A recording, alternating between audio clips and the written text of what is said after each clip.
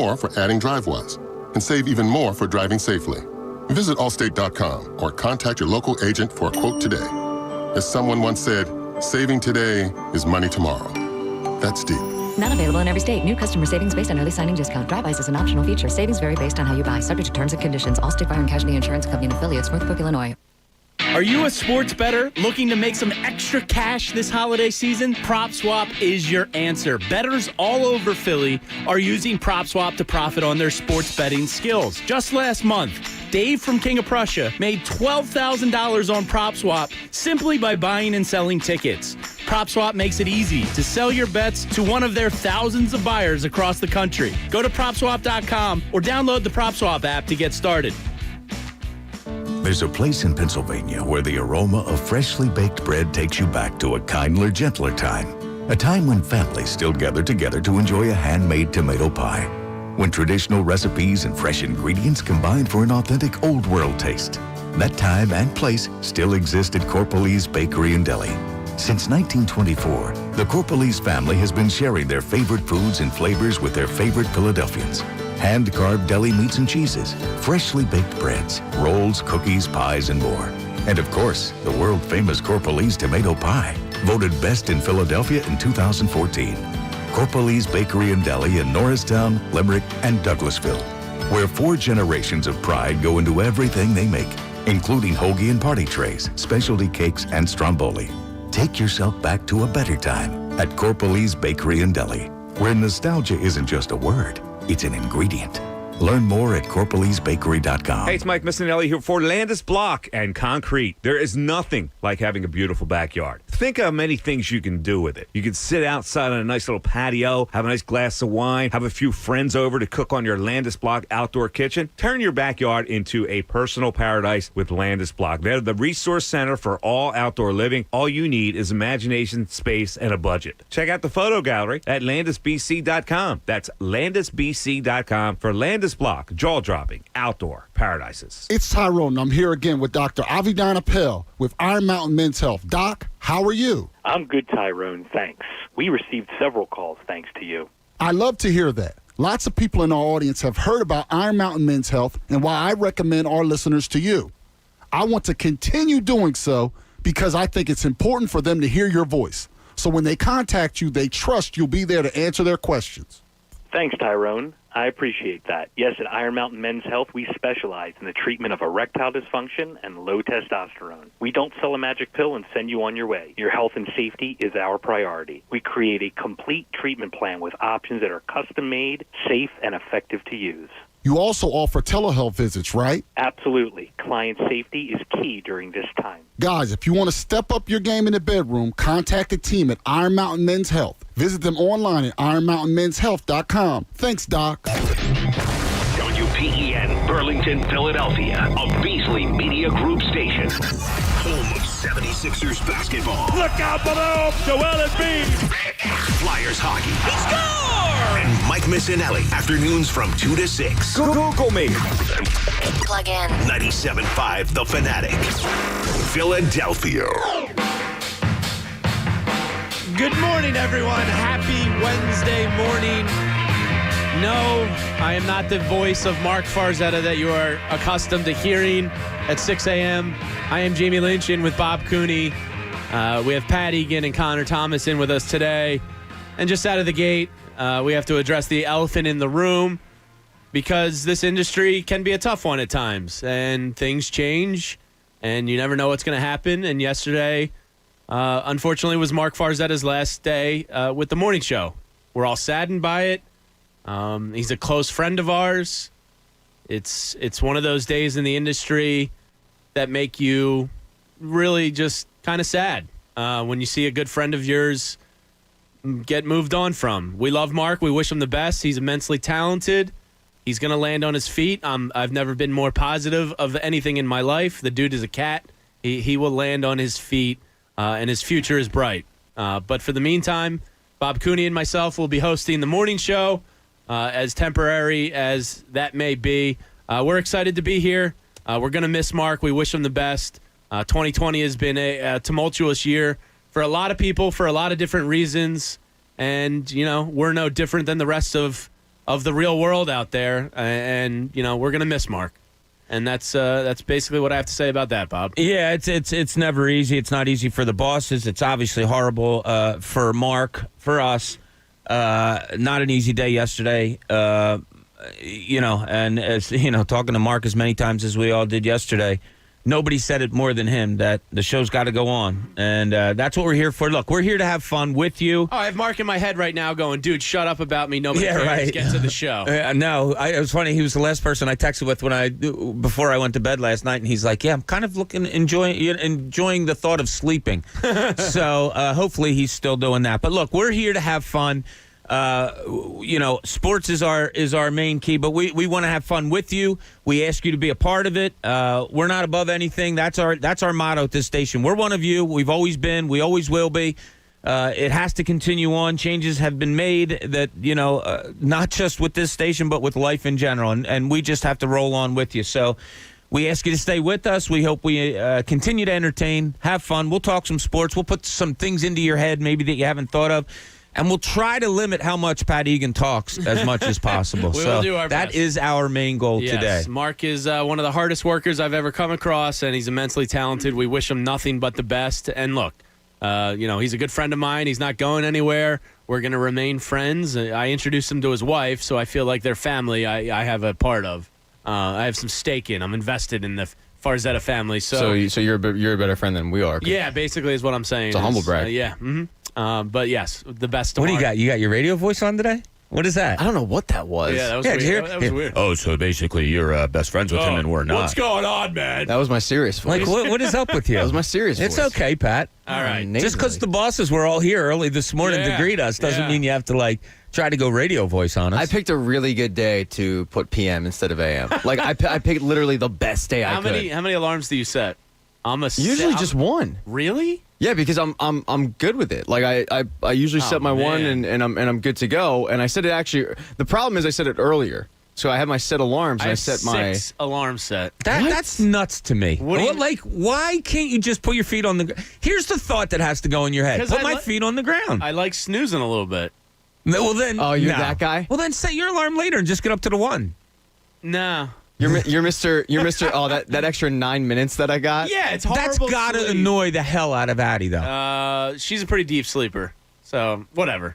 She's fine. She gets to sleep in all morning. So, in the 3 years plus that I've been here, that you have to get up in an ungodly hour, I would say, honest to God, there hasn't been 10 times that the alarm's woken me up. Oh God. I just wake up. Like this morning. Well, that's what happened to me this morning. Yeah, like this morning, for example, I planned 3:45. I woke up out of a pretty decent sleep at 3:42, I think it was, and I just get up. Like my mind's programmed that way. I'm not there. I can sleep. Yeah. Yeah. But let's get to the topics at hand today. What, the Sleepy Eagles? Yeah. They've been snoozing all season. Yeah. Well, Doug Peterson spoke yesterday. Doc Rivers spoke yesterday. We have a weird degenerate special at 3:40 in the afternoon today as a NFL game is going to happen. We'll talk to Adam Schefter about this at 8 o'clock. It's quite weird. Now, the Broncos game was forced on Sunday without a quarterback. Yeah. And whether it's the league trying to send a message to them for breaking protocol or just the fact that the Broncos aren't any good and they could easily kind of move on from that. Whatever it may be, today the Ravens and the Steelers play at 3:40, so we'll touch on that as well. But yesterday, Doug Peterson addressed the media, and the idea that's been discussed on air here for several weeks now was brought up, and I appreciated the way Doug addressed it, handled it, and just talked about it. And that's the idea of play calling. And kind of one of the themes we're going to get into today, there's a lot of fixing that needs to go around with the Philadelphia Eagles right now. You have your short-term fixes that are needed, immediate, short-term, Green Bay Packers fixes, and then you have your long-term, off-season, major pieces that are going to be moved, that are going to change, fixes. So that's kind of what the idea of what I want to get into today. I want to talk to you guys, the callers, about what's the short-term fix you want for Sunday, and then what's the long-term fix at the end of the year. Because if I ask you right now, Bob, what's the immediate short-term fix you want to see this Sunday in Lambeau? I'm excited to hear people chime in on this because in all honesty, Jane, when you brought this up last night, I think, this is horrible, you have to overlook short term. I think you throw a team out there every week right now and just say, yeah, go get it, hopefully we win. So you change a little nothing. bit more than that. I'm not changing quarterbacks right now. No, I don't think that's... Well, I think that's the obvious topic. That would be the number one. If you say to somebody what change, yeah. It's certainly on the table. I'm teetering on that, and I might do it next week. I just out of sheer fear for Jalen Hurts, I'm not throwing him out there up in Green Bay this week. Not saying that their defense is like the 85 Bears or anything like that. Just saying, I don't know how much of the playbook this kid knows. I don't know what it would be like for him to try to get out there and change blocking schemes, all of that stuff. I don't think he's ready. I don't know what short-term things you can fix. Obvious, long-term, yes, there's plenty of things you can do. But in all honesty, James, are there 5 things off the top of your head that you could change with this thing going into Green Bay next week, to even just to give it a shot, to say this might give me a better chance to win the game? Well, I think the obvious one is what Doug got into, and we'll let you hear him in a little bit. I think he should give up play calling. I think that is the immediate short-term fix that's needed. Because, look, I don't think it's all on Doug. There's so much blame to go around, from Jeffrey Lurie's role in this, which we'll touch on today, because I've noticed a substantial drop in the franchise's trajectory ever since he's been a little more hands-on involved. There's failures in Howie Roseman's role, which is obvious. We all know them. We're not going to mention the names, Justin Jefferson and DK Metcalf, because we don't talk about them here, because we can't control that. It's over. Yeah. Obvious, huge, massive failures. And Howie, to me, is one of the long-term changes that need to be addressed this offseason. There's failures in Doug Peterson and his coaching staff. There's failures with Carson Wentz. There's failures, the offensive line. You don't have 4/5 of your starters that were projected coming into the year. There's a litany of reasons why this is failing. Failures in contracts. Yeah. Oh, absolutely. Which also, as I say, James, going into this week, I don't know if there's 1, 2, 3 changes or 3 things you can try to adjust going into Green Bay, because I don't think you have the ammo to do it. Just as I say that, I also say, wow, looking long-term, they're screwed. Oh, dark days are ahead. So it's funny. It's a great topic. What changes can you make going into Green Bay? What kind of changes would you like to see? Are there many that you can? And then looking long-term, like you also said, are there many that you can look at there? I mean, they're screwed salary cap-wise. I mean, oh, yeah. Screwed. Do you know how over they are next year right now?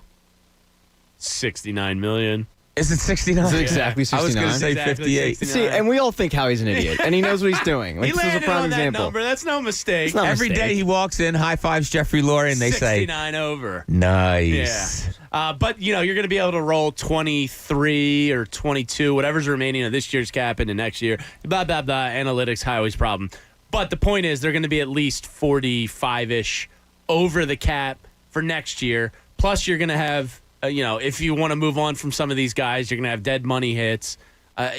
You're not going to be able to change this roster drastically next year. No, and that's horrible. And you're not going to be able to bring in people, which is horrible. And you're going to, rely on a draft? Yikes. Now, the good news is you might have a top 10 pick. You might. If things keep going the way they're going, you might have a top 10 pick. But as we were talking about it yesterday, and I had a couple buddies texting me, okay, great. You get the number 6 pick. You have to go defense, right? Oh, wait, no, you got to go offensive line, right? Oh, wait, no, you got to go wide receiver again, right? You could go 6 different ways. If Jamar Chase is there. 1,000 different ways. If Parsons from Penn State is there, the best offensive tackles on the board. Sorry, did you just gloss over quarterbacks?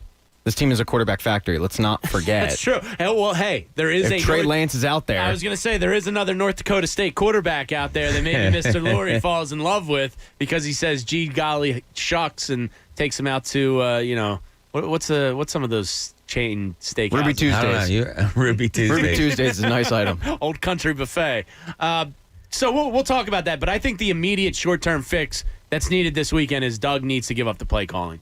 I need to see Carson Wentz with somebody else calling plays. And I say this not to blame Doug. I don't think the play calling is as bad as some people make it out to be. I think Carson Wentz is missing a lot of plays. You think the play calling is better than the play execution in many instances? Yes. Yeah, I mean, look, we get... Could not disagree with that more, by the way.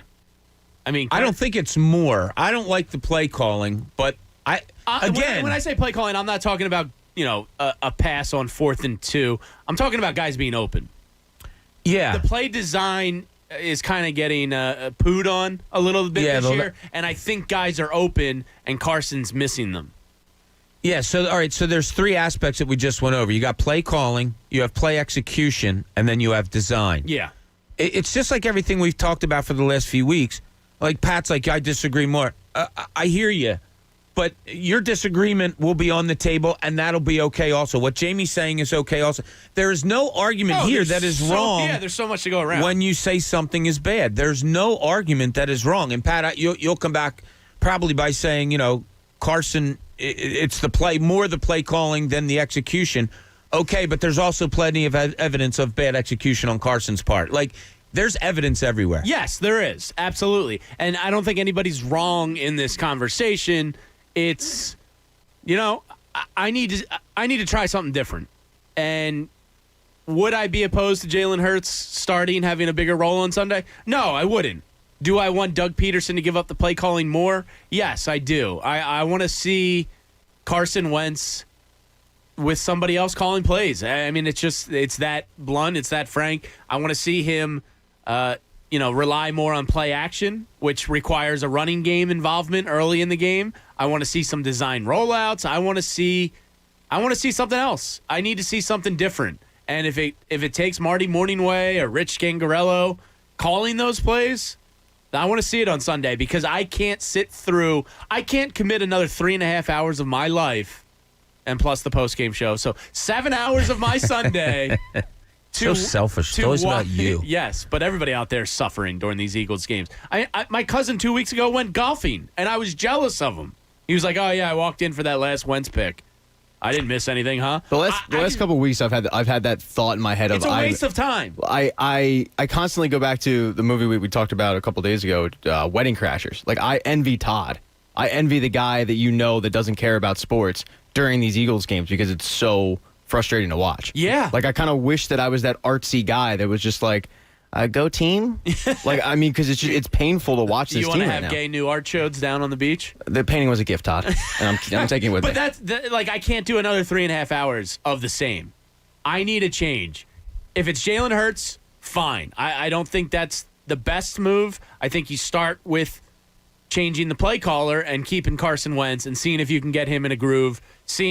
I don't know. If you need to go back to the RPO, Nick Foles style of offense, do it. Do something different than what you're doing because your fan base hates your product right now. I don't know if you're listening on your ride in, Mr. Lurie, but people hate your product right now.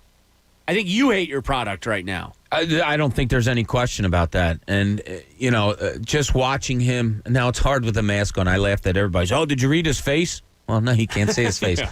But him not showing up to a game in Cleveland, whatever the excuse may be, I'm sorry, you're not making that excuse during normal times. No. Him not, or him complaining apparently about practices and the way they're being run. He is not a happy owner right now. And we'll get into that because I think this is becoming a problem. Yeah, I was at his doing. I was a little surprised that something wasn't done yesterday. As I said on yesterday's show, changes are coming. I really do feel it. Sure. I thought something. And we alluded to maybe it's as little as Press Taylor being relieved of his duties because it's a direct relation to Carson Wentz.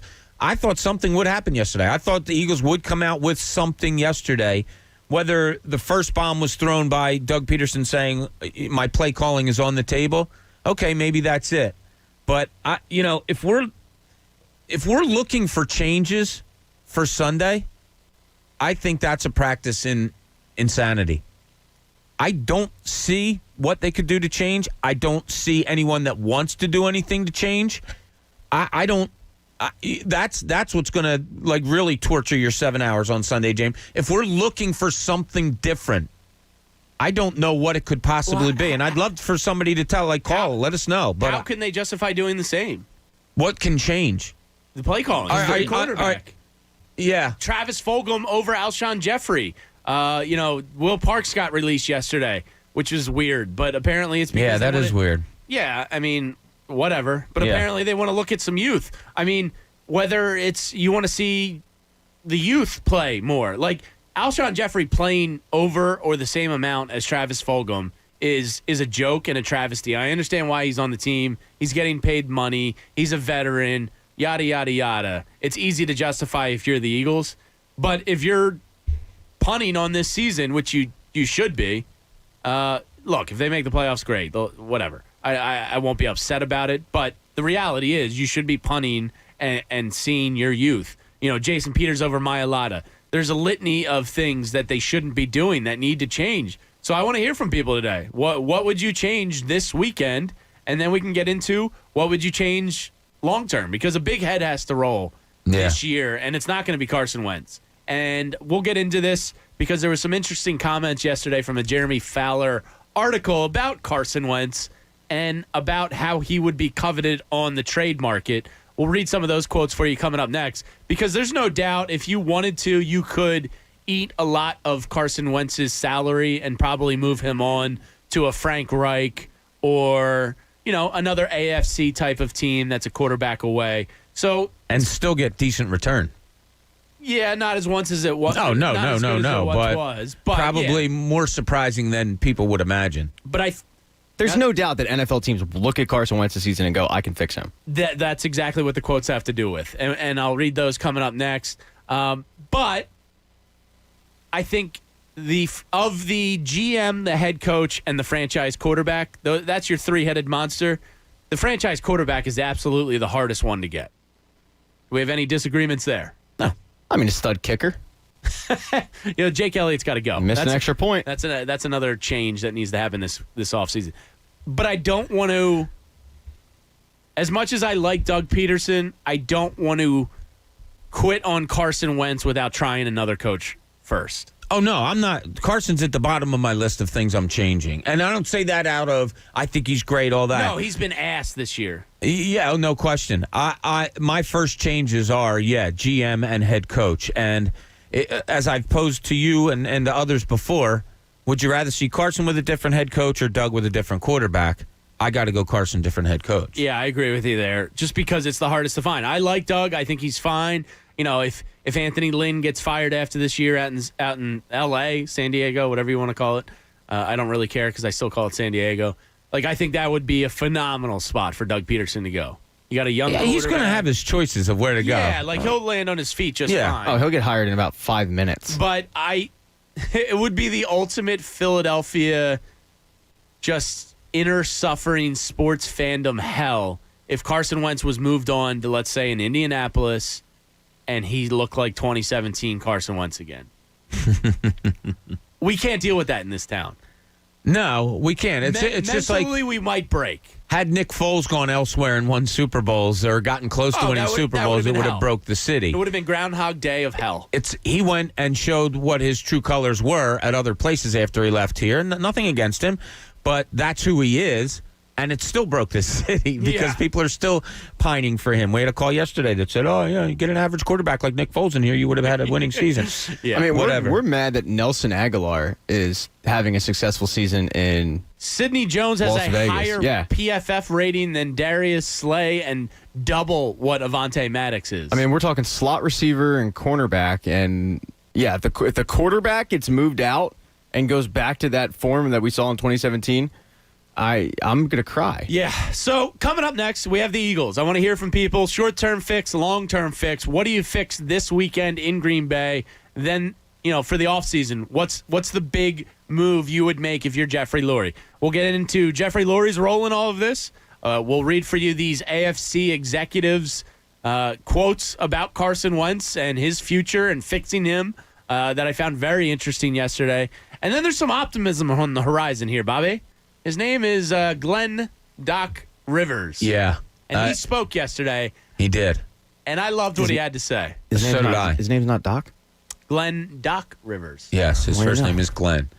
Loved what he had to say. A lot of people might not. Yes, which we talked about earlier this morning. Some people might not like what he has to say.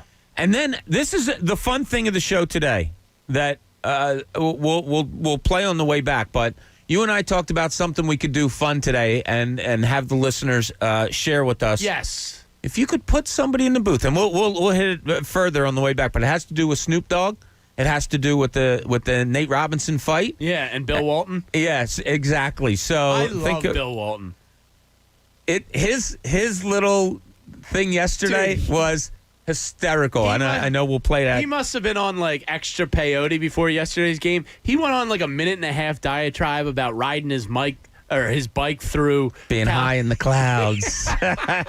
He started barking like a dog. So we'll talk about all that coming up next, and we will get into the Sixers because they're back in camp, and we're 2 weeks away from the first tip. Of preseason basketball. Grow up. What? First tip, and you laugh. Like, grow up. I didn't laugh. I'm a professional. You chuckled. I heard the entire Pat. Delaware Valley. We're up heard you against the chuckle. break, Pat. Shut up. Time at the Fanatic. But there's a lot on the table this morning. Want to talk to you guys. He's Bob Cooney. I'm Jamie Lynch. We have Pat Egan producing and Connor Thomas helping out around the station today. Let's have ourselves a Wednesday, folks. Time at the Fanatic is 6:22.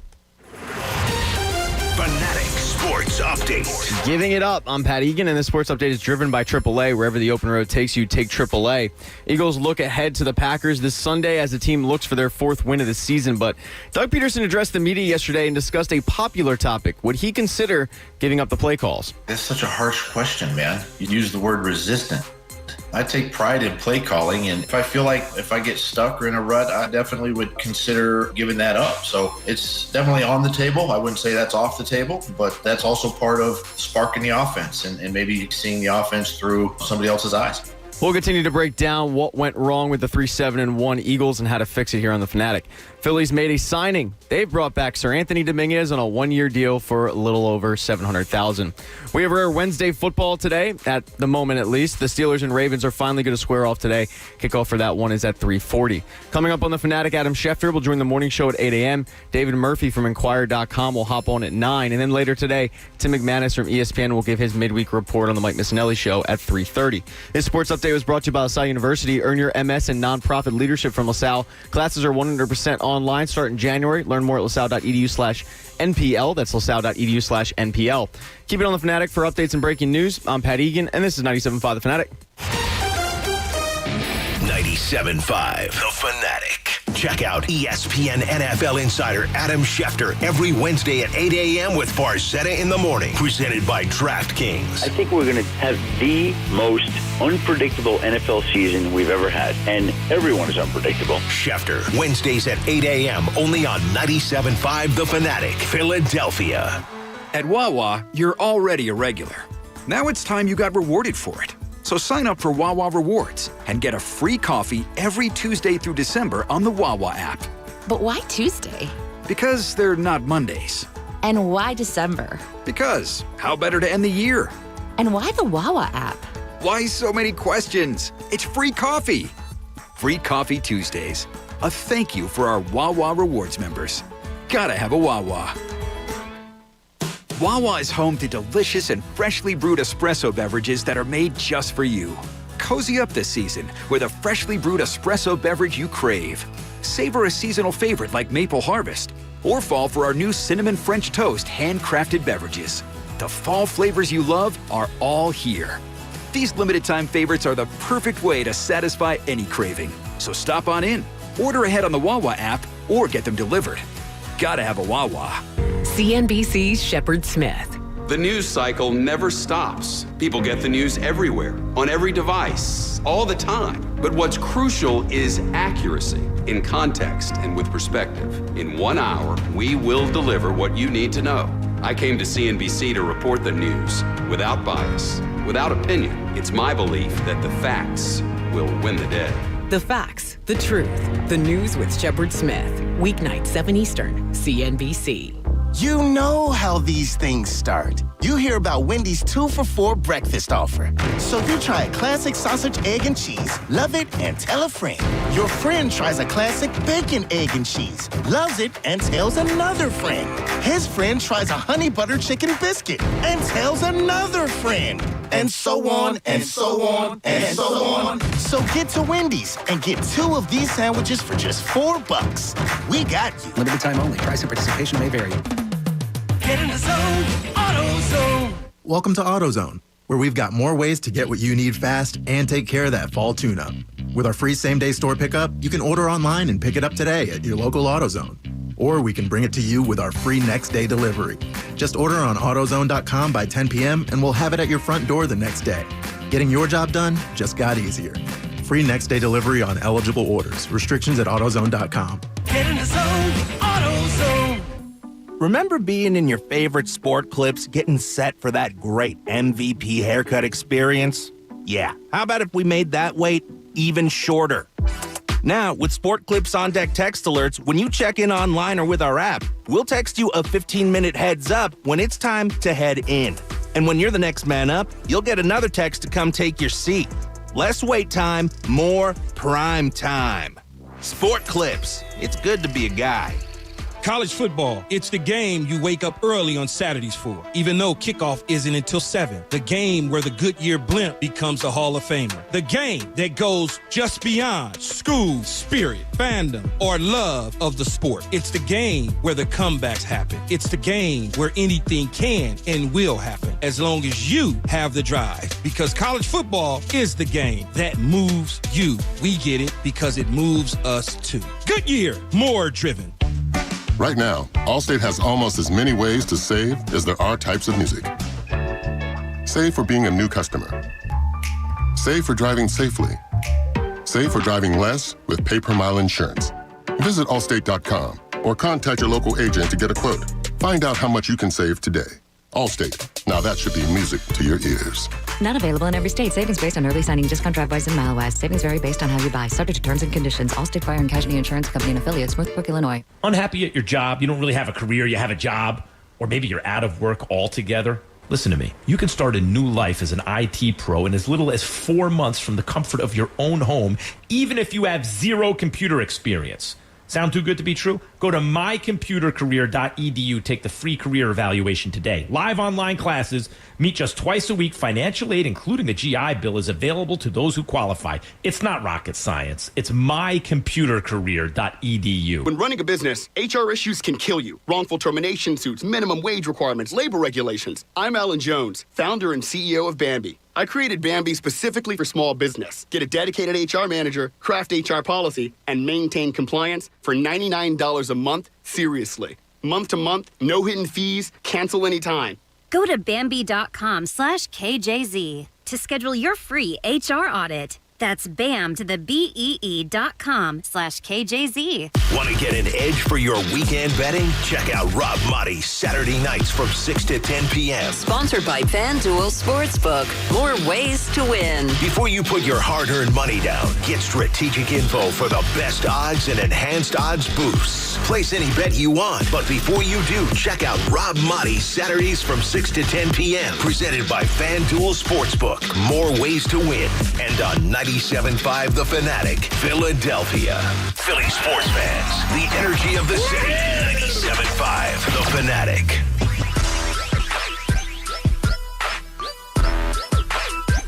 Welcome back in. Jamie Lynch, Bob Cooney. We got Pat Egan in with us. Egan's miserable. Like, how do you go through life like that? He's just like a miserable little bleep.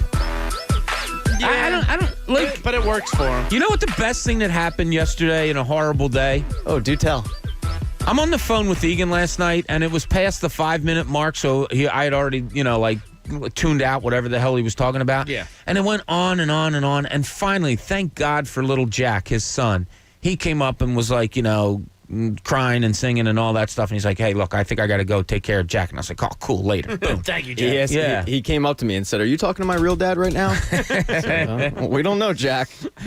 You just sound like a bitter guy because I didn't leave the Reese's Puffs in the studio with you. Yeah, leave the Reese's so you can get out of here. Now you sound normal, like your voice is cracked or whatever it is. I don't know what that radio voice was in I don't the know what first you're segment. talking about, Bobby. Yeah, it was kind of weird. That creeped me out. So a couple things on the table this morning we're getting into. We're getting into the short-term, long-term fixes. Will in Levittown's on the line. We'll get to him shortly. My short-term fix for this weekend is Doug's got to give up the play calling. I need to see Carson Wentz with something else. I think not a lot of people would disagree with that at this point. And Doug Peterson yesterday addressed the media on his Zoom call, and I like the way he handled this. Whether he acts on it or not is a different story. But here's Doug Peterson yesterday talking about, if he would consider giving up the play calling. That's such a harsh question, man. You use the word resistant. I take pride in play calling, and if I feel like if I get stuck or in a rut, I definitely would consider giving that up. So it's definitely on the table. I wouldn't say that's off the table, but that's also part of sparking the offense and maybe seeing the offense through somebody else's eyes. I don't know why he sounds so weird. Why did he have to start like that? Oh, it's such a harsh question. Because he takes it as an insult. Like, he takes it as an insult that we think that his play calling is trash when it's trash. He's kidding around. I disagree. I don't think he's kidding around at all. I thought he was being facetious there, just kind of like, I can't believe you're bringing that up. If we're in a rut, if we need a change of direction. Has he been watching the games? Yeah, like, what do you mean if? You've scored 17 points for 3 straight weeks. You're the only one of 2 teams, including the 0-10 Jets, that hasn't scored 30 points in a game this season. That's amazing. How do you not see that you're in a rut? You're third in the NFL in yards per attempt per carry, yet 28th in the NFL in actual rushing attempts per game. You're in a rut, dude. I don't get it. I don't know. Unless something that's the bigger problem. Does he not realize he's in a rut? Unless something smacks him in the face, it doesn't seem like he really picks up on much. Well, Jeffrey Lurie not flying with the team, storming out of practice, wouldn't that be a pretty big indicator? Because if our boss came in and was letting it known that he was upset with my performance and stormed out of a meeting, I'd go, oh, damn, my days are numbered. I better do something different. No, but I think Doug actually believes that he wanted to quarantine for his mom, and I think Doug truly believes that they're only a few plays away. I mean, the things that he says to us every single week, I don't think it's just words. I really think he truly believes they're really close, and that's troubling. That's very concerning. He can't be that naive. I don't think he can be either. I think it's ego, right? though. I think he is that naive. I think it's ego-driven. I think he's sitting there going, I can fix this, and we're not that far away, and look, I'd love to get in there and watch the film with him, and he invited us to, but he doesn't answer the calls. It's like one of the questions yesterday, and the reason I think he was being facetious with that, that's such a harsh question, was another question was about the drafting of Jalen Hurts. And, were you okay with it? Yeah, why? Like, what do you mean, yeah, why? There's a controversy going on here. I didn't know you pulled that. I didn't mean to jump the gun on that, Jamie. No, that's fine. I didn't have it so sorry. I apologize. Jamie did his job. Damn it, guys! I know. Yeah. No, it's on our cut. Pat, you ready? I don't understand where you're coming from. Every year we look at quarterbacks. If we have an opportunity to take a quarterback, we're going to take a quarterback. At least look at the position. I mean, wherever we can help and add talent and depth, we're going to do that. This is a sport where there's only one quarterback that plays, and Carson is that player right now, and go to work. Look, I philosophically agree with most of what he said. I think drafting a quarterback every 3 years or so is a very good idea. I believe that if I was handed the GM keys to the castle, I would take a look at a quarterback every 3 years, regardless of who my starter was, because it can always become a Jimmy Garoppolo, where you get high draft capital in return if he looks well in a spot start. I think it's always good to have somebody young and cheap in the system that you're grooming. And look, that's on your franchise quarterback to take the Aaron Rodgers approach, which is, hey, Jordan Love, first-round pick when we needed all this help. Yeah, you're not going to see the field for 4 or 5 years, kid, so take a seat and learn from the best. And I don't know if Carson Wentz has that. He may think he does, but I think he was... Look, I heard at the time he was pretty pissed off about the draft pick of Jalen Hurts. Yeah, that's coming out more now, too, yeah. From some people in the know that he was, really, really pissed. And that, to me, was the bigger fault in the selection of Jalen Hurts than Jalen Hurts himself. Not to mention you could have gotten Denzel Mims and some other guys that could have, a Jeremy Chin. Who has more touchdowns last weekend than any of your Whiteside has had as an Eagle. So, there's a lot of baggage that comes with taking a quarterback. But philosophically, I do believe drafting a quarterback every once in a while is a good thing for a franchise. But I don't know if Carson was the guy to do that too after what he, and I hate to even be dramatic and say what he overcame with the Nick Foles thing. Well, and I think too that's what a quarterback factory does, right? I mean, that has to go up there with Dream Team, with so many. It's so horrible, but I hear you on the drafting of the quarterback and having that every few years.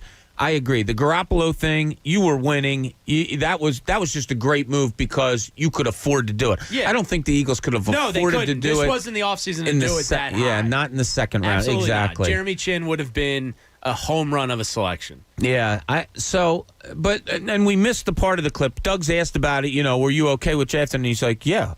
Why? Like, I don't. What is this attitude in press conferences with him? There's an Eagles arrogance, and he can't afford to be that right now. Like, you're not good enough to be that right now. It comes from the top down. I really believe there's a arrogance vein in that building that is huge, and I think it affects everybody. Players aside, I just think it affects everybody. I think at winning was, I don't want to say a bad thing, but it made them think everything they did was right and everything they were doing is right. And we're going to stick to what got us there.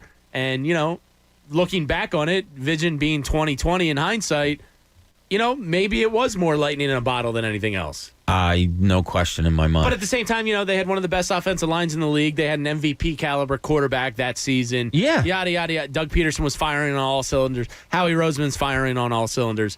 Ever since then, and there's a correlation to Jeffrey Lurie's direct involvement with this, which we'll touch on a bit today, because I don't think it's any mistake that once he's gotten more hands-on involved with the front office, the franchise, that there's been a dip in their trajectory, and I don't think that's a coincidence. Yeah, it's another kind of chicken and egg scenario. Did he get involved because things were going bad? Did he get involved and then things went bad?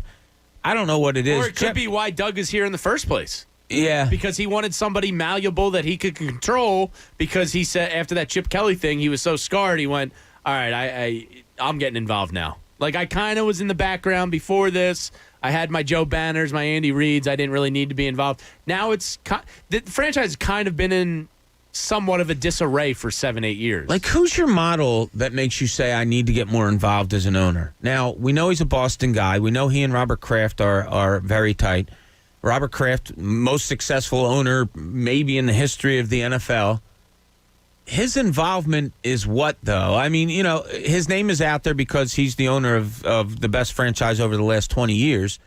But did Jeffrey Lurie at one point sit down and say, oh, man, Robert Kraft gets a lot of credit. I really need to get more involved? Well, hold on. Robert Kraft single-handedly stepped in and stopped them from going to Jimmy Garoppolo and forced that trade to San Francisco, which wasn't a good trade. Yeah. So, I mean, I hear what you're saying, because I generally agree. I mean, I think Jeffrey Lurie gets a lot of hate in this town for no real reason. I think he's a good owner. For 26, 27 years now he's on the team? Since 92, I believe. Like, they're always competitive. He is a good owner. Yeah, I mean, one of the reasons why is he doesn't get too involved. Well, the last 3 years, I don't think you can say that anymore. I know, but I've heard from some people that J.J. Arcega-Whiteside was a Jeffrey Lurie heavily influenced draft selection. Well, and you could totally sit there and think that, like, you can envision Jeffrey Lurie sitting in that draft room and going, well, I mean, he went to Stanford. It's the Harvard of the West. The guy started making trips to the Senior Bowl.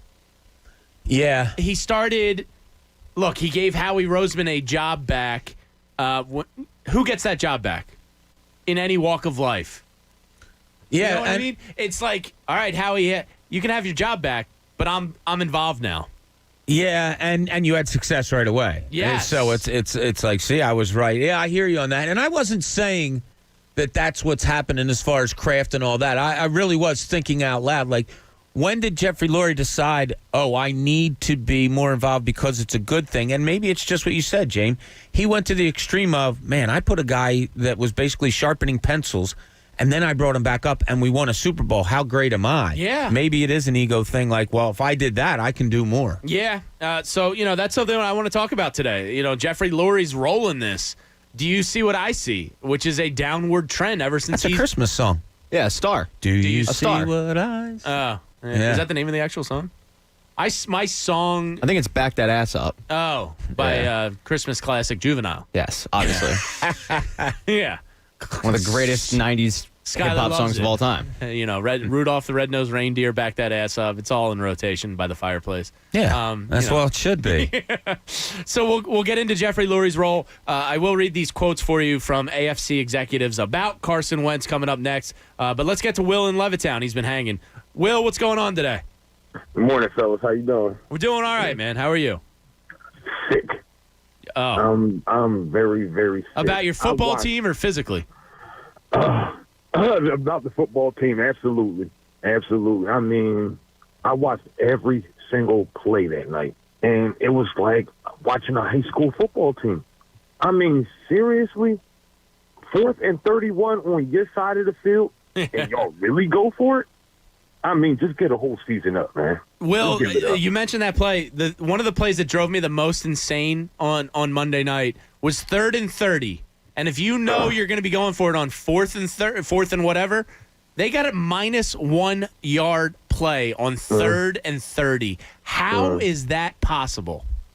It's terrible, man. And I'm looking at the press conference afterwards, and all these questions are firing at Doug Peterson, and he looks so confused. Yeah. Like he didn't even want to answer the questions because he has no answer, and that's what I'm saying. He's got to go this year. Schwartz has got to go this year. I don't know about how. I'll give Howie Roseman one more year, but this year he has to come up with something. Really? I mean, because, Will, would you trust Howie Roseman right now with a top 10 draft pick? No, I definitely wouldn't. So there's your answer. I definitely. So he's got to go too. We are the problem solvers, Will. I mean, geez. I mean, and then we got the next 3 weeks. You might as well just flush the toilet with it. I mean, Green Bay, New Orleans, and Arizona. Maybe we have a chance with Arizona, but the next 2 weeks, I really don't see it. Yeah, it's going to be ugly. So, Will, would you make any short-term changes this weekend? Would you change quarterback? Run the ball. Run. And Green Bay's defense sucks against the run. I mean, come on. And Seattle, their pass defense sucks, and you only put up 200 yards of passing? Yeah. I mean, come on, man. And then Sunday, it's going to be a sick week, fellas. It really is. Yeah, another one. Will, thanks, Will. Thanks for the call, buddy. All right, take care, fellas. See ya. So, yeah, that's it. Look, run the ball. Do you expect that to happen? I don't know. I don't know what to expect. Here's like on Monday night. I'll say what everyone said. No, I don't expect it to happen. Yeah, Monday night I put out a tweet like, why is Corey Clement your running back on your first play in the second half? I don't understand what Deuce Staley's rotation is. And people came back saying, why? What's Miles Sanders doing? Okay, I understand that. But he's also your biggest playmaker that you have in a game that needed an offensive play to be made. Yeah. He's that home run hitter that, maybe he strikes out 6 out of 10 times, but, you're going to get results at some point more than you're going to get it from anybody else. Why Deuce Staley goes so away from him and why Doug Peterson doesn't run the ball more, to me, that's like a safety net. When things are going bad, okay, let's go to the playmaker, let's go to the run game and see what happens. They're third in the NFL in rushes yards per attempt, but 28th in attempts per game. Yeah, how is that not smacking them in the face down there? I'm not saying you need to be a 50-50 runner because that doesn't exist in today's NFL. But my God, when you're that high on yards per attempt and then you don't attempt it, that's lunacy. And all the evidence that points towards it, not only what you just said, your quarterback is having a horrible year. Your offensive line, you don't even know who it is, not just game to game, but series to series. Yeah. You don't know if the right guard's moving to left tackle and vice versa and this and that. I mean, it's crazy. It all lends to you, and, we've talked about this endlessly. Offensive linemen, for the most part, like to run block better. Sure. They want to get in a groove, and we've seen them run block pretty well. They get to hit people as opposed to get hit. Well, I don't know why all that evidence isn't smacking Doug Peterson right in the face. Yeah, and his 75-yard run against Pittsburgh is kind of what got their offense back into that game a little bit. Yeah. Gave him juice. And against a bad defense, Doug goes, 6 times. So it's obvious that Green Bay's run defense stinks. It's obvious they're third in the NFL in yards per rushing attempt. So we can fully expect another 45 pass attempts this weekend. Can we not? So quit asking.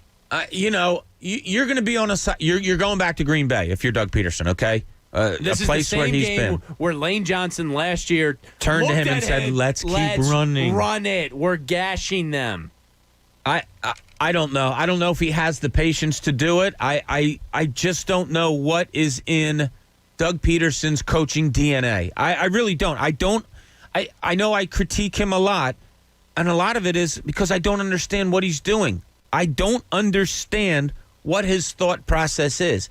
And what even furthers that is his press conferences where he can't even explain what his thought process is. Yeah, he looks like a guy that's fried in his press conferences this year. He looks like he doesn't have the answers, even to basic questions. You know, I don't want to say cooked this year, but it's why I think he should give up.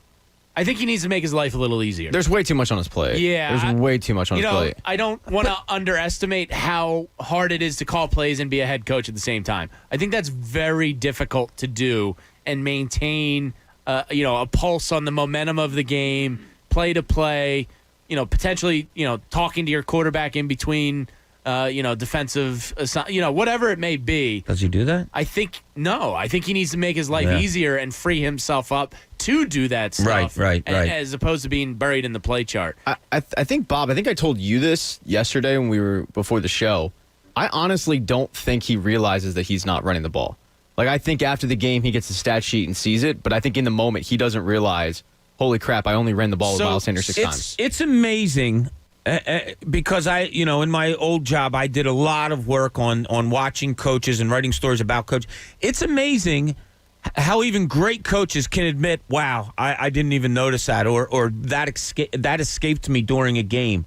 It seems to happen with him a lot more. So who's his Brad Childress?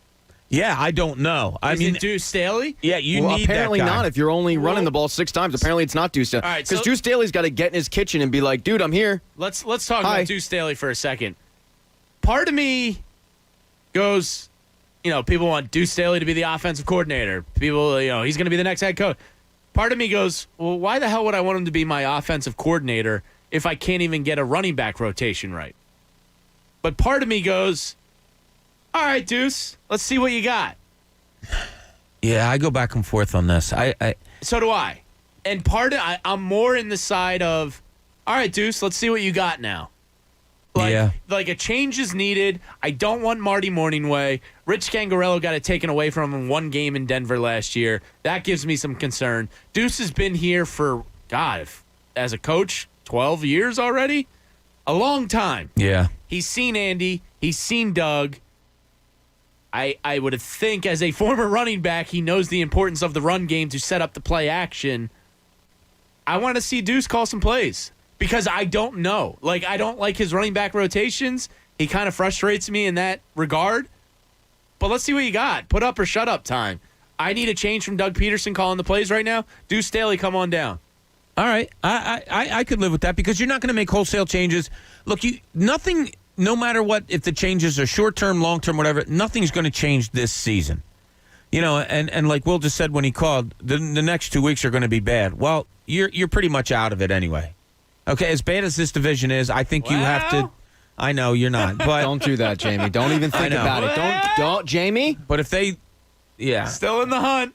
But okay, you still have to look at things. And okay, Deuce Staley, come on down, call plays. I have no problem with that. Let's try a running game a little bit more than the passing game that we do. I have no problem with that. And if you lose games because of it, I'm okay with that too. Exactly. What's there to lose at this point? Yeah, because as Doug said so eloquently yesterday, well, we didn't make the change because the other guys were still making mistakes. We were still going to make mistakes all game anyway. Yeah, that still bothers the hell out of me. And I forget who I was talking to last night. Take that same philosophy and apply it to the play caller. Right. Give it to Deuce. Yeah, I forget who I was talking to last night, but I said, it was after the show, I was talking to somebody, and I said, my God, the thing that Peterson said today really killed her after the game. And they said the exact same quote. If I'm a player on that team, I'm like, screw you, dude. Yeah. What are you doing to help us out? If I'm Travis Fulgham, I go, well, stop giving all my snaps to Alshon. Yeah, if I'm Jason Kelsey, if I'm any of the, and I'm saying, oh, really? You're going to say you didn't make a change of quarterback because everybody was going to make mistakes anyway? All right. Loud and clear, dude. Loud and clear. And that's Doug's biggest pro is it the was fact supposed that, to be, right. He handles players, he handles the locker room, and we're sitting here now thinking he might be in danger because he can't get his foot out of his mouth. Yeah. It's coming up next. Ralph in South Jersey is going to kick us off with his long-term and short-term fixes for the Eagles. We got some open lines if you want to get in. 610-632-0975. We'll do a heavy phone 7 o'clock hour. 8 o'clock, we're going to talk to Adam Schefter. The NFL is in some hot water, and Doc Rivers yesterday talked about the COVID concerns entering the NBA season and if they'll be able to pull it off. We'll talk about that, and I'm going to play for you the cut of Doc Rivers talking about Ben Simmons. And I wonder if this is going to irk some people. I loved it. We'll talk about Ben Simmons and Doc Rivers' offense on the other side, and I still have to read for you these AFC executive comments about Carson Wentz and fixing him for the future. 610-632-0975. I'm Jamie Lynch, in with Bob Cooney, Pat Egan. Time at the Fanatics, 6:51. Wow, that's intriguing. Fanatic Sports Update. Discussing the play calling. I'm Pat Egan, and this sports update is brought to you by First Trust Bank. It's another must-win situation for the Eagles this week against Green Bay. Eagles player to bank on this week is Miles Sanders, and it's brought to you by First Trust Bank, the official bank of the Philadelphia Eagles. The Eagles look ahead to the Packers this Sunday as the team looks for their 4th win of the season, but Doug Peterson addressed the media yesterday and discussed a popular topic amongst fans. Would he ever consider giving up the play calling? That's such a harsh question, man. You use the word resistant. I take pride in play calling, and if I feel like if I get stuck or in a rut, I definitely would consider giving that up. So it's definitely on the table. I wouldn't say that's off the table, but that's also part of sparking the offense and maybe seeing the offense through somebody else's eyes. We'll continue to break down what's wrong with the 3-7-1 Eagles and how to fix it here on The Fanatic. The Phillies made a signing. They've brought back Sir Anthony Dominguez on a 1-year deal for a little over $700,000. We have a rare Wednesday football game today, at the moment at least. The Steelers and Ravens are finally going to square off today. Kickoff for that one is at 3:40. Coming up on The Fanatic, Adam Schefter will join the morning show at 8 a.m. David Murphy from Inquirer.com will hop on at 9. Then later today, Tim McManus from ESPN will give his midweek report on the Mike Missinelli Show. That one will be at 3:30. Keep it on The Fanatic all day for updates and breaking news. I'm Pat Egan, and this is 97.5 The Fanatic.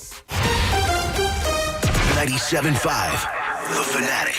It's me, the I Hate Steven Singer guy. I'm here to tell you there's really no better time to say I love you. Whether you're celebrating someone or having something to celebrate, just know that my team of real experts are here to help. We'll hold your hand to help you find the perfect piece so you could hold her hand forever. At Steven Singer Jewelers, we have the best guarantee in the business with a full 100-day, 100% money-back guarantee, plus free shipping. New virtual appointments are available with my real expert jewelers 7 days a week, in addition to text, chat, phone, and email. That's right. You can schedule a one-on-one video chat to see and interact with a real expert jeweler that really works in our showroom. No call centers, no nonsense. Get decades of experience from the comfort of your home. It's easy. Just go to IHateStevenSinger.com to schedule your free one-on-one virtual appointment with a real jeweler today. Whether you're celebrating love or celebrating life, Steven Singer Jewelers is there for you. Online at IHateStevenSinger.com with fast, free, and safe shipping. Hopes and dreams. Everybody has them. Whatever your heart is set on, Virtual Health is here to help you get there.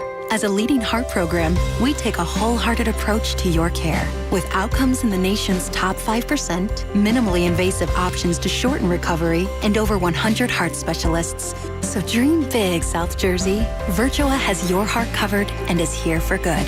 Request an appointment within 48 hours at virtua.org/heart. It's the pay-per-view fight of the year. Two of the best boxers in the world. Errol, Spence Jr., Danny Garcia. Put it all on the line for the title. Undefeated welterweight champion Errol Spence Jr. versus Danny Garcia. I'm gonna knock him down. Let's get it on. Saturday, 9 p.m. Eastern, 6 p.m. Pacific on pay-per-view.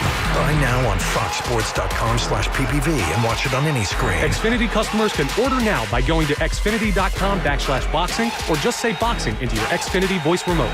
Dell Technologies just announced their Cyber Monday sale. They're releasing new doorbusters every weekday, plus up to 50% off cutting-edge tech for your business. There's no better time to upgrade your small business with the latest laptops and desktops with Intel Core processors. Plus, there's free shipping on everything. Yes, everything. Give Dell Technologies advisors a call. They'll identify the right tech solution for your business. Call 877-ASK-DELL or go to Dell.com/SB Cyber Monday. Right now, Allstate has almost as many ways to save as there are types of music. Save for being a new customer. Save for driving safely. Save for driving less with pay-per-mile insurance. Visit Allstate.com or contact your local agent to get a quote. Find out how much you can save today. Allstate. Now that should be music to your ears. Not available in every state. Savings based on early signing discount drive-bys and mile-wise. Savings vary based on how you buy. Subject to terms and conditions. Allstate Fire and Casualty Insurance Company and affiliates. Northbrook, Illinois. Hello, everybody. You're looking live at Fansville, a college football utopia. Fansville. Where the rivers flow with ice-cold Dr. Pepper. Delicious. Where every day is Saturday and everyone's a fan, even babies. Fan babies. And the seasons never change because the only season is college football season. Get a taste of Fansville this fall during a college football game near you. Dr. Pepper, the official drink of Fansville. Grab some today. For the one standing guard. For the eagle-eyed. For the knights in shining armor. And for all those who support them. We are Grainger, your experienced safety partner, offering supplies and solutions for every industry, committed to helping keep your facilities safe and your people safer. Call, click Grainger.com/safety, or just stop by. Grainger, for the ones who get it done. At the Home Depot, get Black Friday pricing now through December on great gift ideas for any doer on your list, like a Ryobi Impact Drill Driver Kit for just $99. Was $129. Save on top tools, appliances, the latest in smart home tech, even holiday decor to light up the living room or bring joy to the neighborhood. Black Friday savings, in-store, online, store-wide. Gift giving, improved. From the Home Depot, how doers get more done. U.S. only while supplies last. See store for details. I saved big money with the Progressive Home and Auto Bundle, so I finally bought that new set of golf clubs. Watch out, Fairway. Here I come. This is not a real testimonial. Sure, customers can save big with Progressive, but your other expenses won't just disappear. Are those clubs going to help you when the hot water heater dies? Also, it sounds like your money is better spent on golf lessons. Time to go shoot the course record. No, but maybe time for a reality check. Progressive Casualty Insurance Company and Affiliates. At Unibet Sportsbook, we know that within every bettor, there's a bet so genius, no other person on this planet could have thought of it. It's called a parlay, a custom-made bet that says, today, my confidence level is on the money. Sign up today and get $30 free to use on your first parlay and enjoy daily parlay boosts at Unibet Sportsbook. Download the app or visit pa.unibet.com. Unibet Sportsbook, crazy about the odds. Must be 21 or over to play and physically located in Pennsylvania. Restrictions apply. Gambling problem? Call 1-800-GAMBLER. WPEN, Burlington, Philadelphia, a Beasley Media Group station. Home of 76ers basketball. Look out below, Joel Embiid. Flyers hockey. He scored! And Mike Missinelli, afternoons from 2 to 6. Google me. Plug in. 975 The Fanatic. Philadelphia. All right, we got a lot to do this hour. There's a lot we want to get into. One of the little fun side topics today I want to get into is the announcer outside of the box that you'd love to hear call a sports game. So over the weekend, obviously, Snoop Dogg made his rounds doing the Jake Paul, Nate Robinson. Was that was that the precursor to? I was kind of out. Yeah, that was the fight yes, before. that was the fight before the main. Okay. So Snoop ended up doing more or less, I guess, the whole night in the broadcast booth. And if you're familiar with Snoop Dogg, he did, a Los Angeles Kings game last year. That was hysterical. It was so damn funny. He's done MMA before, too. Yeah. So he's an outside-the-box guy. Like, sports are fun. It's entertainment. It's an escape from this hell world reality that has been 2020. I think some company out there would be smart to go completely outside the box. It was tried years ago with Dennis Miller, which, good attempt. Didn't really you work. tried. Yeah, it didn't work. I think it could work in this day and age. I think there's been a shift in people's minds since the pandemic hit where it's not as serious as it used to be. I totally agree. And I think people are looking for a little more fun in their sports world. So, not to take shots at like Joe Tessitore types, but they're great at what they do.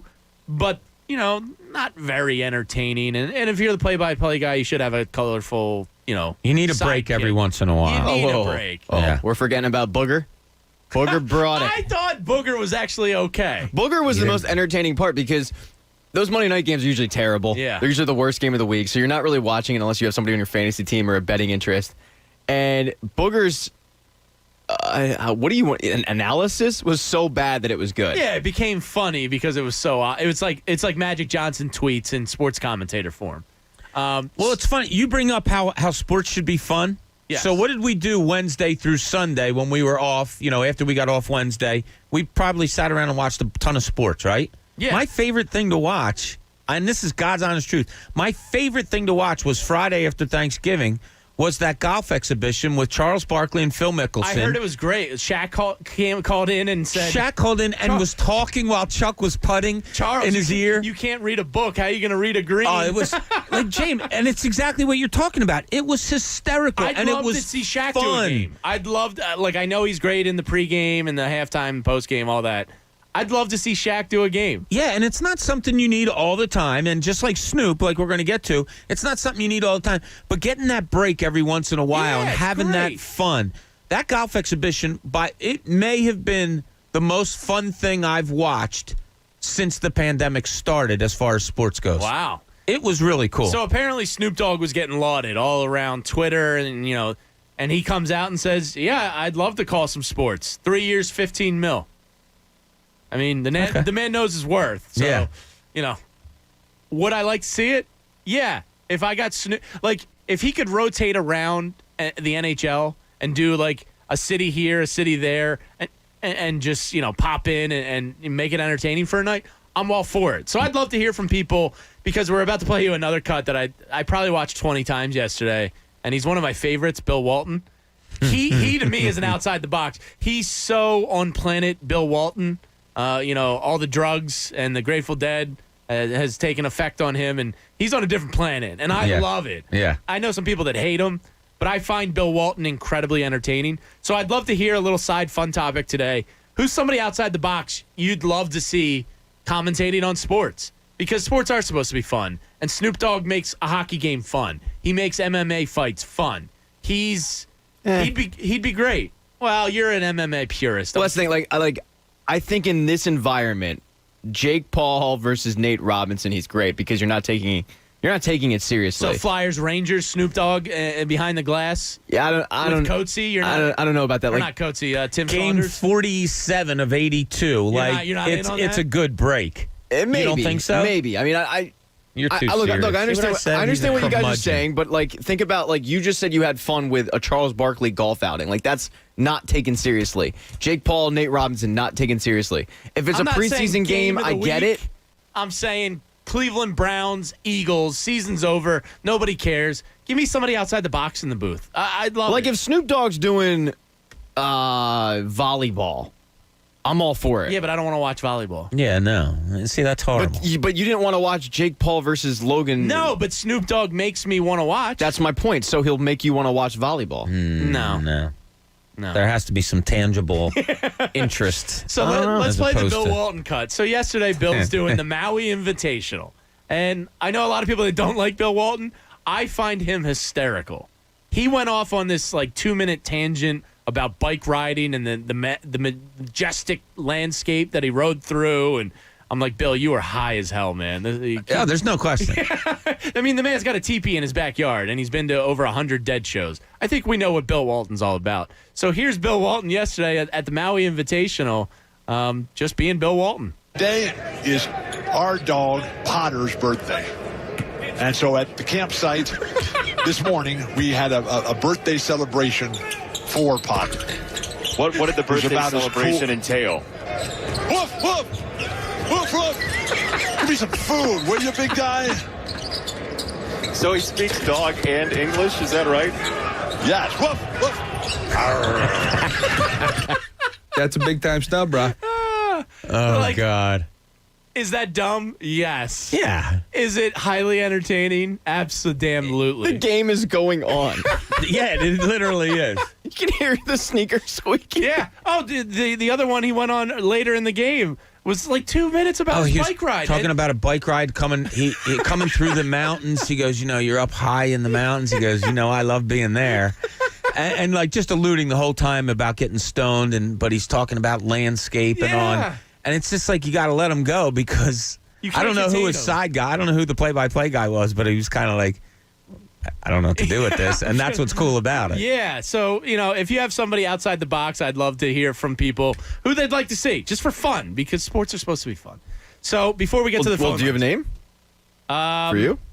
I mean, Snoop Dogg is very high on my list. You know who I think would be very entertaining in a football booth because he has the knowledge to speak on it and is entertaining. He's not my favorite person in the world, but if The Rock was to ever do a game, I could see that being kind of cool. Huh. I didn't have The Rock on my list. That's interesting. And he's not like somebody I don't really watch his movies. I find him... What? I'm sorry, what? What was San Andreas' fault? Nah, that's not really my bag. I'd never seen a Rock movie. What? I didn't see The Tooth Fairy. This is insulting on many levels. He was great in The Other Guys. In many levels, this is insulting. So if him and Kevin Hart are in a movie together, you're like, must see tomorrow? Oh, I'm counting down. I have a countdown on my phone for the movie to come out. Yeah, I'm not there. But I think he would be interesting on a football game because he's entertaining and he has a knowledge of the sport. So I think that would be a good marriage. You got anybody that pops in mind for you? I had two people. One is one people won't get, and he's done a little bit of it. But Bill Murray doing a baseball game, that would be great. Is hysterical. He's done some Cubs things where he sat in. He owns a minor league team. I believe it's the Charleston Mud Dogs or River Dogs. Yeah, he's a big sports guy. We looked this up like a week ago. Yeah. I mean, his son was an assistant coach at Xavier, basketball coach. So he's one from way back. But that's more a great current. one. Will Ferrell. That's good. And he's a sports fan too. Yeah, an inning or two. And Egan, we're not talking all game and we're not talking all season long. A spot here and there, couple innings, a half a period maybe, a quarter. Will Ferrell that's played fun. on USC's football team. Yeah, he ran a marathon a couple of years back also. Like he's got some chiseled out of granite. No, he's the common dad ultimate bod. man. Yeah, he's a dad bod who sneakily is maybe athletic. Yeah, so that's a little side topic we're throwing out there today. Nancy on Twitter just tweeted in Mike Tyson. That's a good one. Depending on what sport Speaking it of is. stoned as hell. And our buddy Dustin in Willow Grove tweeted in, give me John Daly on any golf tournament. Yeah, that's not bad. And have Miller Lights and cigarettes right next to him. Absolutely. Settle in. Let them rip some cigs. Let them smoke the butts up there. Yeah. Pound some beers. John Daly is one of my favorite cocktails. It's an Arnold Palmer with vodka in it. Yeah, Just give him some John Daly's, fuel them up and let them rip. And that's a good drink, right? Yeah. It's like real refreshing. Yeah, it's good without the vodka too. It is. And it's one of my go-tos without the vodka, so I figured, add some vodka Have a little to fun. it. Yeah, what could be There's nothing better than sitting in a friend's house and hearing pew pew Arnold Palmer alert. Arnold Palmer. Because then you know it's about to get fun. You come into my home, you get my wife's name right. I'm not going to quote that movie because the last time I did, everyone took it seriously and I almost got in trouble. What's the name of the drink that you usually have when we go golfing? Oh, a transfusion. Transfusion? Shasta. That's transfusion is the official drink of golf. Is it official? I think so. And what's in a transfusion again? Vodka? Grape juice, Sprite, and or ginger ale, depending on who's making it, and vodka. Okay. It's delicious. Well, maybe that's the problem with your golf game. It could be. Yeah. Not that there's a lot of problems. Well, depends on the day you get me. Let's go to Ralph in South Jersey. He wants to talk about the short-term and long-term fixes needed for this Eagles team. What's going on, Ralph? Hey, good morning, guys. Just a quick thing. I was so out on the game Monday, and I mean this. I watched Secrets of the Dead on PBS. Wow. Well, many could say that would be the same thing as watching the Eagles game. Yep. But I think in the short term, there's a lot of obvious things. Number one, they need to run the ball. Give the play calling up, but I'm sitting guys like Alshon Jeffrey. Absolutely. That's a good one. I don't understand it. And second, if I'm the owner, I'm going to bring Howie and Doug in and tell them to check their egos at the door, and this is the way it's going to be. Doug, you're going to bring in an offensive coordinator, and you're going to let him run the show that way. Because I think Doug, with his relationship with players, he could probably stay if he's not, losing himself in the offense and getting himself confused, which he so readily does. And Howie, I'm going to bring him in and say, you're out on the draft. You know what? You run the finances. We'll select the players. Your job is to get them signed. Ralph, do you have confidence in him running those finances now that, he's played kick the can down the road for several years, and now it's time to pay the tax man? Well, if he's not in charge of who the players are going to be, then if he's going to bring in, if he thinks somebody's good and he's extending them, then he's making terrible financial decisions. But if the players are the right players, then I trust him to get the money and get the job done. It's in who he thinks is worth money. That's the problem. Gotcha. So you would still trust, you would not trust him to control your NFL draft, but you would trust him to sign the free agents that were presented to him.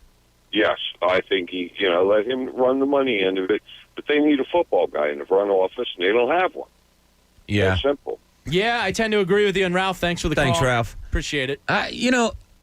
Joe Douglas was supposed to be that guy, right? He was supposed to be that guy a few years ago, and he was on board when some bad draft picks were taken and good guys were not selected. Joe Douglas did very little to impress me while here. Yeah, and he's up in New York now, and that's 0-10. I mean, look, if he gets Trevor Lawrence, and Trevor Lawrence is the real deal at the next level. Yeah, but he could save his job pretty easily. But yeah, Egan could do that. Egan could make. Egan could write down. What's that? What's supposed Trevor to mean? Lawrence. But I don't know how much is Howie's whole hand on the selections. Isn't there a scouting department? Isn't there other? So I know it's Howie. Look, he's at the forefront, no question about it. But they got to do. They have to do a deeper look there also. Like this has been horrible. The draft selection. If Jeffrey Lurie is involved in any capacity, which he is clearly by going to Senior Bowls and being as close as he is with Howie Roseman, if he's involved in draft selections, that's a major, major problem. Now look. He's been involved in NFL for over a quarter of a century now. I'm not saying he doesn't know anything. I never really want my owner meddling in personnel decisions. No. Ever. And I think the best don't do that. Yeah.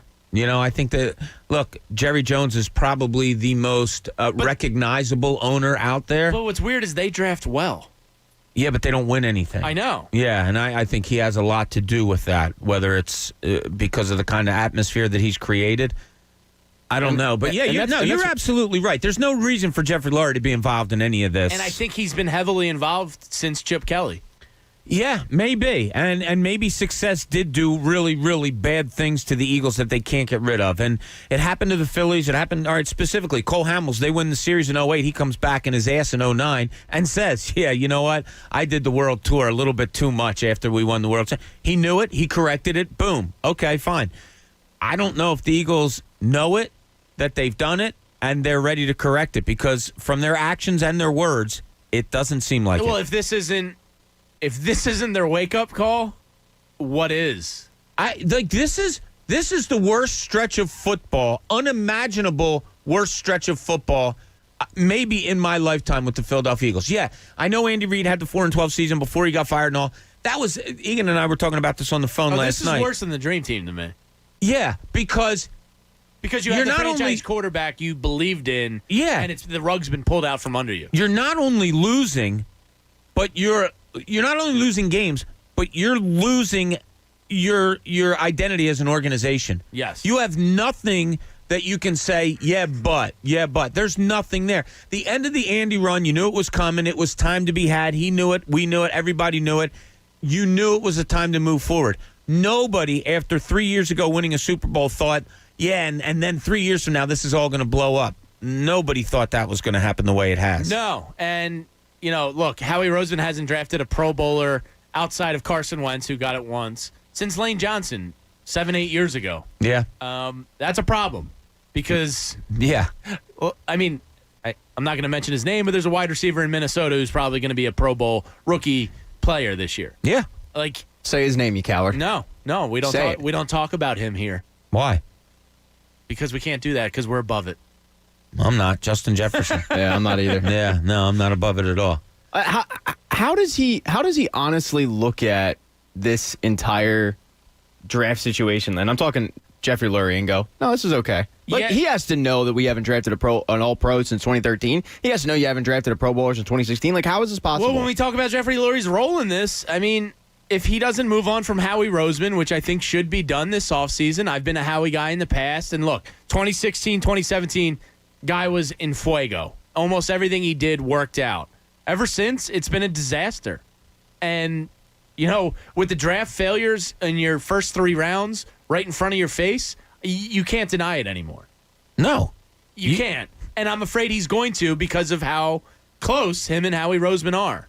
And, look, do I think they might explore the possibility of moving on from Carson Wentz this offseason? I think they'll explore it. I think it's unlikely. But, you know, look, Frank Reich has a guy at Phillip Rivers who's probably almost done. Yeah. And if you're Frank Reich and you know you can fix it, and I'm about to get to these comments from the Jeremy Fowler piece yesterday, I'm sure as hell calling Howie Roseman.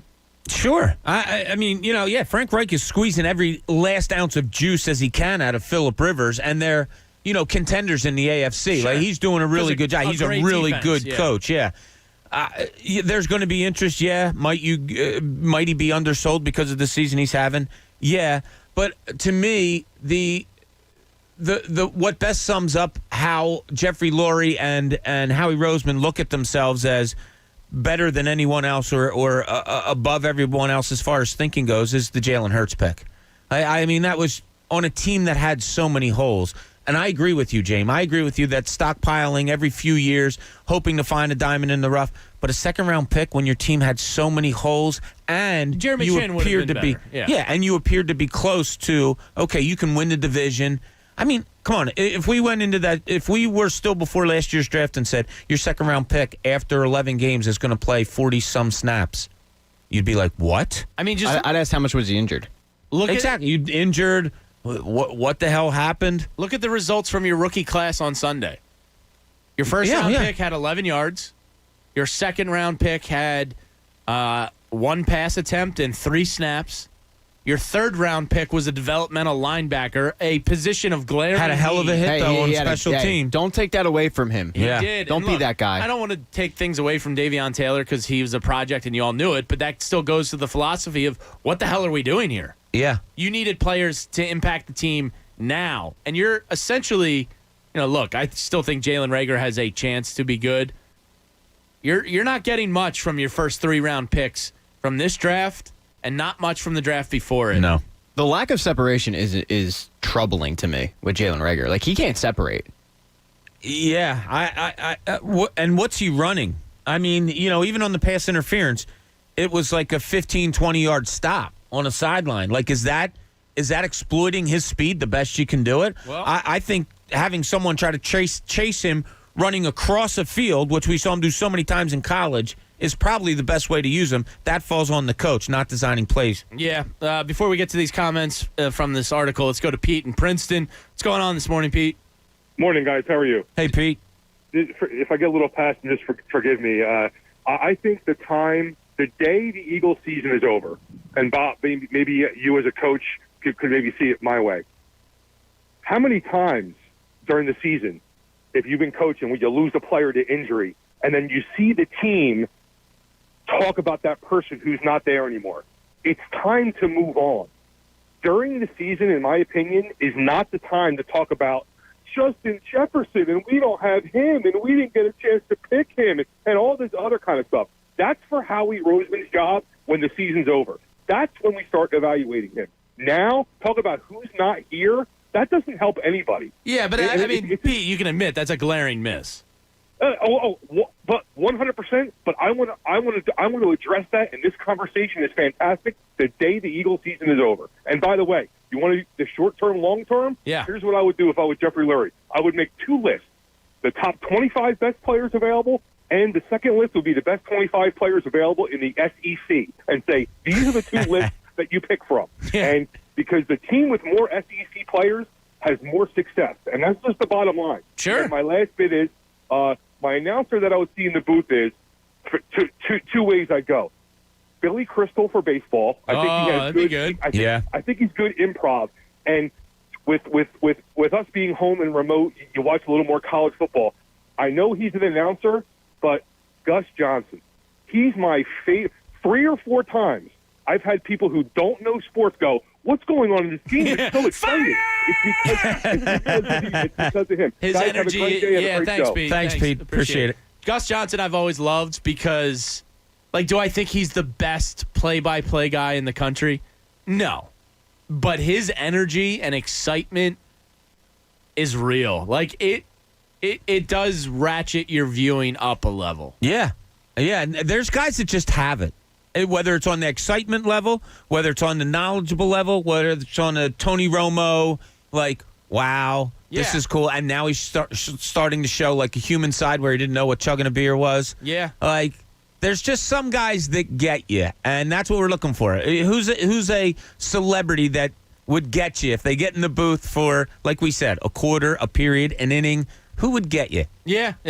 So we'll have some fun with that. We got Brennan and Bluebell wants to talk about Howie coming up next. Open lines if you want to get in, 610-632-0975. And I promise, I've teased this twice, and I hate myself for not getting to it yet. Oh, I hate you too. Yeah, it's fine.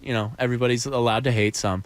These comments from AFC executives about, 1, this Eagles offense, and 2, what Carson Wentz could fetch in, say, a trade market if the Eagles decided that was the route they want to go, which I think would be a mistake. As painful as it is to hear, Carson Wentz needs to be your quarterback next year. I think so, yeah. So we'll talk about all that coming up next. Adam Schefter's going to join the show at 8 o'clock to talk about this weird 3:40 in the afternoon game between the Steelers and Ravens today. And the NFL? Yeah, I guess so. It's my mom's birthday, so I guess. Oh, is it really? Oh. Eileen, happy birthday. Way to bury the lead, Yeah, Jamie. why are we hearing about this at 7:22? She's coming over for some pizza tonight, so I guess I'll have some beers. Aw. Yeah. So happy birthday, Eileen. Yeah, it's her birthday today, so happy birthday, Mom. Love you. We'll talk about all that coming up next. Time at the Fanatic is 7:22. Fanatic Sports Update. What went wrong? I'm Pat Egan, and this sports update is brought to you by Family Jewelers. The holiday season is approaching, so fill her stocking with something she'll never forget, a beautiful ring from Family & Company Jewelers. Shop local, visit their showroom in Marlton, New Jersey, online at FamilyJewelers.com. Eagles look ahead to the Packers this Sunday as the team looks to get their 4th win of the season, but Doug Peterson addressed the media yesterday and talked about what exactly went wrong on Monday. My philosophy is we do whatever it takes to be successful, but the struggles we had last night weren't from the quarterback position. It was a bunch of mistakes from all positions that caused us to not be as successful. We'll continue to break down what went wrong with the 3-7-1 Eagles here on the Fanatic. Phillies made a signing. They've brought back Sir Anthony Dominguez on a 1-year deal. Dominguez will be paid a little over $700,000. We have a rare Wednesday football game at the moment. The Steelers and Ravens are finally going to square off today. Kickoff for that one is at 3:40. Coming up on The Fanatic, Adam Schefter will join the morning show at 8 a.m. David Murphy from Enquirer.com will hop on at 9. Then later today, Tim McManus from ESPN will give his midweek report at 3:30. This sports update was also brought to you by Lowe's. Don't miss Lowe's Provember Season of Savings event now through 12/2. They have deals on brands like DeWalt, Spider, and Metabo HPT, plus events you won't want to miss. Lowe's, the new home for pros. Keep it on The Fanatic all day for updates and breaking news. I'm Pat Egan, and this is 97.5 The Fanatic.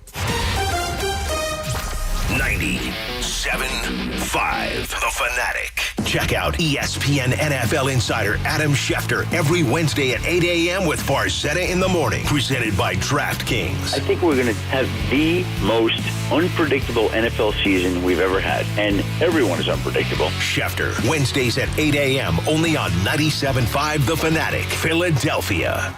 Welcome to big savings on the internet and mobile you need to stay connected this holiday season during the Xfinity Black Friday sales event. Welcome to fast, reliable internet and mobile with nationwide 5G on the most reliable network. Welcome to your winter wonderland of web surfing, video gaming, family connecting, Black Friday awesome.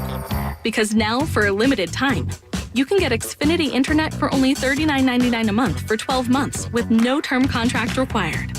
Plus, ask how to get a $200 prepaid card when you add Xfinity Mobile. Don't miss out on these incredible Black Friday savings. Hurry, the Xfinity Black Friday sales event ends on December 7th. So visit Xfinity.com, call 1-800-XFINITY, or visit an Xfinity store today. Internet offer requires paperless billing and autopay. Restrictions apply. New Performance Pro Internet customers only. Equipment, taxes, and fees extra and subject to change. After term, regular rates apply. Based on route metrics by IHS Markit's route score reports 2H 2020 of 4 mobile networks. Another day, another heating and cooling deal from Adam Mechanical. Get a heating and cooling system with 0 down, 0% financing for 5 years. Same as cash for qualified buyers. Now's your chance to get a great rate on a new system, subject to credit approval. Must install by December 31st. Call 610-860-6111 or visit AdamMechanical.com to schedule your install today. Proud sponsor of the Philadelphia Union. I'm all out of love for my old insurance. Switch to insurance. They're saving me so much. They covered my car and bundled with my home. I feel so secure to say I love insurance. Visit AAA.com/insurance for a quote on auto and home. Goodbye, insurance. Hello, insurance. And now a game of Commercial Chicken, brought to you by Progressive, where we see how long Flo can go without talking about insurance. Ready? Go. Okay, so, did you see that game the other day? The refs, right? I mean, come on. They were totally out to get us. That always happens to our team. Drivers who switch to Progressive can save big. Okay, you win. We can't help but save customers money. Progressive Casualty Insurance Company and Affiliates. Napa know-how. Nothing causes holiday stress like the words, some assembly required. Well, Napa's here to help with an Evercraft 100-piece screwdriver set for just $19.99. So no matter what Santa and his elves leave for you to put together, you'll be prepared. So save on the Evercraft 100-piece screwdriver set and other great tools from Napa. Quality parts, helpful people. That's Napa know-how. Napa know-how. At participating locations while supplies last. Offer ends 12/31/20. Dear, it's 1908. Don't you think we should get electricity? And stop using candles to see at night. It's just electricity lights up the room fast. It's more reliable than candles blowing out, and people seem to love it nationwide. Well, candles are... Dear, did you just run into the wall? Nope. May I have a new candle, please? Historically, switching to new technology is a no-brainer. Today, it's AT&T 5G. Fast, reliable, secure, and nationwide. Switch to AT&T 5G. It's not complicated. 5G requires compatible plan. May not be in your area. See att.com/5G for you for details. It's time for some straight talk. Look, we all drop our phones. It happens. You fumble it, crack it, splash it. Well, Straight Talk Wireless now offers this new Platinum Unlimited plan that includes phone protection. Just $65 a month for unlimited talk, text, and data, plus 20 gigs of hotspot, 100 gigs of cloud storage, and more. All on the best networks. Straight Talk Wireless, no contract, no compromise. See Mobile Protect terms and conditions at Assurion.com/Straight Talk. Limitations and exclusions apply. Socially distant outdoor get-togethers have kept me sane over the past few months. The warm weather made it possible to socialize outdoors with friends and family. But baby, it's cold outside. And I don't know about you, but my porch has become my oasis. Hi, I'm Dan Namro, owner of Farron Electric. We can install a permanent outdoor heater or dedicated circuit for a space heater you already own to safely bring the warmth of inside to your outdoor space. To schedule a consultation, visit FarronElectric.com. That's FARRYN Electric.com. Liberty Mutual Insurance Company customizes your home insurance so you only pay for what you need. Marvelous, because I, a thespian, have been on a quest for the perfect insurance. Sweet balcony. I've requested no less than 13 balconies. That's a lot. All the world's a stage. Well, with Liberty Mutual, thou customize and thou saveth. That's the spirit. Only pay for what you need at libertymutual.com. Liberty, liberty, liberty, liberty. Every game has 1,000 storylines. So if you've got an angle, a hunch, or some info you got from that guy in 10 fantasy leagues across the street, Unibet's got that bet. Unibet Sportsbook has all the bets you need for every game. Sign up today and get $30 to bet with. No deposit required. Download the app or visit pa.unibet.com. Unibet Sportsbook. Crazy about the odds. Must be 21 or over to play and physically located in Pennsylvania. Restrictions apply. Gambling problem? Call 1-800-GAMBLER. Philadelphia sports. It's a family thing. 97.5 The Fanatic.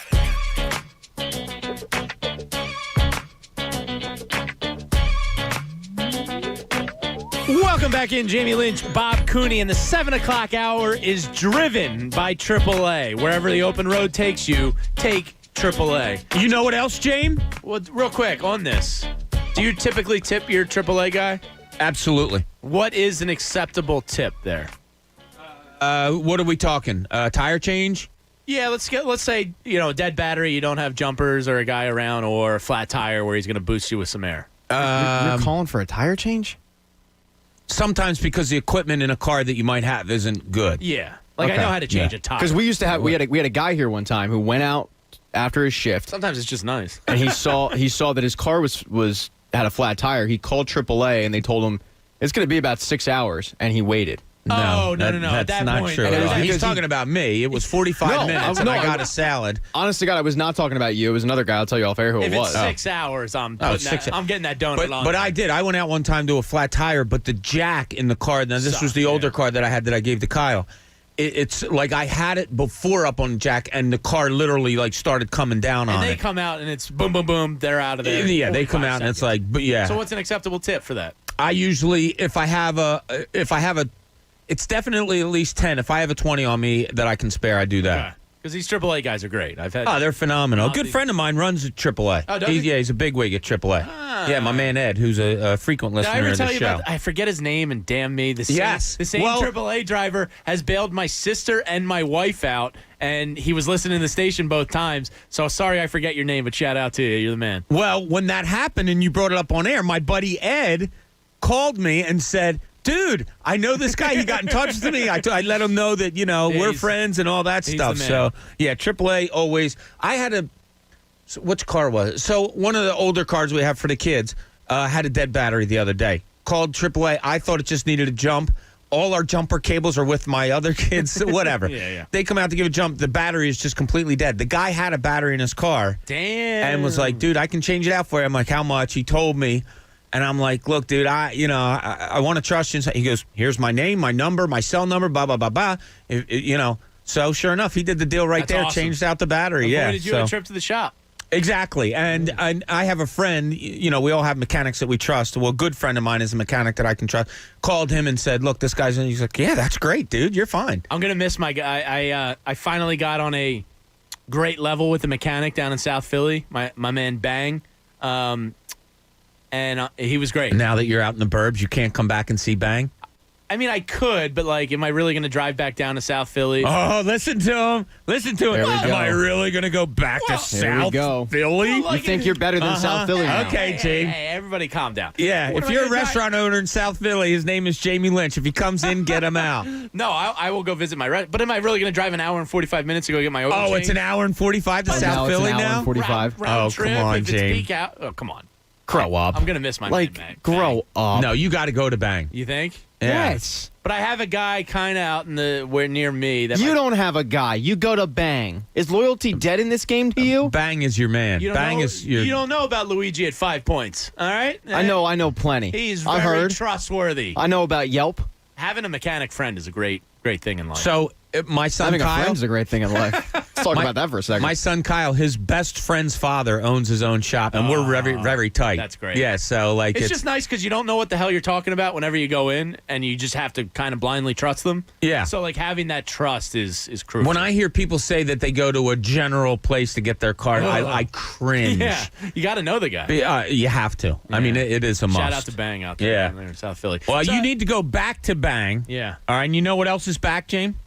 No, Bob. What's next? It is the Fanatics Holiday Wheel. That's right. It is back, and I thought we had music going with this, but I guess Egan doesn't care. No, that's only for the real contest. Okay, but this year we'll be spinning the Holiday Wheel 3 times a day. We're going to do it at 8 a.m. on the morning show. We'll do it with Anthony Gargano at 1 o'clock and with Mike Missinelli at 5 o'clock. It's your chance to win some amazing holiday prizes.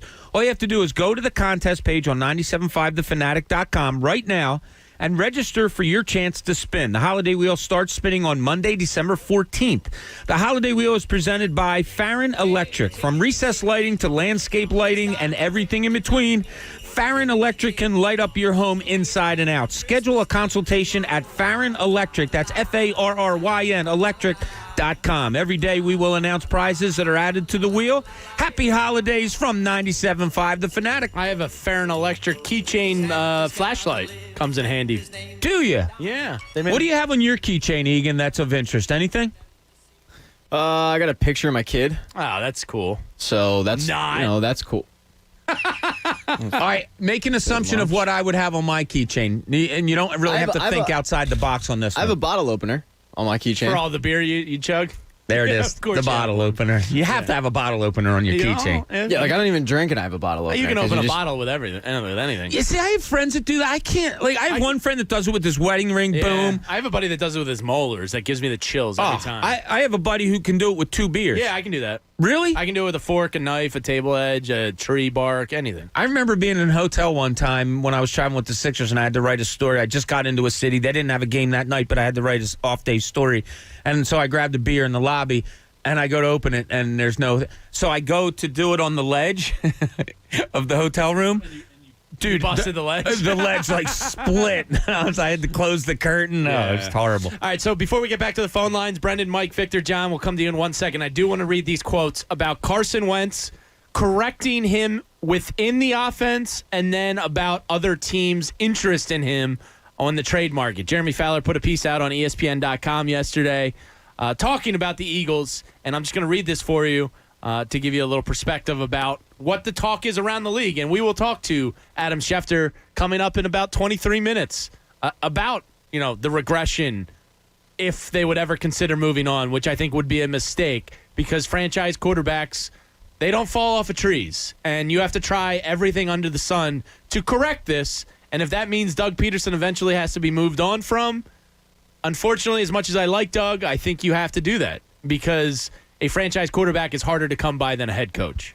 Yeah, I agree. And this marriage just isn't working right now. Yeah. And I don't know why, but there is definite disconnect between the two of them, and you can see it. It's palpable. Absolutely. So the story talks about the Eagles' offense at first, and it says one NFC executive said that putting Wentz in a system that uses his mobility as a weapon would be critical.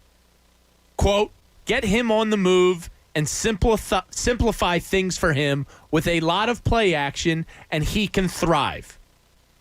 Weird. We've talked about that a lot this year. Endlessly. One of their most successful drives on Monday night was when they went up-tempo, play action, and the rollout was all in the same drive, and it led to a score. It's unbelievable. When they go up-tempo, they move the ball. Why they don't do it more is beyond me. They started a game against the Giants. Up-tempo, boom, touchdown. Yeah, I don't understand either.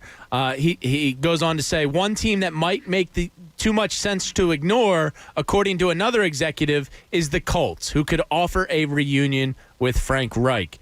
Here's the other quote from a veteran NFL defensive coach who played against Wentz this season. He just looks like a guy who's trying to do too much. He's got all the tools, and that's still obvious. He still scares you more than most quarterbacks. He's trying to make big plays when they aren't there. He still scares you most than most quarterbacks. He still scares you more than most quarterbacks? Did Doug Peterson say that? Well, it says it's an NFC defensive coach that faced him this year. I mean, who's Carson Wentz scaring this year? I mean, to the tune of the other night, Seattle lined up wrong, left Jalen Reagor wide open in the slot, saw it. Rager's there waving his hands, and they were like, yeah, let it go. So he goes on to say he had too much on his plate at the earlier part of the year in terms of operating at the line of scrimmage, the exec said. In recent games, they've taken some of that away and asked him to just play. He's pressing because he doesn't trust the players around him, and then you mix in all the play calls and checks, and it's a lot. Now, this is all stuff we've talked about, the callers have talked about, Eagles Twitter has talked about for a long time. Now you're hearing it from NFC defensive coaches who literally is their job to game plan against Carson Wentz. Yeah. That's troubling when Eagles Twitter is more right than your coaching staff. Well, you know what it reeks to me, James? It's something that you've said early and often. It's just football. Yeah. It's not that hard. I see a guy that does something really well. Why aren't I going back to that? Yeah. I'm not making a jump shooter drive to a basket. I'm not making a guy who's really good on the run sit in a pocket. I don't understand it a little bit. It really leads me to the thinking that Doug Peterson, there's more to his thinking than just trying to win football games. It's either trying to make Carson Wentz look bad, and I know how crazy that sounds, and I don't really believe it, or it's him trying to get out of here. Yeah. So the story continues with some quotes from AFC executives. I think Wentz would have more success than Goff in that Rams system because of all the bootlegs they run. They have 2 good receivers, 2 good tight ends, a structured running game, and a ton of play action that gives you easy yards. And when we talk about the Eagles' running game, yes, they're very good in their yards per attempt. Yes, they're very bad in terms of rushing attempts per game in terms of the AFC in the NFL. They're 28th, but they're 3rd in yards per attempt. When we talk about the running game, it's not to be like, 50-50, you need to run the ball 42 times to every 40 passes. It's not that. That's not the NFL anymore. Right. We're not old men yelling at clouds up here. When I bring up the running game, it's because it's vital to the damn offense. Carson Wentz is good at play-action football. The defense will not respect play action unless you run the ball. It's not complicated. This isn't complex. This isn't deep. Run the ball to make Carson Wentz's life easier. If we all see that, if AFC execs see that, why isn't the coaching staff seeing that? I don't know why the most obvious things on this team aren't really just being seen at all. It doesn't appear. Look, coaches see games in a different way, and they should. That's why they're coaches. Their minds are way smarter than ours as far as what's going on in a game and what needs to be done. But like Dan Orlovsky said to us a couple weeks ago, the Eagles don't set up any other plays by running one play like every other team in the league does. He'll watch the Green Bay Packers, and out of the same formation, they'll run a variation of 4 different plays. He says he never sees it with the Eagles. I mean, it's a concern. A play action, and that's football 101. Play action makes the defense, once they respect the run, you run play action because they have to respect said run. When you're not running the ball at all, they don't respect it. Yeah. And all play action does now, Jamie, I was thinking of this the other night. It gets the defenders on their toes. That's all it does. And Gives it takes them a time second of hesitation. And it takes time away from Carson Wentz. Because, look, think about it. Snap of the ball, he's faking a handoff, taking his eyes off of downfield, faking a handoff, recoiling. Now he's looking up and coming back. Less thinking, more just playing. And this offensive line can't hold people that long. So a play action is making them actually hold on to defenses even longer. Yeah. And to finish off the quotes from this story, which I found very interesting, they go on to say, using a second-round pick on former national champion in Hurts was a bold move by Philadelphia. A source with knowledge of the Wentz-Eagles dynamic said that Wentz was not exactly thrilled with the pick. And here's the quote, all that ground he gained over Nick, everything he fought past to get to this point, you pull it right back, the source said. Here's your franchise quarterback, the guy you paid a lot of money to keep long-term, and he's having to prove himself all over again. Look, not thrilled, I think is putting it lightly. I frankly heard from some people that I trust that he was straight up pissed off. Yeah. Like pissed off, like calls to Jeffrey Lurie and Howie Roseman the next day going, what the bleep is going on here? And if I'm Jeffrey Lurie and Howie Roseman and I didn't get those calls, I would be more upset than Carson Wentz calling me. Because, good, you care? You care enough? Good, that's fine. Listen, we're doing it as a security blanket, whatever. We understand that you're upset, but we also just paid you $100+ million. You are our quarterback. Please know that. Yeah. And just respect what we did. I have no problem with Carson Wentz making those phone calls. No, not at all. He should have been pissed off. Yeah. But absolutely. I was pissed off when they took Jalen Hurts. I was in the minority that wasn't, but whatever. If his mindset is to turtle up in terms of it affecting his play, that's highly concerning. Yeah. If it's, we've talked about this before of what's Carson Wentz going to think? We need to get wide receivers that are going to grow with Carson Wentz. This is the Eagles talking. Carson Wentz, Carson. I'm tired of the mentality part of it. Like, I don't care. Yeah, make it work. Yeah. Aaron Rodgers, hello. How do you prove them wrong? By going out and playing the way he's playing this year. Yeah. I mean, I don't care about the mental makeup of my players being fragile or not. But that really doesn't bother me. It gives me concern if it's affecting the way he's If playing. it is, that.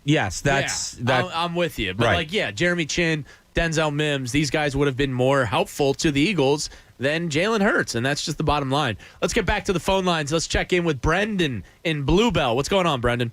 What's going on, Jamie? First of all, how are you and Addie doing? Hope you guys are feeling well. We're doing much better, man. Thank you. Awesome. Beers on me next time I see you in G-Side. Sounds great. So here's the thing. I'm glad I've been online waiting for a little while because it actually got me more angry at Howie Roseman and the front office dynamic because everyone's talking about post-Chip, but we have to go back to pre-Chip and the Danny Watkins and the Jaquan Jarretts and him and Jaquan Jarrett. Oh man. And him. Yeah. See, I told you I got this. But we also have to think of the Eagles dynamic. And back in those days, we didn't know if it was Howie. We didn't know if it was Joe Banner. We didn't know if it was Andy Reid. And that speaks to the Eagles front office makeup of not trusting Howie and saying, yeah, you're going to be general manager, but we don't trust you to make the draft picks. Or did he make them and they're just lying to us? Because for the longest time, we didn't know who Howie was picking, but we always knew Danny Watkins was picked by him. But then someone would come out and say, oh, no, Joe Banner was still involved in it was his draft. And I mean, look, we don't even know who really took Fletcher Cox and Lane Johnson. Lane Johnson could have been a Chip Kelly pick. It could have been a Howie pick. We don't know. There was that cloud over the front office for probably a good 7 or 8 years. Yeah, and it continued until Howie got banished to the broom closet, and then Chip took over, and we saw what a horribleness that was. And then Howie comes back, and then you have to bring in Joe Douglas, and now we still don't know. And Andre Dillard, whose pick was that? Yeah. We know J.J. Arcega-Whiteside was. Now we don't even know if that was a Howie pick. Yeah, it might be a Jeffrey Lurie pick. Lurie. I mean, I hope I can say, for Christ's sake. Yeah. I mean, who runs things down in Baltimore? It was Ozzie Newsome forever. Ozzie Newsome, and that's it. And he's probably the best drafter ever. Yeah, I want that for the Eagles. I'm sick and tired of, this person was involved in it. This person had a hand in it. Yeah. If you're going to make someone a general manager, they're in charge of the scouting team. They're making the picks, and that's it. No president, no coach, nothing. Yeah. I'm getting sick and tired of this. Brendan, it's a great point. We talk about keep it simple, stupid. Their front office design and structure and who makes what, it's complicated, and it has been for a long time. And that's what's led to this. Yeah. Yeah, and Brendan, thanks for the call, man. See you out in Glenside sometime soon. It's a great point. It is. And, here's the thing about drafting that's funny. Yes, because... And not the musician. No, as much as... Like, if you're around a team when draft comes, and you might say, if you're interviewing, who decided that was the pick? Rarely will they come out, oh, well, me, I'm the general manager. Or the coach says, oh, well, he did because, that's his... Rarely does that come out. Why? Because the person that made the pick, whether it's a Lane Johnson or not, could be the same guy that made the Watkins pick. Yeah. So are you coming out and saying, oh, yeah, that's my pick? No, you're not, because you know very damn well that the next pick you make might be the Danny Watkins type. Mm-hmm. So it's really hard to pinpoint who makes the pick because they're not going to – a lot of teams aren't telling you. The Ozzie Newsomes that are in control of everything, that's great. That should be corrected. You need that point person. We shouldn't have to think – did Jeffrey Lurie really draft J.J. Arcega-Whiteside? Did Howie Roseman have this guy? Did Joe Douglas have was Andy Whitehall the guy that selected Jalen? There shouldn't be that confusion. There needs to be Howie Roseman out in the front, whether he's making the picks or not, calming the waters and going, guys, this is all on me. Draft class is mine. Nobody else is making the, just for the sanity of the fan base. Yeah, maybe, but obviously he gets input from others. Yeah, but okay, he should. If he comes out after a great pick and says, "Oh yeah, I'm in charge," then it's like, "Oh, okay, well then." But my point only being, they don't want to take the credit as much as they don't take the blame, so it's always going to be hard to find out who exactly is making picks. Sure, but there needs to be some clarity. Oh yeah, it would be great if they could be totally upfront and honest about it. But Jeffrey Lurie should never step foot in a war room. I don't have if you're the owner, I don't have a problem with that. He can be there. He can be there. Just, the pizza and soda's over there. Don't talk about Stanford wide receivers, Jeffrey. Yeah, and if that happened, yes, that's not good. But I'm just telling you, there's an arrogance with that organization right now that is biting them in the ass. Yeah, success is a bad thing sometimes. Let's go to Mike in King of Prussia. Mike, what's going on? Hey, gentlemen. How are you doing today? Doing well, Mike. I know you're doing pretty well because your boy Howie's a fish out of water flopping on the docks. Well, yeah, I'll get to that in a second. I mean, I like that the veil of anonymity that he loves to be, hide behind has been ripped away, and everyone's pointing right at him we know it's you, moron. So, that's good because I think they purposely did that to protect him. So, and there's probably some truth to that, yeah. Yeah, so here's the thing. I really want to point out Jalen Reagor for a second. Sure. Because you made a point that he's not getting separation. Well, back when the draft process was happening and he ran his 40 time, he ran a 4.47, which was for a short receiver. It was slow. It was slower than Justin Jefferson. So and yeah, I know, and everybody was like, no, he's faster than that. He's faster than that. Well, that's not true. Obviously, he's not getting any separation. So maybe we were just sold a bill of goods on a short, slow receiver from TCU. I don't think he's as slow as he's showing. I think they're not using him properly. But you're saying that, but the data points, like, we're all in this, we believe science mentality now, but here's the science. He's slow, and he's not showing us any different. I don't think that's fair yet, Mike. He's played in, what? Handful of 5 games, or 6 games. He's a rookie. Well, usually it takes you a good 2 or 3 years to determine if a guy has it or not. Well, you know, in this day and age when receivers are just starting off like high, like, I don't have patience for a guy who we drafted number 1, who already had red flags coming out of his 40 time. And let me ask you this, Mike. Do you think if Justin Jefferson was a Philadelphia Eagle, he'd have near the same production he's having in Minnesota? It's hard to say. Probably not. But at the same, if I'm going to be honest, probably not. But I still think the skill, just the fact that he played at LSU at a super high level. Look, I hear you. And then we have a guy who played. And here's another thing. I'm tired of them taking receivers because they think they can use them on special teams. Like, my first-round pick, I don't need him to be a returner or anything like that. I need him to just be a world-class receiver. I hear you. And they always do that. They're always like, well, he also be a returner? Yeah. Like, I don't care. They have the smartest man in the room syndrome, and appreciate the call, Mike. And look, I think a lot of people have that thought. If Justin Jefferson was here, he wouldn't even be doing what he's doing in Minnesota. Yeah, you know why? And this talks to an organizational shortcoming. Because you have right now one of the worst quarterbacks in the league. We can't forget that. Well, that's a part of it, sure. Yeah. But, like, would he be schemed the right way? Would he be used There's the right way? nothing here that lends me to think would that he be a starter day one? You know what I mean? Yeah, like, right. all these questions start to come. So it's like the blame game with the Eagles is everyone. Yep.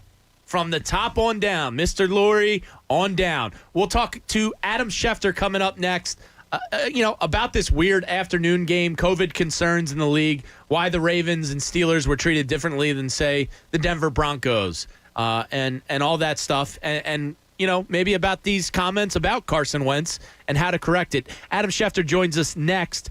Let me tell you about my friends up at North Penn Volkswagen. If you find yourself in the market for a car like I just was with my family, I can't recommend enough the people up at North Penn Volkswagen on Route 309 in Colmar. And right now, Volkswagen is offering an absolute no-brainer.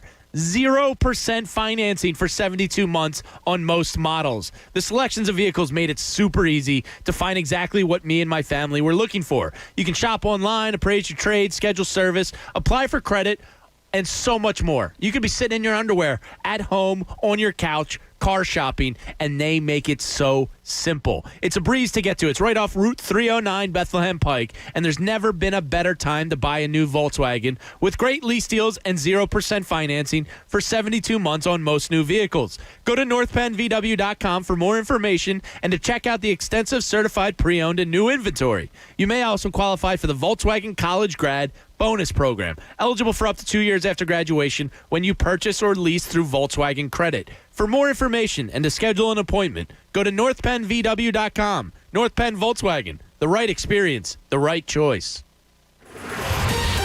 Fanatic Sports Update. What exactly went wrong on Pat Egan? And the Sports Update is brought to you by Pella Windows and Doors. Through December 31st, get 40% off installation or 36 months, no interest, no payments.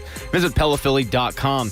The Eagles look to get back in the win column against the Packers this Sunday as the team looks to get their 4th win of the season. Doug Peterson addressed the media yesterday and discussed what exactly happened on Sunday. My philosophy is we do whatever it takes to be successful, but the struggles we had last night weren't from the quarterback position. It was a bunch of mistakes from all positions that caused us to not be as successful. We'll continue to break down what exactly went wrong with the Eagles and how to fix it. All right, here on The Fanatic. The Phillies made a signing. They brought back Sir Anthony Dominguez on a one-year deal for a little over $700,000. We have Wednesday football today, at the moment at least. The Steelers and Ravens are finally going to square off. Kickoff is at 3:40. Coming up next on The Fanatic, Adam Schefter will join the morning show at 8 a.m. David Murphy from Inquirer.com will hop on at 9. Then later today, Tim McManus from ESPN gives his midweek report at 3:30. Keep it on The Fanatic all day for updates and breaking news. I'm Pat Egan, and this is 975 The Fanatic. The Fanatic Morning Show on 975 The Fanatic, Philadelphia. Add a little excitement this football season. Bet all the action on FanDuel Sportsbook in partnership with Valley Forge Casino. FanDuel's America's #1 sportsbook. Their app is simple to use. They've got great odds, unique fun bet types, and exclusive promotions to let you get more action out of every game day. And when you win, they get your winnings in as little as 24 hours. That's great around the holiday season. Right now, FanDuel is letting you place your first bet risk-free up to $1,000. You place a bet on any game, and FanDuel will refund you up to $1,000 back if you don't win your first bet. Place any bet you want. If you win, you keep the cash. If you lose, you'll get your entire bet up to $1,000 back in site credit. Listen, I'm just going to be blunt with you. I don't believe in the birds at all. If you want to make some money, take Green Bay, take the over in Aaron Rodgers, you name it. You haven't tried FanDuel Sportsbook yet? Download the FanDuel Sportsbook app and be sure to sign up with promo code Fanatic so they know that I sent you. That's FanDuel Sportsbook, promo code Fanatic. Must be 21 plus and present in NJ or PA. First online real money wager only. Site credit is non-withdrawable and expires in 14 days. Restrictions apply. See sportsbook.fanduel.com for details. Gambling problem? Call 1-800-GAMBLER. At Wawa, you're already a regular. Now it's time you got rewarded for it. So sign up for Wawa Rewards and get a free coffee every Tuesday through December on the Wawa app. But why Tuesday? Because they're not Mondays. And why December? Because how better to end the year? And why the Wawa app? Why so many questions? It's free coffee. Free Coffee Tuesdays. A thank you for our Wawa Rewards members. Gotta have a Wawa. Hot turkey is back at Wawa, piled high with turkey, stuffing, gravy, and cranberry sauce. Sure, you could get these flavors from a traditional holiday dinner, but that's only one meal on one day. And we both know that's not enough. That's why the Gobbler is the handheld holiday feast that's here just for you right now. Try it with ingredients like mashed potatoes, sweet potatoes, and garlic aioli on a hoagie or in a bowl for a limited time. Gotta have a Wawa. Where is your haircut gone? We know you don't get out as much. You don't drive by your regular Sport Clips and pop in for that MVP haircut experience that is so much more than a haircut. But isn't it worth getting out for? For that legendary hot steam towel for your face, massaging shampoo that makes you melt into your seat. Oh man, you remember that, right? We found your haircut. It's right where you left it. Sport Clips. It's good to be a guy. It's time for some straight talk. Look, we all drop our phones. It happens. You fumble it, crack it, splash it.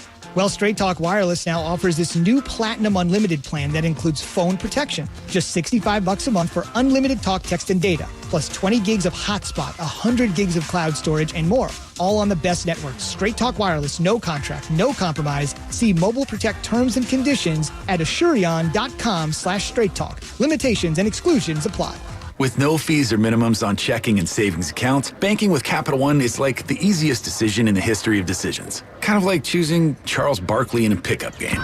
We'll take Barkley. Ha! First pick. Sorry, kids. Yep, even easier than that. And with our top-rated app, you can bank anytime, anywhere, making Capital One an even easier decision. Okay, here's the plan. Pass me the ball every time. This is banking reimagined. What's in your wallet? New consumer accounts only. Approval required. Terms apply. Capital One N.A. member FDIC. Get in the zone, AutoZone. Welcome to AutoZone, where we've got more ways to get what you need fast and take care of that fall tune-up. With our free same-day store pickup, you can order online and pick it up today at your local AutoZone. Or we can bring it to you with our free next-day delivery. Just order on AutoZone.com by 10 p.m. and we'll have it at your front door the next day. Getting your job done just got easier. Free next-day delivery on eligible orders. Restrictions at AutoZone.com. Get in the zone, AutoZone. Try Vicks VapoCool Drops in Honey Lemon Chill for a fast-acting relief of Honey Lemon. Not to mention a soothing chill. So remember, Vicks VapoCool Drops are Honey Lemon. And Honey Lemon. Honey Lemon. yeah, Honey Lemon Chill. Get fast-acting relief with Vicks VapoCool Drops in Honey Lemon Chill. Use as directed. You know how these things start. You hear about Wendy's 2 for $4 breakfast offer. So you try a classic sausage, egg, and cheese, love it, and tell a friend. Your friend tries a classic bacon, egg, and cheese, loves it, and tells another friend. His friend tries a honey butter chicken biscuit and tells another friend.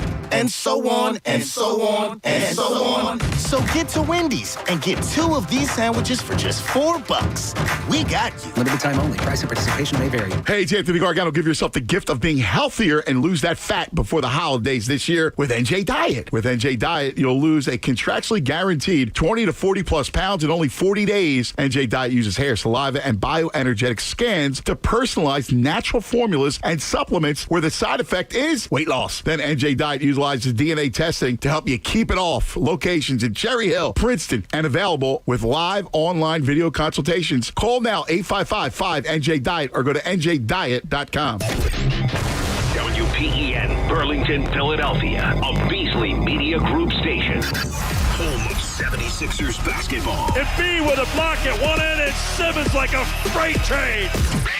Flyers hockey. Drew scores! And Mike Missinelli, afternoons from 2 to 6. Are you kidding me? Plug in. 97.5 The Fanatic. Philadelphia. Go damn well. Welcome back in. The 8 o'clock hour is brought to you by Martin Law, the law firm for injured workers.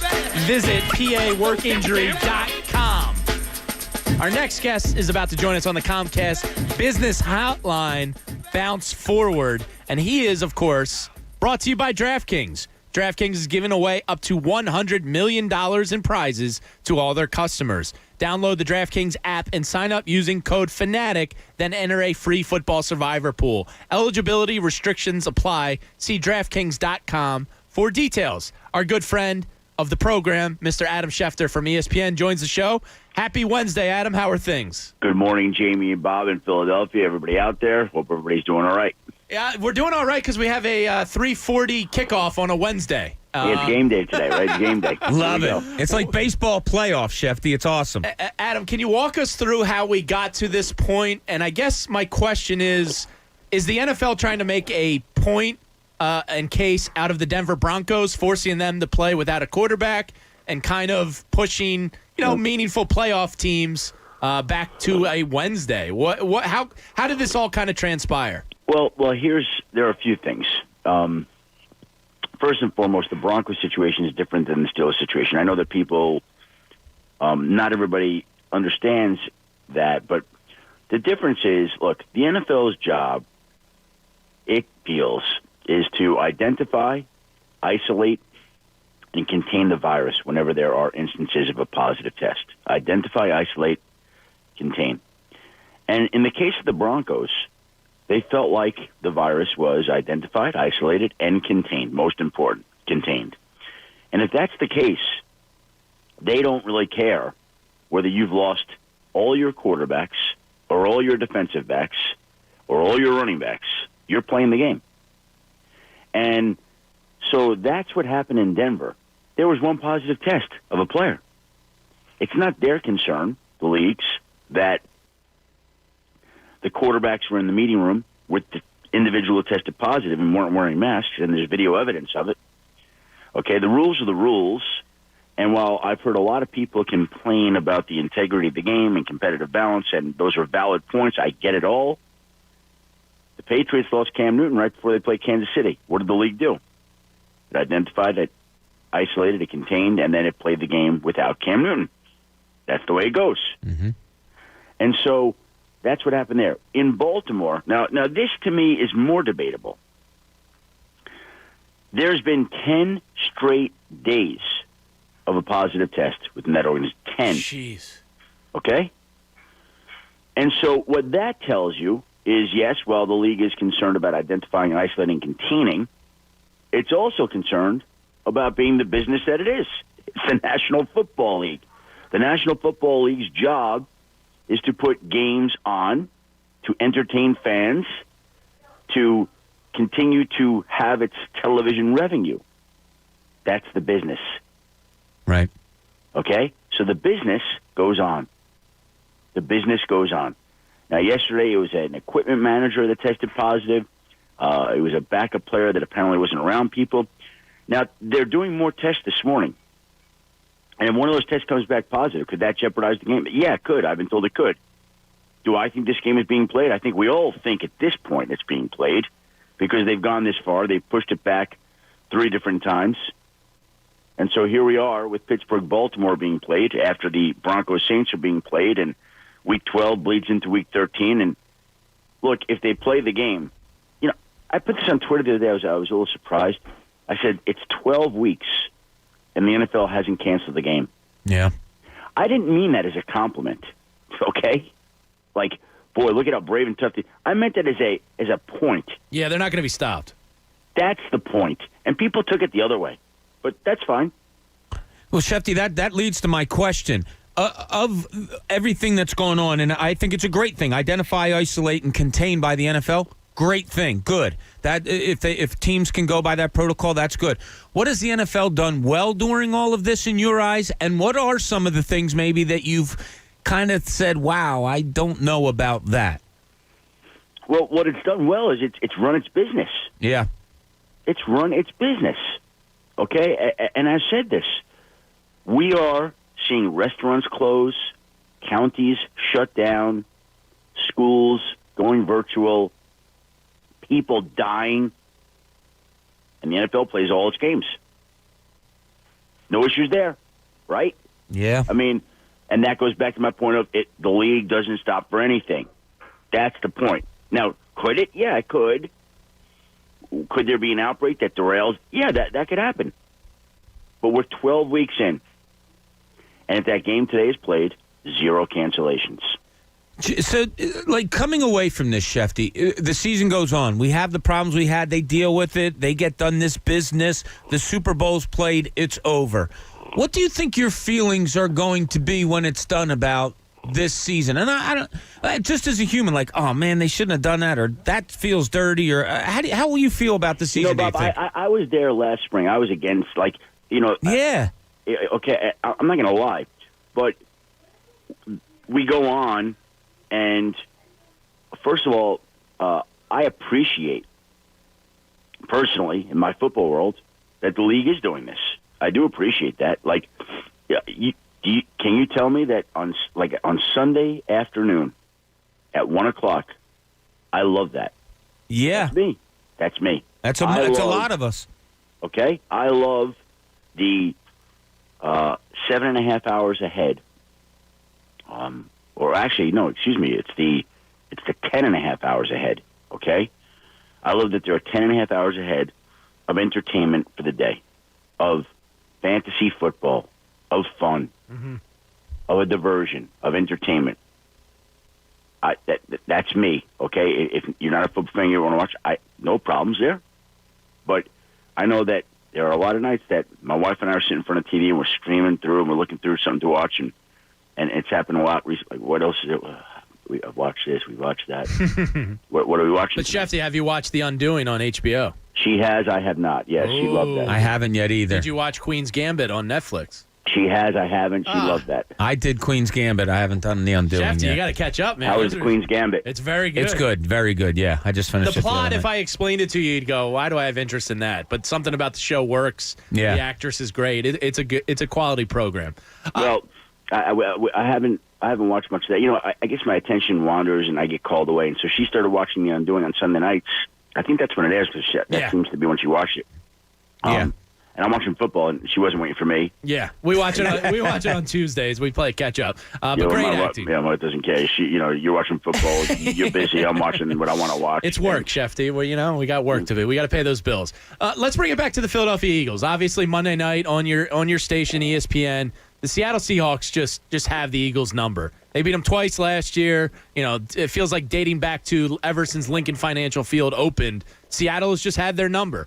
It is what it is. Yeah. But this Eagles offense, look, we're 3 years removed from a Super Bowl where we had a quarterback that looked like he was on a MVP every year trajectory. Howie Roseman batted damn near 1,000% that offseason. Yep. Doug Peterson was the MV of a lot of teams in the NFL with the creativity of the offense. Now we're here 3 years removed, and people want significant change coming from this Eagles team. What is the word around the league on the regression of this team? How did it get so bad so quick? And frankly, can it be fixed with the same people that are here? All great questions. And I think that as we have documented and pointed out, I mean, it still is surprising to me that this team has not produced more and taken advantage of what is the easiest division in the history of football to win. In the history of football.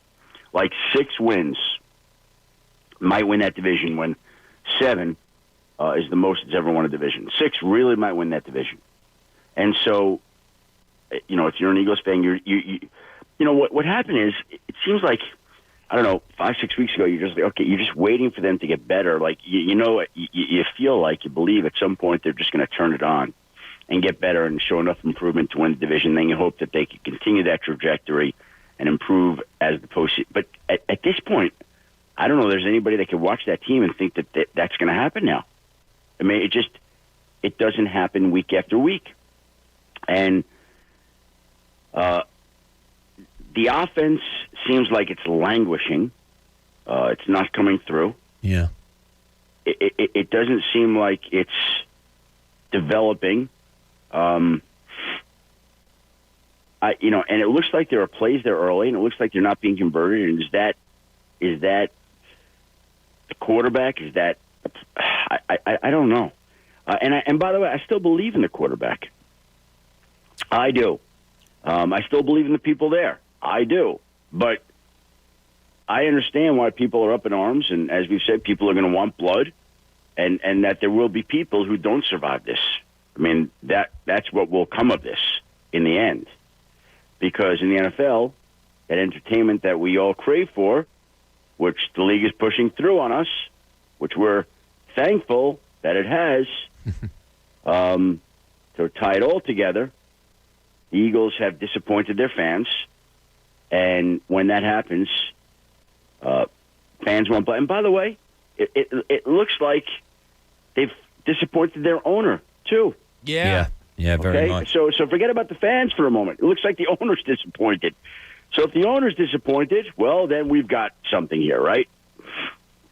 Schefter, you may not have many samples to draw from on this, but when a team goes through kind of what the Eagles are going through, where a star quarterback is regressing, where the coach who had recent success is falling on really hard times and being questioned, where mostly you said there's going to be changes made.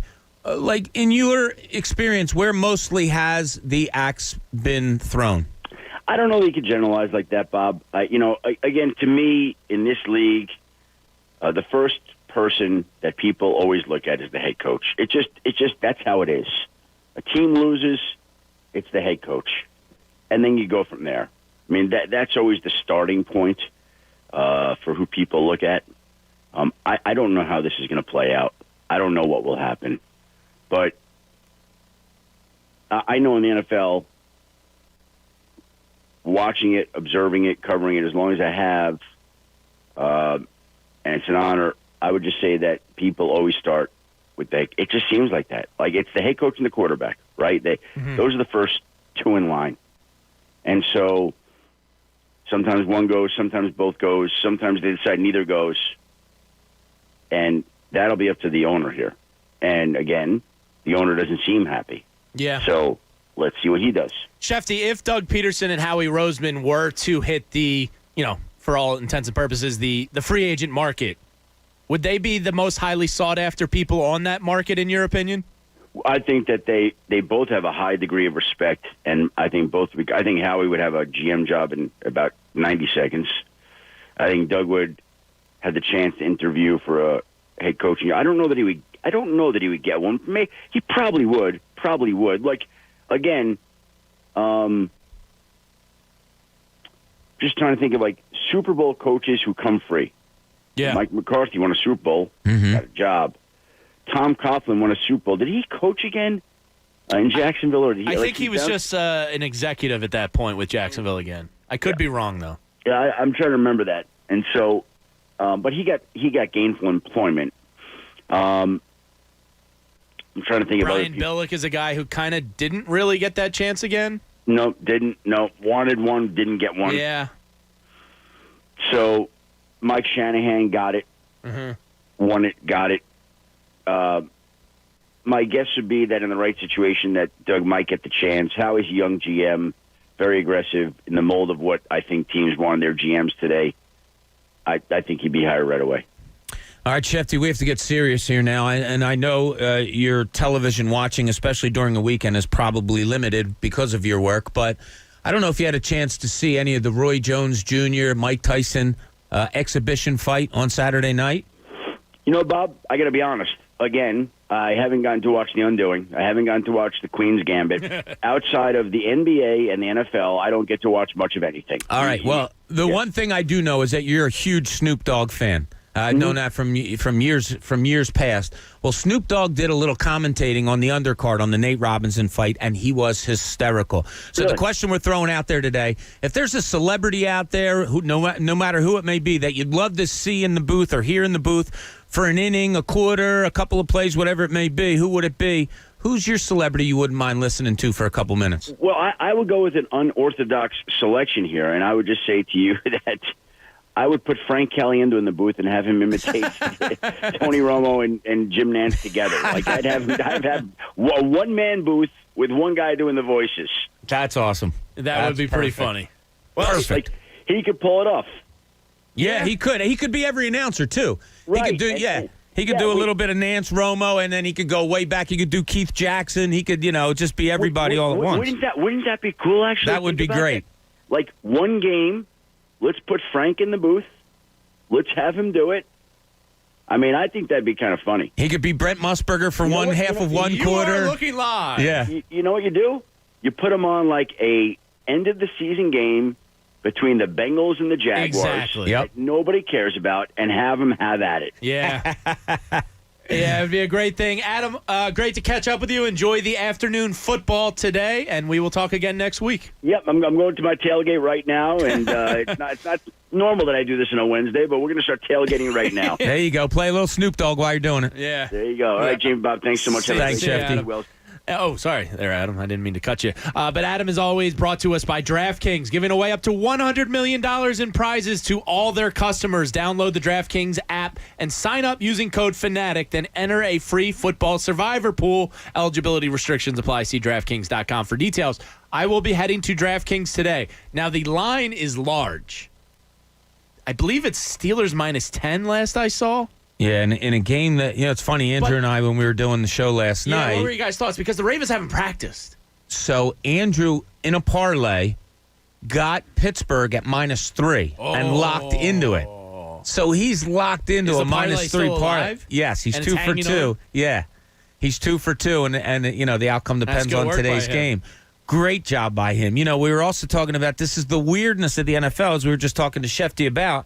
That line in the Denver game the other day originally started at like 4.5. Yeah, it went up to 17.5. 17.5. I mean, this is how crazy. Yeah, 17.5 in the under. Hill, yeah. And the under, yeah, it was kind of a no-brainer. I had to kind of emergency start Jerry Jeudy in my fantasy game this weekend. He got 0 points. Oh, really? I drafted him at the beginning of the year, but I have since let him go. I clinched my division this weekend, Jamie. Bob, the ticker tape parade is coming. Yeah. We're all very happy for you. Yeah, so we'll see how that plays out. But yeah, it's funny, Shefty. Interesting his answer on the Howie, Doug, how quickly do they get a job? Howie 90 seconds, Doug probably? Yeah. Interesting. Let's get to John in Coatesville before the break. He's been hanging. All the takes coming up shortly. John, what's going on, man? How's it going, guys? Hey, John. Doing well. What's on your mind with our stinking birds? I'm frustrated just beyond belief, guys. I mean, I'm probably one of the biggest Eagles fans I know personally. I mean, every Sunday, Eagles garb from head to toe, hat, jersey, sweater, pants, everything. I even got an eagle tattooed on my throat. Like, oh, damn, the face that's of commitment. An eagle. And people ask me, why'd you get an eagle? And I'm an eagle. And I tell them, number one, I'm an Eagles fan. And then number two, I'm an American. So being an American comes second to me for being an Eagles fan. It's a twofer. You get the whole 2-for-1 special. Yeah. So I say that to say my wife understands football season. She schedules nothing on Sunday. Yeah. No birthday parties. I'm not going to anything. You got a good lady there. I just told her this past weekend you could start scheduling stuff on Sundays. I can't watch this anymore. Damn. Yard work's looking more appealing, John? I mean, every game is looking more appealing. I'm be out there clipping bushes and all the whole nine. I mean, it's frustrating to see the coaching, and it just looks like they have no direction. Nobody knows their exact role in anything. Yeah, it does seem to be like there's a lot of blurred lines from the front office to the coaching staff to the head coach on defense, Jim Schwartz. It does seem like the communication throughout the organization is a little blurred when it didn't used to be like that. They brought in 4 people to help Doug call plays when he was the one calling the plays. Yeah. It's strange, and then they're not utilizing anything appropriately. They're running a screenplay to Boston Scott. I know. But it's play action to him. Yeah. Yeah. That makes zero sense. You got Alshon Jeffrey on one side of the field, and he's running a go route. You stack the other side of the field. Carson gets flushed out. Why not design it so he rolls out to Alshon Jeffrey's side of the field so he can throw the ball to him? Yeah. I mean, it's all great points. John, if you had to make a change for this weekend, what are you doing? For this weekend, I mean, I've calmed down a lot since the game. After the game, I was yelling and screaming, "Fire everybody! I'm done with everybody." Yeah, Fire usually 48 hours after the game is when you get your head back. Yeah, so, I mean, this game, get Doug off of play calling. That's just, it's too much for him. Yeah. You could tell he's in over his head. The plays just don't make any sense. The timing of the plays don't make any sense. Yeah, I'm with you. And, John, thanks for the call, buddy. I appreciate it. We're up against the break. I'm with you there. Yeah, seems to be the answer today. And that's one of the main things we're talking about today. Look, change is going to come in the offseason, but I think change needs to start this weekend. So we're talking short-term change, i.e. the rest of the season, versus the long-term change. You want to see what this franchise, so the lines are open, 610-632-0975. Coming up next, we will play for you the Doug Peterson cut, where he talks about the possibility of him giving up play calling. And before we get to all the takes, I want to hit you with the Glenn Doc Rivers comment about Ben Simmons yesterday, which got me really excited, and I'll tell you why coming up next. He's Bob Cooney. I'm Jamie Lynch. We got Pat Egan in with us today. Time at the Fanatic is 8:22. Fanatic Sports Update. What's gone wrong? I'm Pat Egan, and the Sports Update is brought to you by NJ Diet. NJ Diet can balance your hormones where the side effect is weight loss of 20 to 40 plus pounds. It's contractually guaranteed. Call 855-5NJ-DIET or NJDiet.com. The Eagles are a bad football team. They are 3-7-1 on the year, and fans are trying to figure out what's gone wrong this season. Moments ago, Adam Schefter joined the morning show and discussed and gave his take on the disaster of a year.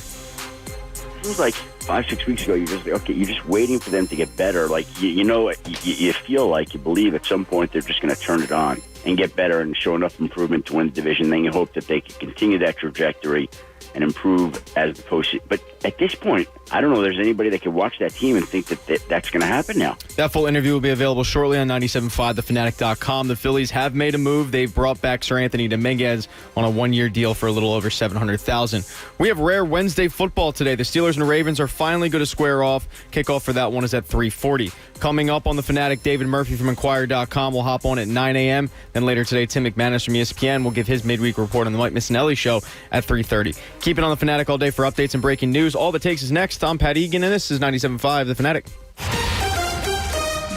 The Fanatic Morning Show on 97.5 The Fanatic, Philadelphia. 97.5 The Fanatic's Holiday Wheel is back. This year, we'll be spinning the Holiday Wheel 3 times a day. With the Fanatic Morning Show at 8 a.m. With Anthony Gargano at 1 p.m. and with Mike Missinelli at 5 p.m. It's your chance to win some amazing holiday prizes. Go to the contest page on 975thefanatic.com right now and register for your chance to spin the Fanatic Holiday Wheel. The Fanatic Holiday Wheel starts spinning on Monday, December 14th. The Fanatic Holiday Wheel is presented by Farron Electric. From recessed lighting to landscape lighting and everything in between, Farron Electric can light up your home inside and out. Schedule a consultation at farronelectric.com. Happy holidays from 97.5 The Fanatic, Philadelphia.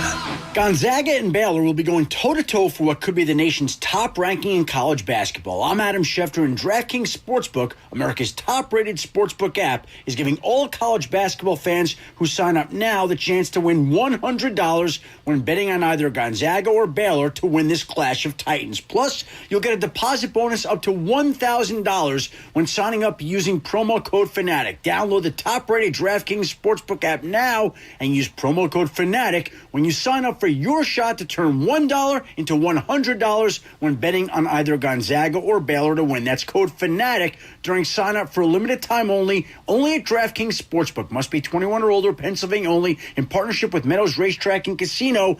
Bonus comprised of a first deposit bonus. Deposit bonus requires 25 times playthrough. Restrictions apply. See DraftKings.com/sportsbook for details. Gambling problem? Call 1-800-GAMBLER. I don't need just good health coverage. I need better and better. Reliable coverage I can count on? Better. Low premiums, deductibles, and copays? Better yet. And I can get help paying for it? So much better. For health coverage that keeps my budget healthy, it's Ambetter. No contest. Ambetter from PA Health and Wellness. Affordable coverage, valuable benefits. Now that's better. Visit betterispa.com or call. This is a solicitation for insurance. Natalie here to talk to you about my friends at Family & Company Jewelers. If you're thinking about getting engaged, go see Angelo and the team at Family & Company. They'll walk you through every step of the process and help you pick out the perfect ring. The holiday season is fast approaching, so fill her stocking with something she'll never forget. A beautiful ring from Family & Company. Shop local and visit their showroom on Route 70 in Marlton, New Jersey, or online at familyjewelers.com. Family & Company Jewelers, South Jersey's diamond destination. I hate Tom's Tulip Shop. It just smells so flowery. Like we're good at your flower shop. You don't need to remind us. No matter how hard you work for your small business, online reviewers will find something to complain about. I needed a fake plant. They don't sell fake plants. Thanks for nothing, Tom. And while Progressive can't save you from these trolls, we can help you save money on commercial, auto, and business insurance. Then he says, have a great day. I'll decide what kind of day to have. Get a quote online today at progressivecommercial.com. Progressive Casualty Insurance Company, affiliated and third-party insurers. When running a business, HR issues can kill you. Wrongful termination suits, minimum wage requirements, labor regulations. I'm Alan Jones, founder and CEO of Bambi. I created Bambi specifically for small business. Get a dedicated HR manager, craft HR policy, and maintain compliance for $99 a month. Seriously. Month to month, no hidden fees, cancel anytime. Go to Bambi.com/KJZ to schedule your free HR audit. That's BAM to the BEE.com/KJZ. Advance is helping you get your engine ready for the road this holiday season with the right oil, the right filter, at the right price every day.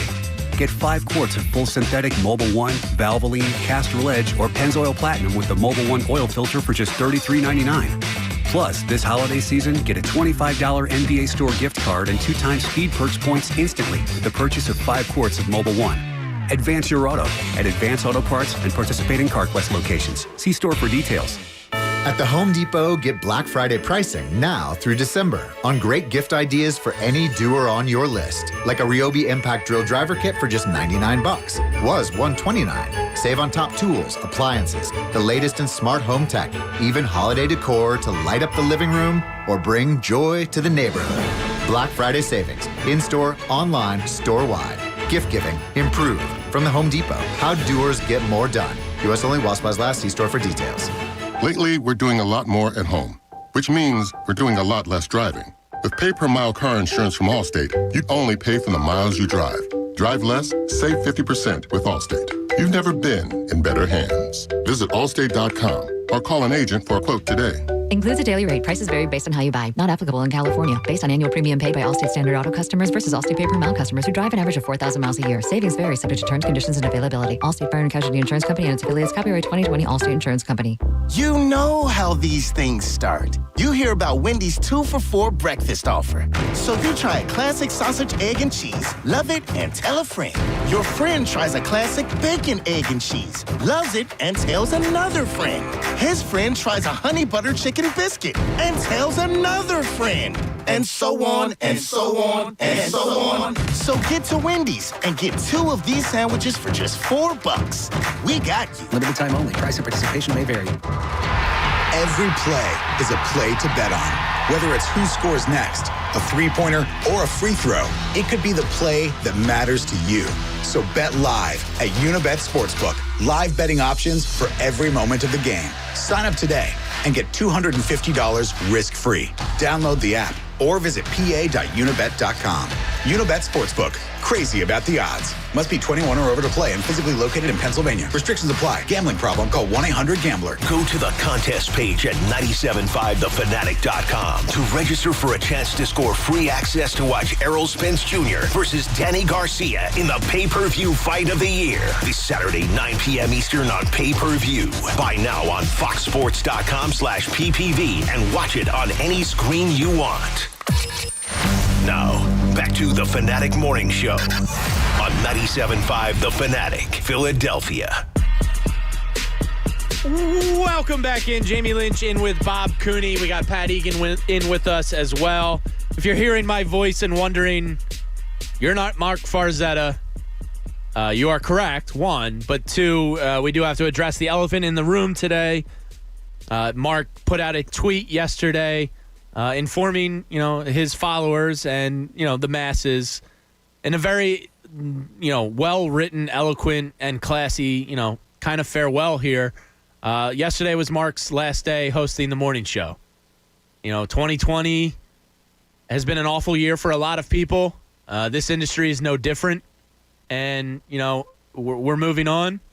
Unfortunately, Mark is a great friend of mine. A great friend of my family's. I'm friends with his wife. We're going to continue to be friends. We love him. He's incredibly talented.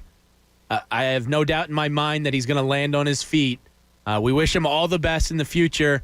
But unfortunately, the tough reality of this industry, of this economy, of this year for a lot of people outside of our industry, have been affected in major ways. And we're no different here at the radio station. We love him. We're going to miss him. He's still our friend, just like Trey's still our friend. And, things happen, and we trudge on and we move forward. But, we take over. There's some big shoes to fill. So just wanted to address that elephant in the room. If you're wondering where Mark is, unfortunately, yesterday was his last day on the morning show. And, who knows? Maybe down the line he'll be back here. That this industry has a way of doing that type of thing. But we're going to miss him. And just wanted to put that out there into the universe. And, Bob, I'm sure you feel the same exact way as I. Loved working with him. And, we're going to miss him. Yeah. Yesterday was a tough day for everyone. Obviously for Mark, for us, for the people who had to make the decisions. And sure. Or who made decisions. It's just such a tough time. We are all so ready for 2020 to get the hell out of here. It's so nice to hear people when they call, listeners when they call to say, you guys help me get through the morning. You guys do the same for us, obviously. So we're all in it together. It sucks. As Mark said, last person I talked to last night, you just go on. And we're here for you. You're there for us. We're all in it together, and hopefully, we can plug through, and good things are on the horizon, obviously, for Mark. Yeah, talking to Mark yesterday, I don't think you could handle bad news with more grace and positivity and a great attitude than he had last night. So Mark's doing well. He's going to land on his feet, like we said, and our paths will cross again professionally, I'm sure, one day. But that's why Mark is not with us this morning. It's going to be Bob and I here for a little bit until we find out what's going on next. And, we're going to hopefully bring you the same analysis of this crap Eagles team. And guess what? There's some optimism on the horizon. There's good news on the horizon, James. The Sixers are back in camp. And look, I know they broke our hearts. I know last year was torture. And I'm not going to sit up here and tell you that they're, the favorites to win the title or anything like that. Look, the Christmas schedule came out yesterday, and the Sixers aren't on it. That sucks. I was pissed. There's a lot of games. Why are you surprised? Like, honestly, I'm not surprised. They were an awful team. They were a six-seed last year. They don't deserve to be a Christmas Day game. They were a fun Christmas game last year. Yeah, they still have star power. And then the rest of the season was trash. They're they a don't deserve story, this. dude. They're a story this year, whether you like it or not. They're a big story in the NBA this year. Stop making it about me. It's not whether I like it or not. They weren't a good team last year. They don't deserve to be on Christmas Day. I debate that. Yeah, you can certainly make the case that they are. They have star power. They have Doc Rivers. And they were the 6th seed.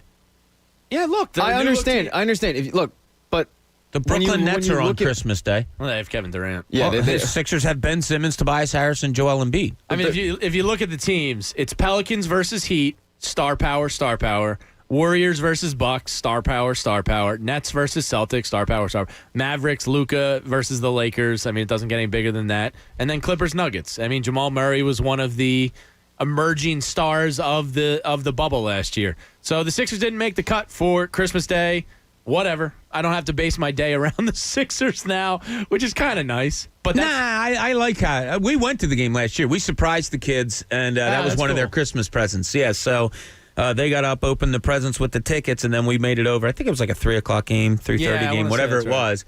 That was fun. I do. I like sitting back on Christmas Day when you're done everything and watching some basketball. And, yeah, I wish the locals were playing. I'm happy for our guy Tyler Zulli, though. Because for like the past 3 Christmases, that poor guy has had to come in here middle of the day and do the Sixers game. So I know. No, you actually like Christmas? Or what's your deal? I do like Christmas, yeah. Oh, okay, good. Christmas. We found something you liked. All right. So I don't like you, but I like Christmas. You hate Thanksgiving. You're not American. I hate Thanksgiving.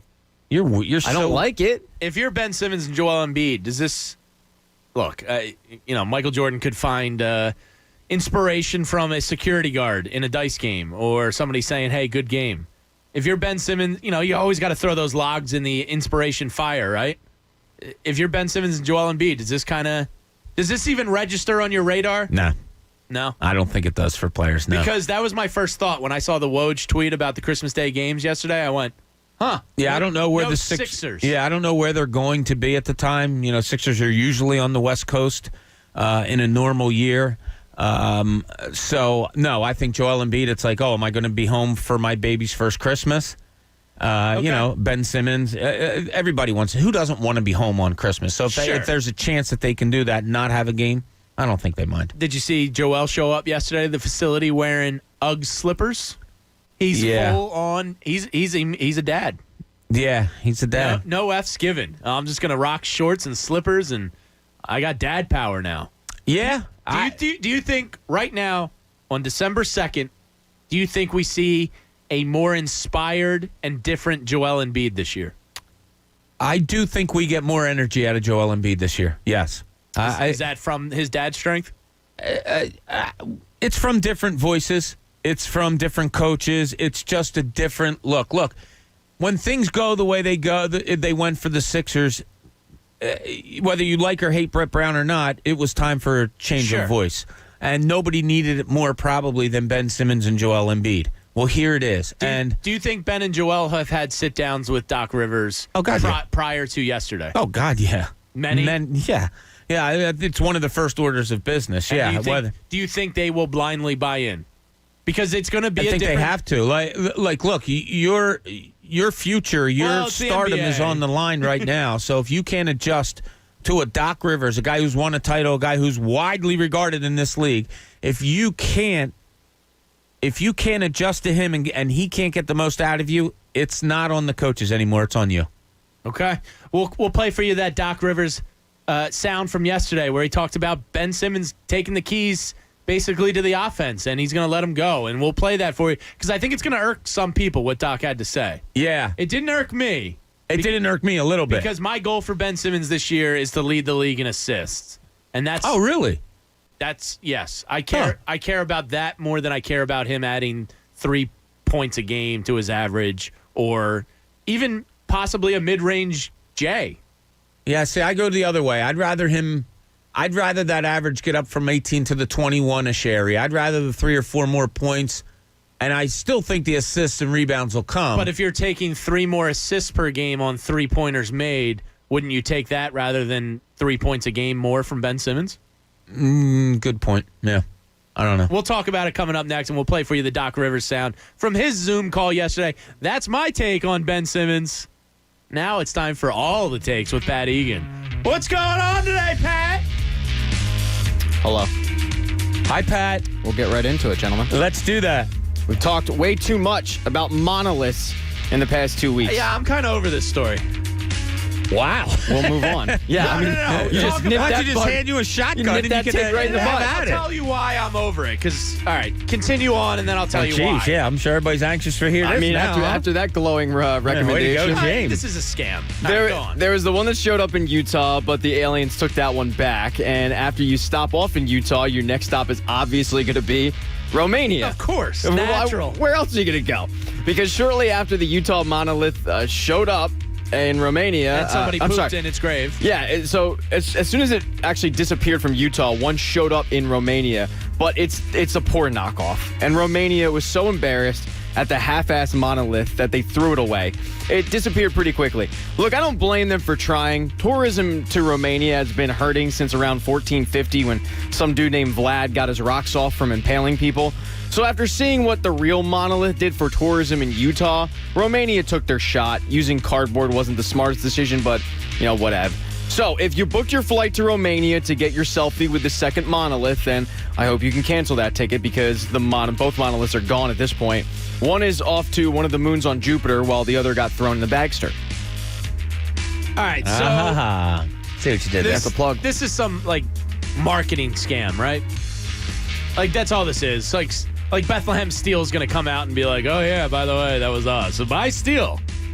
Right? There's some corporate. There's something behind the scenes going on here. Yeah, it's going to be some big stupid marketing ploy like Mr. Peanut dying. You know what I mean?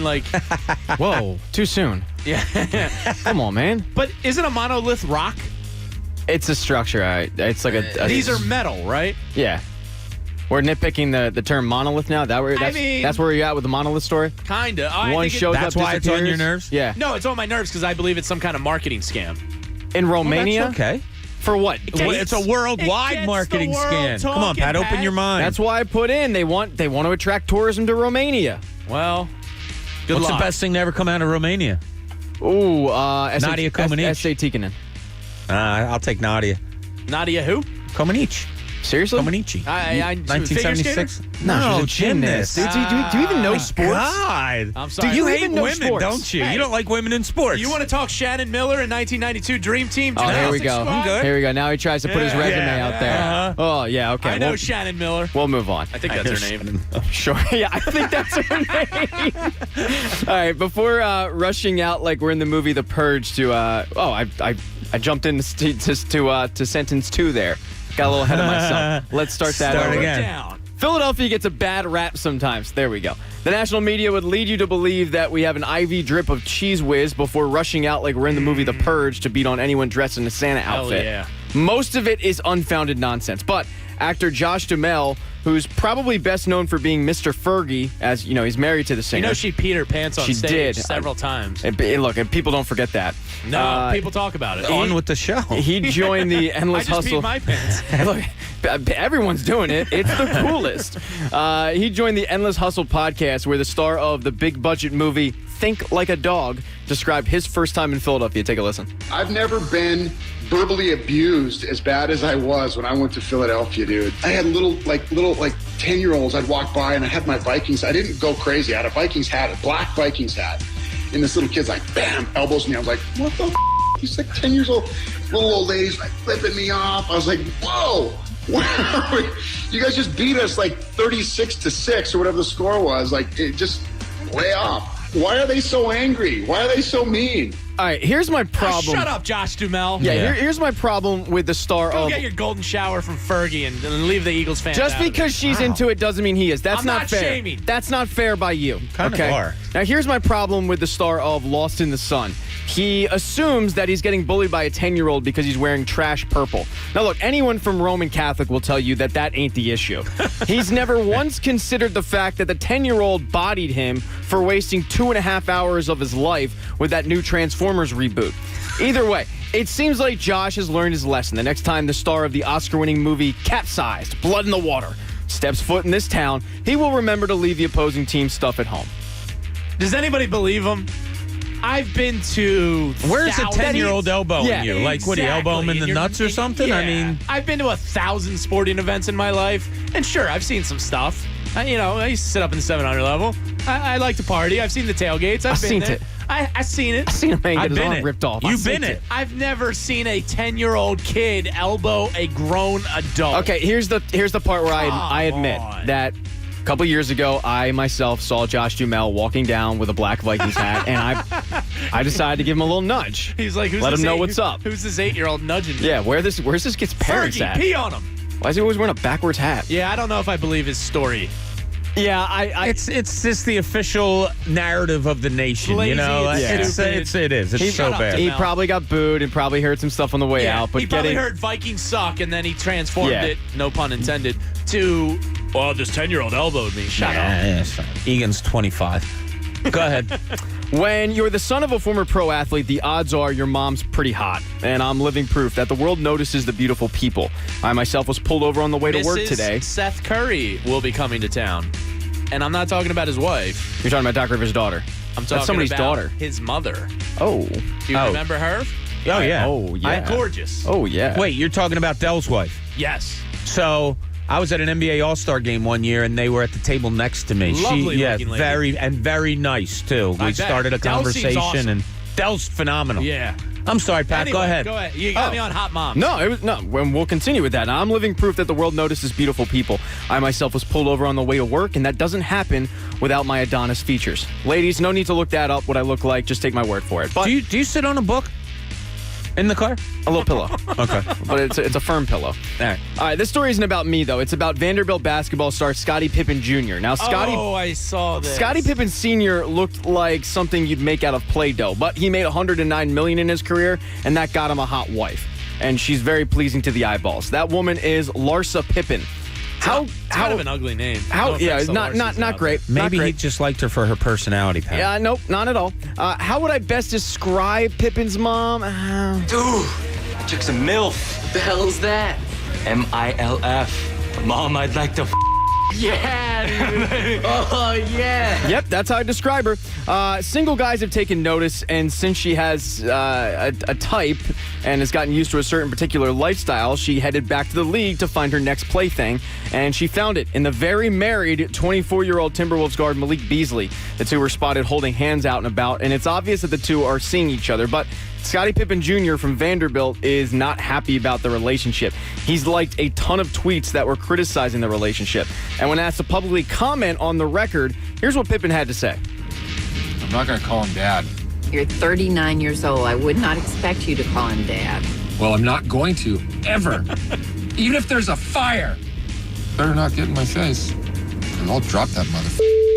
So, thoughts and prayers for Scottie Pippen Jr. in this difficult time. Yeah, nobody really likes seeing their mom being I mean, her and Scottie are still married, right? Or I don't no? think so. They're No, broken they're up? divorced. Okay, Well, so and if she's he's a at single lady. Vanderbilt, the dude's only a couple years older, so yeah, that's kind of weird. Yeah, that sucks. Yeah. But apparently he got outed for a third girlfriend.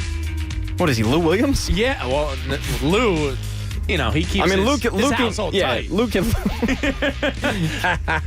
I mean, you know, they're all on the same page there. Malik Beasley's running around all over the place. Lou's basically the basketball version of Gator from the other guys. Like, he's got all his women in a row. Yeah. They all know what's up.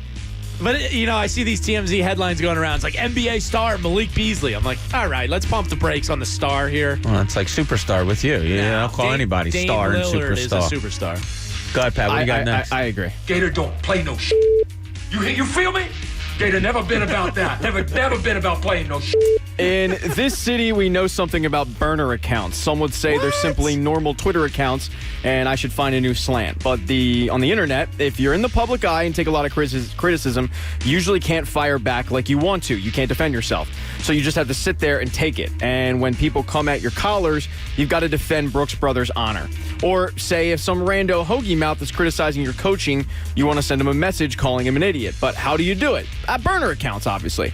Matt Patricia was recently fired from the Lions. He packed up his pencil and headed home to collect a paycheck for not coaching the team. That's a sweet gig. Yeah, it is. He joins a long list of former Bill Belichick assistants that didn't work out when they ran the show. But according to one Twitter account, at Eddie P. Lions fan, Matt Patricia, or as he's repeatedly refers to him as Coach Patricia, was a great coach, an incredible coach. And if the Lions just listened to him, they would have had success. Now, on the surface, you might be skeptical. But all of Eddie P's tweets came either before the season or right after Patricia was axed. Every tweet is defending Patricia like I defend jorts. You know you're wrong, but you dug in so much that you can't look back. According to Eddie P's account, he's a father of 3, a tech nerd, a Lions fan.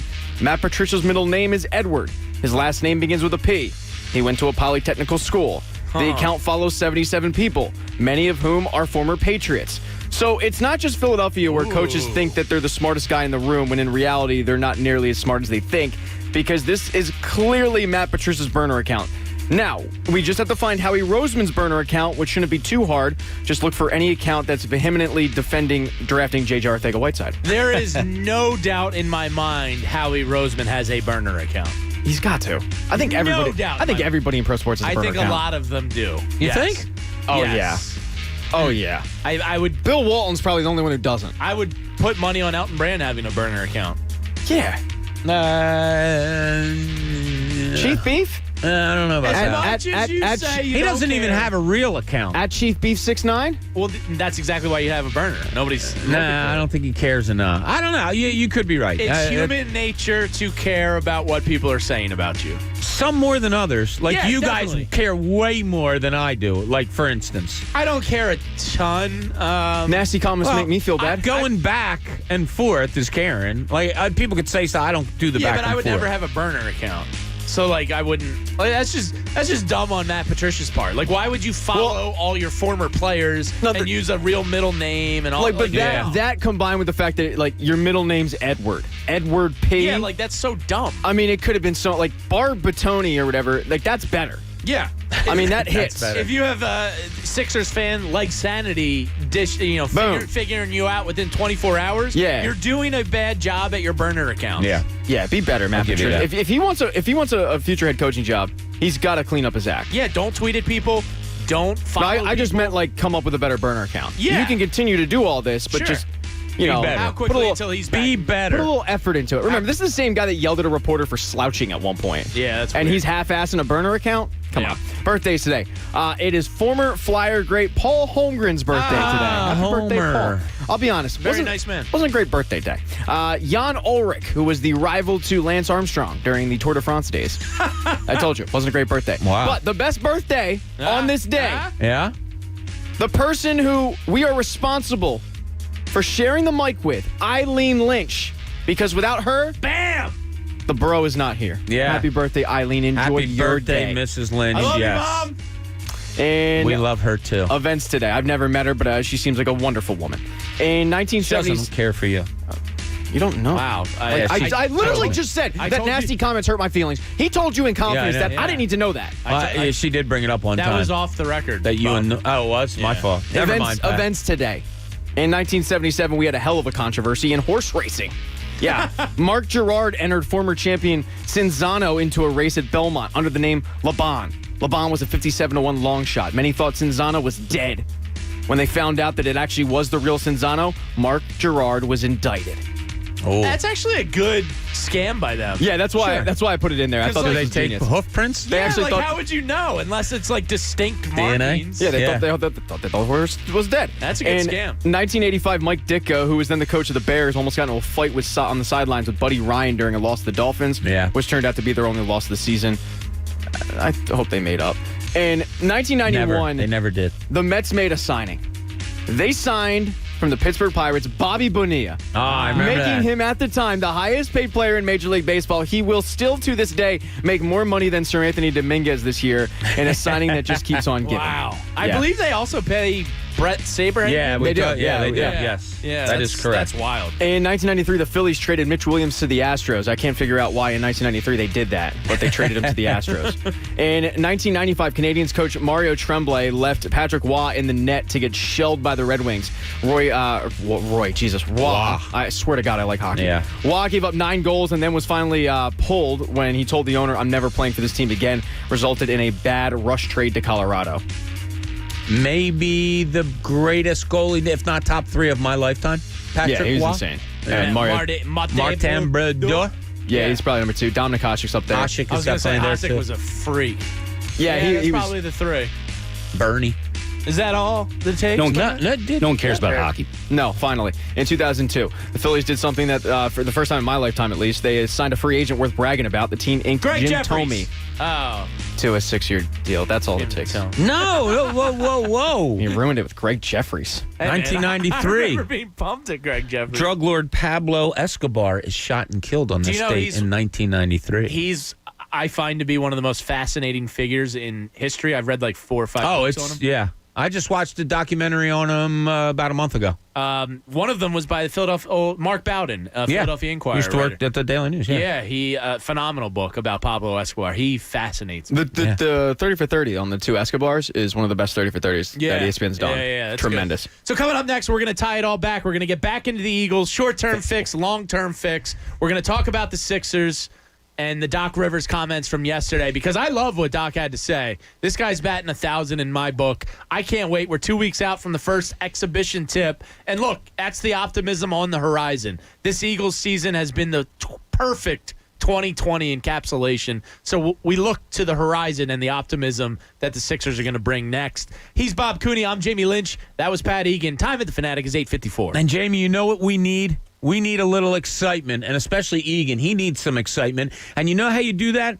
Well, you can add it to your football watching experience by betting on all the action on FanDuel Sportsbook in partnership with Valley Forge Casino. FanDuel is America's #1 sportsbook. Their app is simple to use. They've got great odds, unique fun bet types, and exclusive promotions. And when you win, they get you your winnings in as little as 24 hours.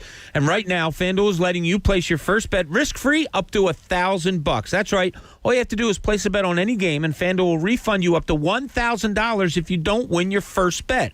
Place any bet you want. If you win, you keep the cash. If you lose, you'll get your entire bet back up to $1,000 in-site credit. We talked a lot about the games this weekend coming up. You got to keep an eye on the COVID. You got to keep an eye on the weather. What's going on? Do you like the Birds going to Green Bay? I don't know. Not many do. But all you have to do is download the FanDuel Sportsbook app to get started, and be sure to sign up with promo code Bob so they know that I sent you. That's FanDuel Sportsbook, promo code Bob. Must be 21 or older and present in New Jersey or Pennsylvania. First online real money wager only. Site credit is non-withdrawable and expires in 14 days. Restrictions apply. See sportsbook.fanduel.com for details. If you have a gambling problem, call 1-800-GAMBLER. So this happens on the same weekend that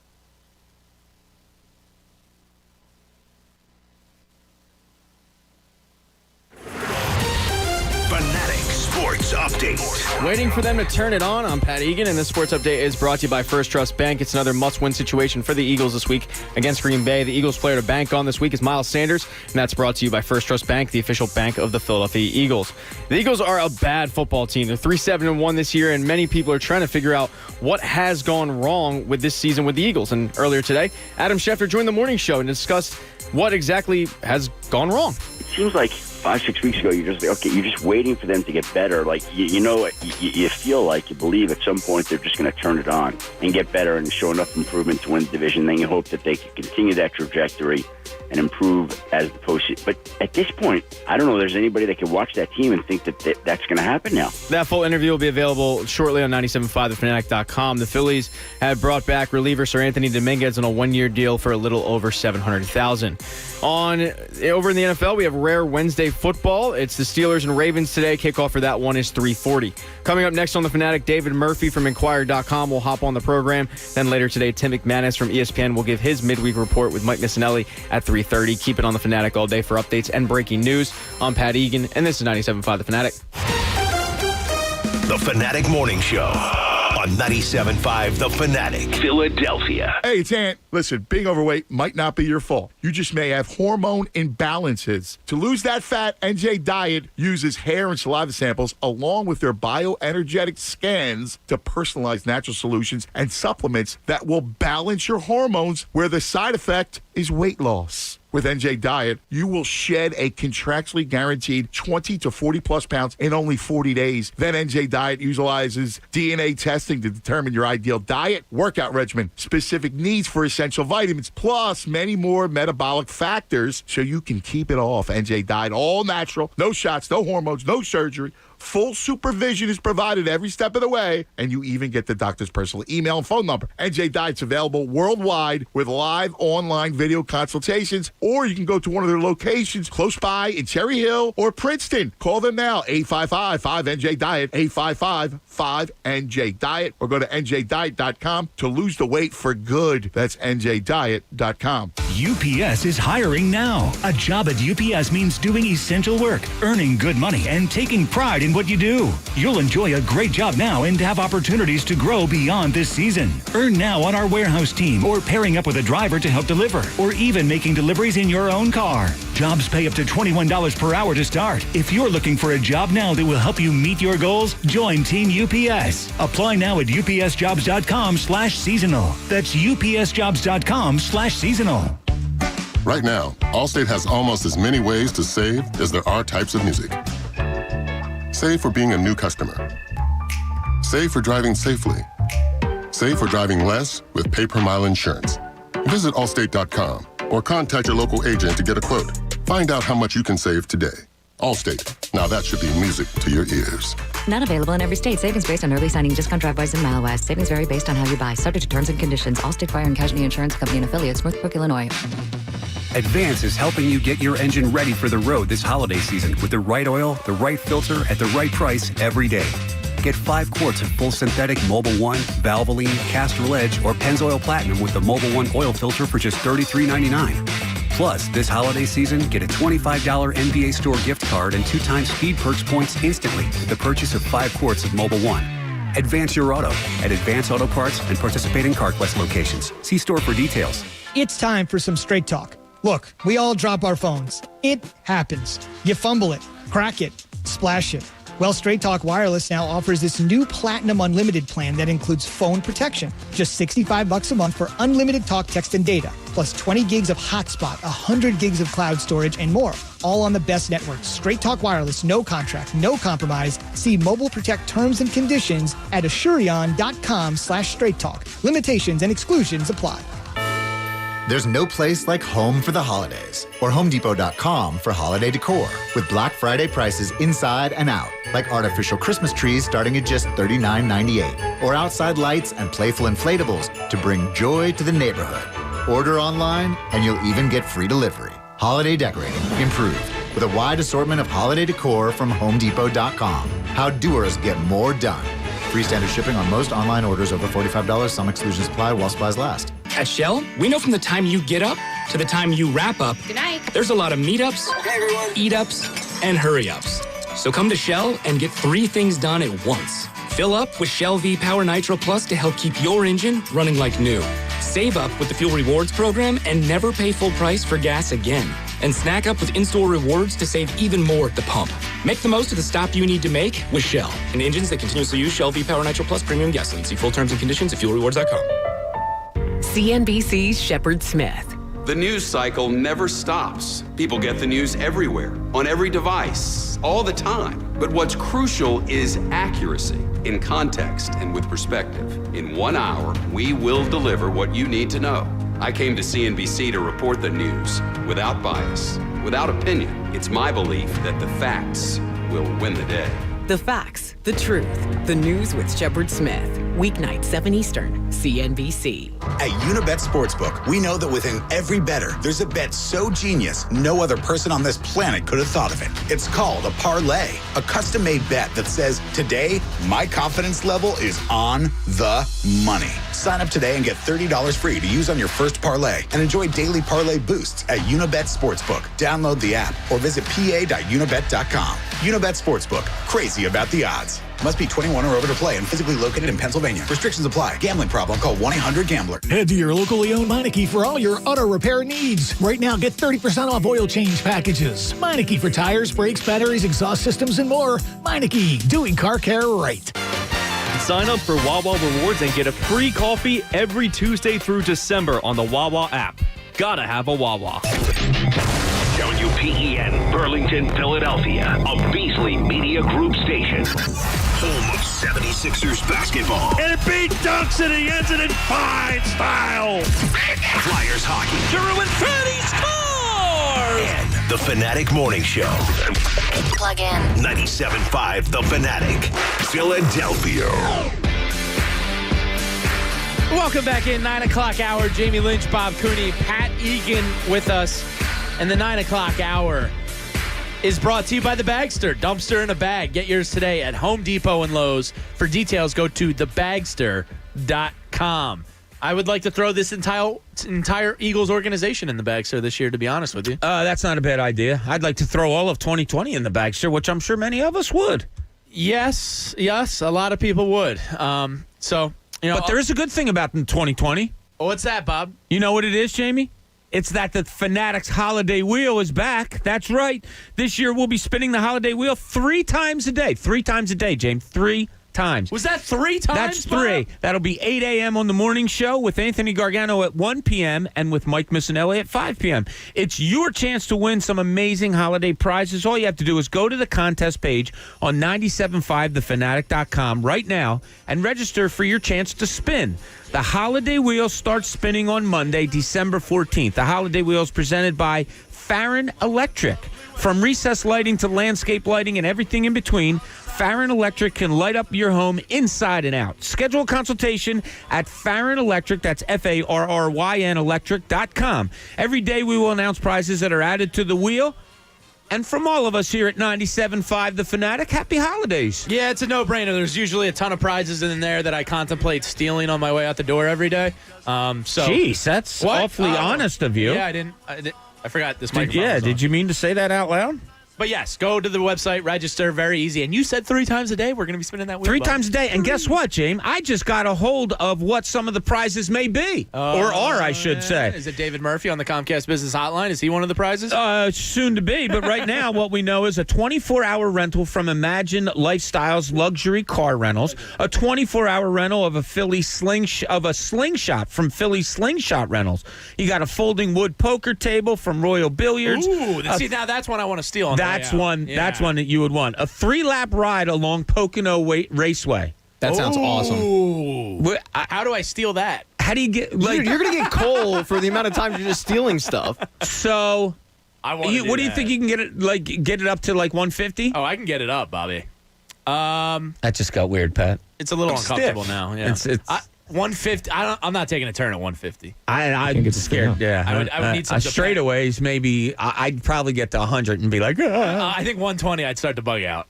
Yeah, I'm not trying to brag, but in my Toyota Corolla, I've gotten it up to 110. Wow, it's pretty serious. Wow. Toyota Corolla. Yeah, I need some Depends if I'm taking a turn anywhere near 150. Yeah, all right. Yeah, but that sounds like a great. And there's prize. other prizes there also. All right, awesome. Joining us now from the Philadelphia Inquirer on the Comcast Business Hotline. Bounce forward is our buddy David Murphy. Dave, what's going on, man? Not much, man. Just sitting here drinking my coffee. Enjoying another beautiful Philadelphia morning. Yes, it really is. The sports landscape is so inspiring and refreshing, and there's nothing aggravating about it at all right now. That's one way to look at it. So, Dave, Monday night, the Seahawks just seem to have the Eagles' number. Regardless of, Eagles struggles or not, even if the Eagles are good, they seem to struggle to the Seahawks. But now, we've seen it. I think a lot of people always try to keep that Eagles optimism. Like, all right, this is the week. This is the Cowboys' horrendous defense. This is the week Carson Wentz and Doug P. turn the corner and get it fixed. Seattle Seahawks, 28th in the league in terms of passing yardage allowed per game. This is the week they fix it. Now I think people are officially at the point where I don't know if a fix is possible this year. How do you see this season kind of unfolding here in the final weeks? And do you anticipate, one of the 3 major heads to roll this offseason? Yeah, I think we've reached the point where somebody, I don't think Jeffrey Lurie can hold his head up in public if something does not happen. At least I think that's probably how he's going to feel heading into the offseason. This is historic what the Eagles are doing right here. They're just, it's one thing to have a down season and go, finish 4-12 or 3-12-1, but it's another thing to just look completely incompetent on the offensive side of the football when you have, a coach who's regarded as an offensive mind. And a quarterback who you're paying, $30+ million a year to. something has to happen. But the Eagles cannot take the chance that this is not a one-time thing and throw away 2021, because at that point, you're just throwing away your fan base. Murph, what do you think is the biggest reasoning for Carson Wentz's downfall? You can tie it to Doug Peterson, you can tie it to injuries, you can tie it to scheme, whatever it may be. But what do you see as the biggest reason? That's a great question. I err on the side. I don't think any of us knows, first and foremost. But here's what I start with. The guy came into the season with 56 career starts. Take the MVP season out of it, because a lot of his detractors like to go back to that and say it was 1 year, he's not an MVP anymore, yada, yada, yada. Take that out of it. In 2018 and 2019, Carson Wentz played 32 games or whatever it was, 28 games, showing that he could at least be a competent NFL quarterback. Now, again, that's not what we're aiming for when you're giving a guy $30 million a year, but just start there. The guy has a long enough track record of being a competent quarterback that you got to give him some degree of benefit of the doubt that he's not suddenly overnight becoming the worst quarterback in the league. He's not Austin Powers. He didn't just lose his mojo. And the one caveat is if that hit by Jadeveon Clowney really did knock something loose. But I think we've seen enough this season out of him, even in the flashes, where I don't think it's a physical issue. So then I go to, look, this offensive line, they've started 10 different offensive line combinations when the guy's been under center. These receivers, if you watch these guys on film, they cannot beat a guy on an island ever. Not one of these guys. Alshon can't get down the field. I like Fulgham, but there's a reason why he was a 6th-round draft pick who was released twice. I mean, he can't create separation consistently. He just doesn't have that burst. And Jalen Reagor has just been a complete flop, in my opinion. I mean, he's just shown none of the skills that he was allegedly drafted for. He just has not run great routes. He has not gotten himself open. He has not created space for himself. You combine those two things, an offensive line that's giving you less than 3 seconds, to make a decision, and receivers who take, 3 seconds to make their breaks and get open. And I'll tell you what, he's played really bad this year. No, there's no doubt about it. But I think on a competent roster, in normal circumstances, you're looking at Carson Wentz and you're saying, man, we finished 8-8 because Carson Wentz had a down year. I think you're combining a down year from the quarterback that has kind of compounded itself given all these issues. I think it's just been a big snowball. But I think if you're looking for one reason, I mean, the offensive line is absolutely the number one problem with this offense. It's the problem with the coach. It's the problem with the quarterback. Yeah. And then you go to the receivers, and I think right there, look, Jalen Hurts is not doing any better unless he's just running around for 100 yards a game. Murph, all right, poof, you're Jeffrey Lurie this offseason. I present to you Howie Roseman, Doug Peterson, Jim Schwartz, and Carson Wentz. You can only protect one. I think I know where your answer is going to be. Yeah, I mean, you got to protect the quarterback. And look, I get it. Like, I get people's frustration with the guy, and I get their frustration with people who quote unquote defend the guy. But the thing about this city is it's just we have no nuance. We have no spectrum, no gradient. Everything is all or nothing. Yeah. You notice that about us? And that's great. I mean, it's why it's fun to cover sports in the city. It's why it's fun to be a fan of the city. But reality is not that way. And if you look at quarterbacks across the league, we've created. There's this cult of the quarterback that's been created, and it might be true for the truly elite guys, for the Peyton Mannings, and I'm not even going to get into that. But that's a whole other argument. But the fact of the matter is, 8 years ago, people thought Phillip Rivers should retire because he had a couple seasons that were just brutal. I'm shocked that Derek Carr is still the quarterback of the Raiders. Matt Stafford has gone from, I mean, Eli Manning was an MVP candidate one year, and I mean, look at Eli's career, you know? Yeah. The position. Jamie's an MVP every year, Murph. Who's that? Jamie over there, the guy sitting across from me. Yeah. Yeah, he's got no down years whatsoever. But he's elite. We can't throw those guys. We got to throw those guys out of the conversation. But seriously, exactly. I mean, Matt Stafford. There are years where I've watched Matt Stafford and been convinced that he's, you know, a bottom 5 quarterback in the league, and then the next year I watch and I'm like, oh man, this guy's actually pretty good. You know, Kirk Cousins is the same way. Now look, Carson Wentz has some fundamental flaws in his game that he's always had. He's got shoddy mechanics. He's got a slow release. You know, he tends to forget about his lower half. Like he's got some things that when they go, they're like me on the golf course. You know, when it goes bad, it goes real bad. He looks like me when I'm golfing hungover. Like we're just like the parts don't work. You know, and he, you know, that's not a good thing. The fact of the matter is, if you're in a winning situation, I still think he's a quarterback that has the tools that you gotta stick with, especially given, you know, all your investment in him. All right, Murph, we're going to switch it up. We'll go over to the Sixers here to get a little optimism going. And, you know, to me, Doc Rivers, great signing, has said all the right things. I like what he said yesterday about Ben Simmons, that he's not going to force him to be a shooter, that he's giving him the keys, let it come naturally. What have been your thoughts early on about Doc Rivers, and do you think that Ben Simmons and Joel Embiid will prosper under him? You know, I can't answer that second question. I don't know if any of us can. But I do think there's a far better shot than people are giving it. Look,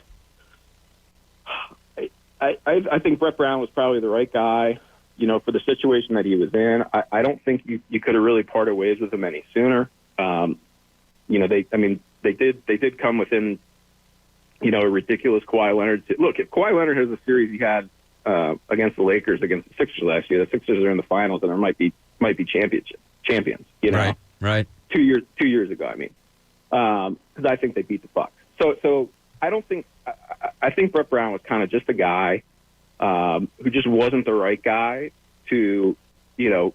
I don't think one of Brett's strengths was knowing his players and knowing how to put them in situations that are best suited for them. And I think Doc Rivers has shown to be that guy. You know, I don't know that Doc Rivers is you know, Brad Stevens in terms of an X's and O's guy, but I think when Doc Rivers speaks, guys listen to him, and when he tells you to do something, you have confidence that it's the best thing to do. And I think by the end of Brett's tenure, that was lacking. So I think that element alone should work wonders for Ben and Joel. Then you have the accountability factor. I mean, both of these guys have to know, like, look, you know, there's no excuses now. You know, I think they know that if they don't play well under Doc, it's going to look very bad on them. And then I think that, you know, I think there's enough flexibility where you can kind of evaluate as you go. I'm not going to say I'm optimistic. I think it all comes down to whether Ben, you know, forget shooting. He needs to become a scorer. You know, that's why Brett was right. Doc's right when they say it's not, you know, they're not concerned about him shooting a three. Ben doesn't need to shoot threes. He needs to be able to take the ball in his hands in the half court and decide, I'm going to get to the rim and I'm going to score. And, you know, definitely part of that is developing a little, you know, 12-foot fadeaway game. You know, essentially he needs to just, like, he doesn't need to become LeBron, but he needs to kind of develop LeBron's offensive game. You know, we saw that. There were a couple games last year where we saw it. I can't remember which ones off the top of my head, but there were a couple games where Ben really decided he was going to take over. You know, and he just had a nose for the rim. And I think that's what they need, and hopefully that's what Doc Rivers is trying to get him, the mode he's trying to get Ben Simmons into. Yeah, last one for me, Murph. Let's switch gears again on you and go to the Philadelphia Phillies, because no team in town pisses me off more than they do. You know, I see Mike Minor getting signed. You know, I see the Braves involved with Blake Snell rumors. Other guys are out there getting signed. And the Phillies are laying off employees and potentially kicking tires on a new front office, but I kind of fully expect Ned Rice to be in that role next year. Can you explain to me what the hell's going on down there? I mean, the only explanation is that they're the Phillies. you know, and this kind of this is who they are. It's just not a, and with they deserve some respect. Like they're in terms of fan experience and their care for the fan base. Absolutely. I think they're the number one team in town. Yeah, what they did when I took my infant to the game a year and a half ago, and the service they gave us and how much they cared and show, like, they do give you a great experience. The product on the field is a different story. Right. Yeah. But and then I'm going to tie the two together, and bless his heart, rest in peace. That's all completely a function of David Montgomery, who really, really, took over the team when the team wasn't so great, and just, decided that he was gonna make this a Philadelphia team and a fans team. And they're a lot like Disney in the way that they train their employees and kind of bring them up, and everyone starts in the ticket office, and there's a reason why they have every ex-manager and general manager on the payroll right now. It's just like a very family-oriented atmosphere. But, look, Facebook ain't a family-oriented atmosphere, Google ain't a family-oriented atmosphere. Apple isn't a family-oriented atmosphere. Like, at some point, to become a very successful leader in your industry, you need to prioritize, efficiency, production, all that stuff. And the Phillies just haven't. They've been very slow to embrace change because change is uncomfortable, and they've built a very comfort-oriented organization. And, that starts at the top. And, look, I just don't know that John Middleton is a great strategic thinker who kind of understands the modern way, not just of doing baseball, but of doing business, I think the first time I ever saw the guy was when they hired Ryan Sandberg. And, I don't think it's a coincidence that whenever you hear John Middleton talk, he sprinkles the conversation with references to the 70s and 80s, Pete Rose, yada, yada, yada. Yeah. I just think he's still kind of, this is still kind of his, like, toy and, like, his, like, connection to his youth. And, look, at some point you got to decide, like, we want to be a winning baseball team. Like, Steve Cohen, you think Steve Cohen's coming in there trying to, like, you know what fans like? They like winning. Yeah, exactly. You get that back when you win titles. Like, Steve Cohen is a killer, and that's why he's got, a $1 billion art collection. It's a good point. And they need so anyway, long story short, what they need to do is they need to identify a guy who and this is the problem, Middleton's the guy making the decisions, so he's the one who's got to be the judge of all this. But I think Josh Burns is a guy that I've heard mentioned as a strong contender, and I think he's like the guy, the type of guy that you need to bring in, say, look, man, you got the shot for 10 years, you're Daryl Morey, you're going to build this thing how you've seen the Dodgers, you've seen the Rays, you've seen the Diamondbacks, you've seen you've seen all these teams. You're going to build us that organization, and we're not tanking. Like, we're going to try to compete every year. Yeah. But our number one goal is building, what they have there so that, frankly, it's what they should have done 5 years ago. Yeah, look, you just named a guy from the Dodgers, and if this team really wants to correct itself, it needs a farm system. I'm all for hiring from teams that know how to build a farm system. Bottom line. Murph, anyway, we're up against the break, man. Great catching up with you. Thanks for hopping on with us, and we'll talk again soon. Absolutely. See you, buddy. Thanks, Murph. That's David Murphy from the Inquirer on the Comcast Business Hotline. Bounce forward. He's Bob Cooney. I'm Jamie Lynch. We will play for you. Doc Rivers coming up next. Time at the Fanatic is 9:22. Hey, guys, Bob Cooney here. And you know what you need to do? Well, you need to add a little excitement to your football watching experience by betting on all the action on FanDuel Sportsbook in partnership with Valley Forge Casino. FanDuel is America's #1 sportsbook. Their app is so simple to use. They've got great odds, unique, fun bet types, and exclusive promotions. And when you win, they get you your money in as little as 24 hours.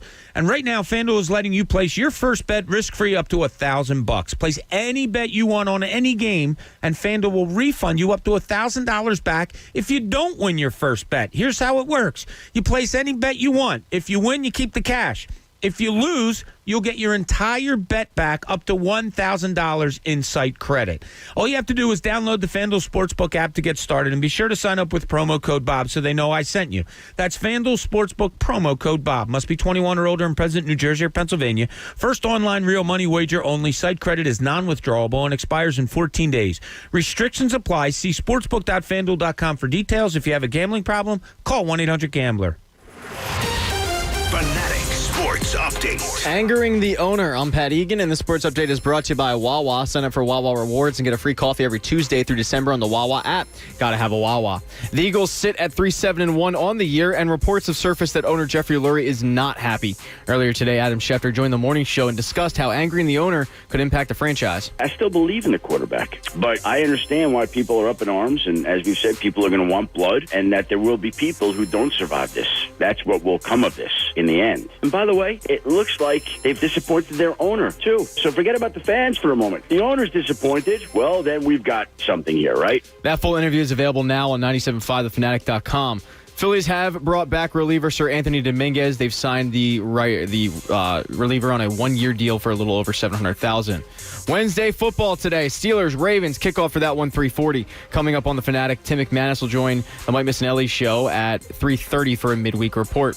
Keep it on the Fanatic all day for updates and breaking news. I'm Pat Egan, and this is 97.5 The Fanatic.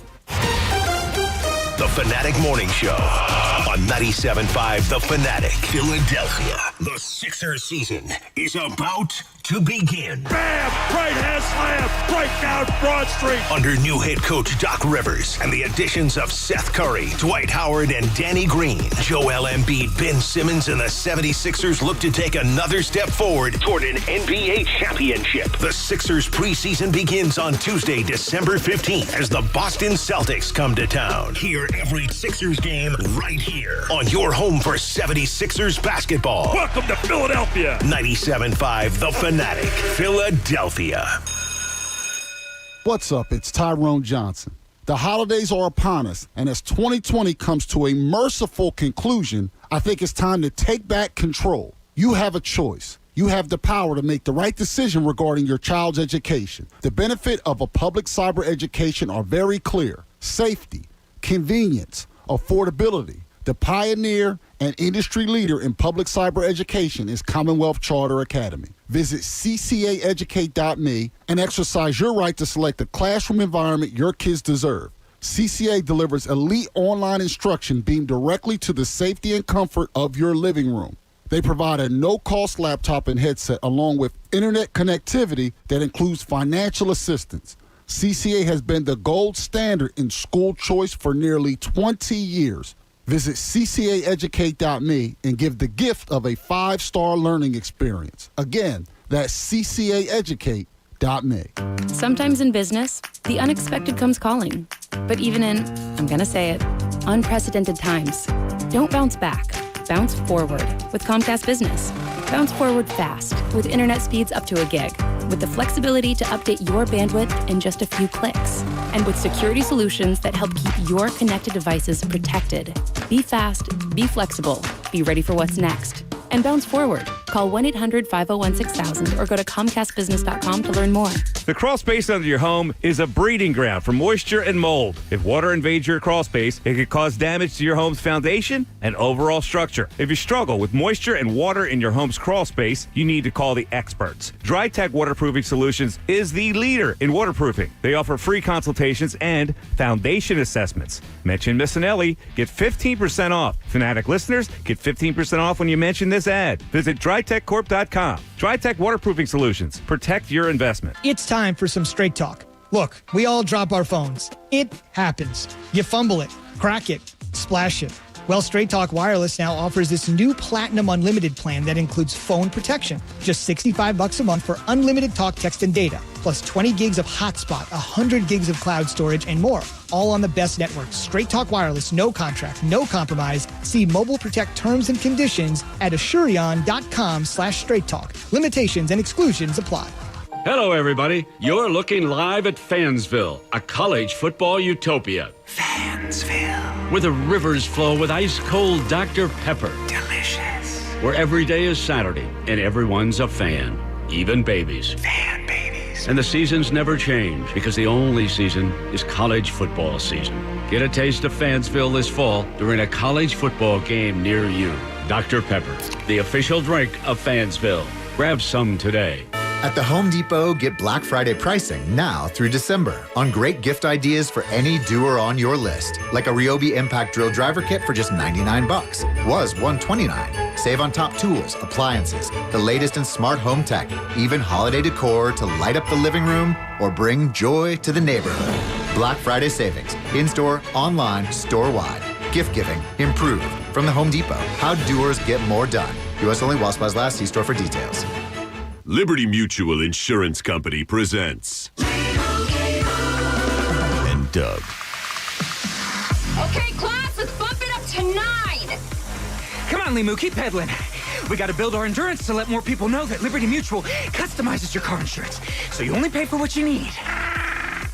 Pick up the pace, bird legs. Hey, don't talk to Limu like that. I'm not, I'm talking to you. Liberty, liberty, liberty, liberty. Get a customized quote at libertymutual.com. Ace is the place with the helpful hardware, folks. Looking for the perfect present? Then head to the perfect place. Stop by your neighborhood Ace and find the best gifts from brands like Steel, Eagle, and Milwaukee, or Traeger, Weber, and Yeti. And to help make sure your gifts are under your tree on time, you can shop in-store, online, or on the Ace app. Pick up in-store, curbside, or get them delivered. Get amazing deals on the best gifts when you wrap it in red at Ace at participating stores. Since the dawn of time, men and women have fought over one thing, the temperature. It's too hot. It's too cold. I'm sweating. I'm freezing. It's time to end the thermostat wars. It's time to give peace a chance. It's time for a high-efficiency heating and cooling system for even, consistent heat in your home. And with Trane's whole house air filtration system, you'll breathe cleaner, healthier air. Visit Trane.com to find an independent Trane comfort specialist near you. It's hard to stop a Trane. Every game has 1,000 storylines. So if you've got an angle, a hunch, or some info you got from that guy in 10 fantasy leagues across the street, Unibet's got that bet. Unibet Sportsbook has all the bets you need for every game. Sign up today and get $30 to bet with. No deposit required. Download the app or visit pa.unibet.com. Unibet Sportsbook. Crazy about the odds. Must be 21 or over to play and physically located in Pennsylvania. Restrictions apply. Gambling problem? Call 1-800-GAMBLER. More of the Fanatic Morning Show now on 975 The Fanatic, Philadelphia.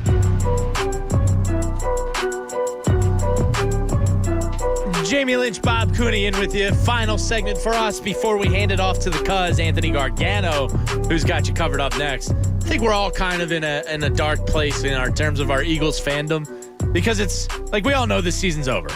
You make the playoffs, it doesn't matter. Like, it's still going to be over. I said that earlier, and you kind of gave it the... Yeah, I was kidding. I mean, playoffs, unfortunately, still are on... He wasn't kidding, was he, Pat? You were the ultimate optimist of this entire station. You were not kidding. This is dead. I mean, this season's dead. Nobody enjoys watching it. It's Nobody over. enjoys it, but is it dead? I mean, not technically. Unfortunately. But it's dead. I hear you. It's dead. According to the Twitter poll, and we're 99% of people say it's dead. I'm glad to see the results for the Twitter poll. We didn't even mention it on air. We just kind of threw it up just because I wanted to gauge where people's heads are kind of at. And, 1,400 votes is a small sample size of where people's heads are at. And I'm glad to see these results.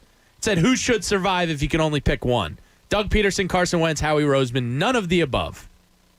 Leader in the clubhouse is Carson Wentz at nearly 77% of the vote. That's good to see. Yeah, that's the way I go. Because you can't quit on a potential franchise quarterback without trying either a new coach, a new play caller, or addressing, an offensive line, better weapons, yada, yada, yada. And you can't go away from the business aspect of it. You have invested over $100 million. Regardless of what happens, he's here next year. If you want to open it up to a true quarterback battle in camp between Jalen Hurts and Carson Wentz next year, go for it. Yeah, so be it, right. May the best man win. But financially, you're tied to Carson Wentz through next year, and even then, if you do move on from him, there's some dead cap money involved. Whatever. It is possible to move on from him after next season. But you want to see a new coach, a new look. You want to see somebody else, see if they can fix him, because this isn't something we're making up in our heads. This is a regression, the likes of which the NFL's never seen before. I mean, Ian Rappaport put the tweet out yesterday that, basically this has never been seen before in the NFL. Somebody with a quarterback rating so high for 3 seasons to fall off a cliff as drastically as it did this year. And the Eagles' blame game is kind of pointless because there's so much blame to go around. Right. You don't even know where to put it. But it's good to see the majority of people would have Carson Wentz's back in terms of, in comparison to Doug Peterson and Howie Roseman. Howie Roseman only gets 1.9% of the vote. Oh, my God. People are done with Howie. Yeah. Yeah, well, it's like all the stuff we talk about. Like Murph said, he doesn't have an offensive line. Nobody's getting open. All that goes back to the GM. Sure. If guys aren't getting open, if the offensive line can't block, and if there's injuries that you can't replace, that all goes back to Howie. So, yeah. Do you think, because Howie is, look, Jeffrey and him have a good relationship, it appears.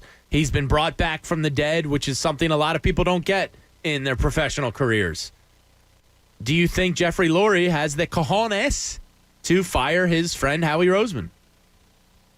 Because when you boil it down, if you are playing the blame game, I think Howie gets the biggest piece of the pie.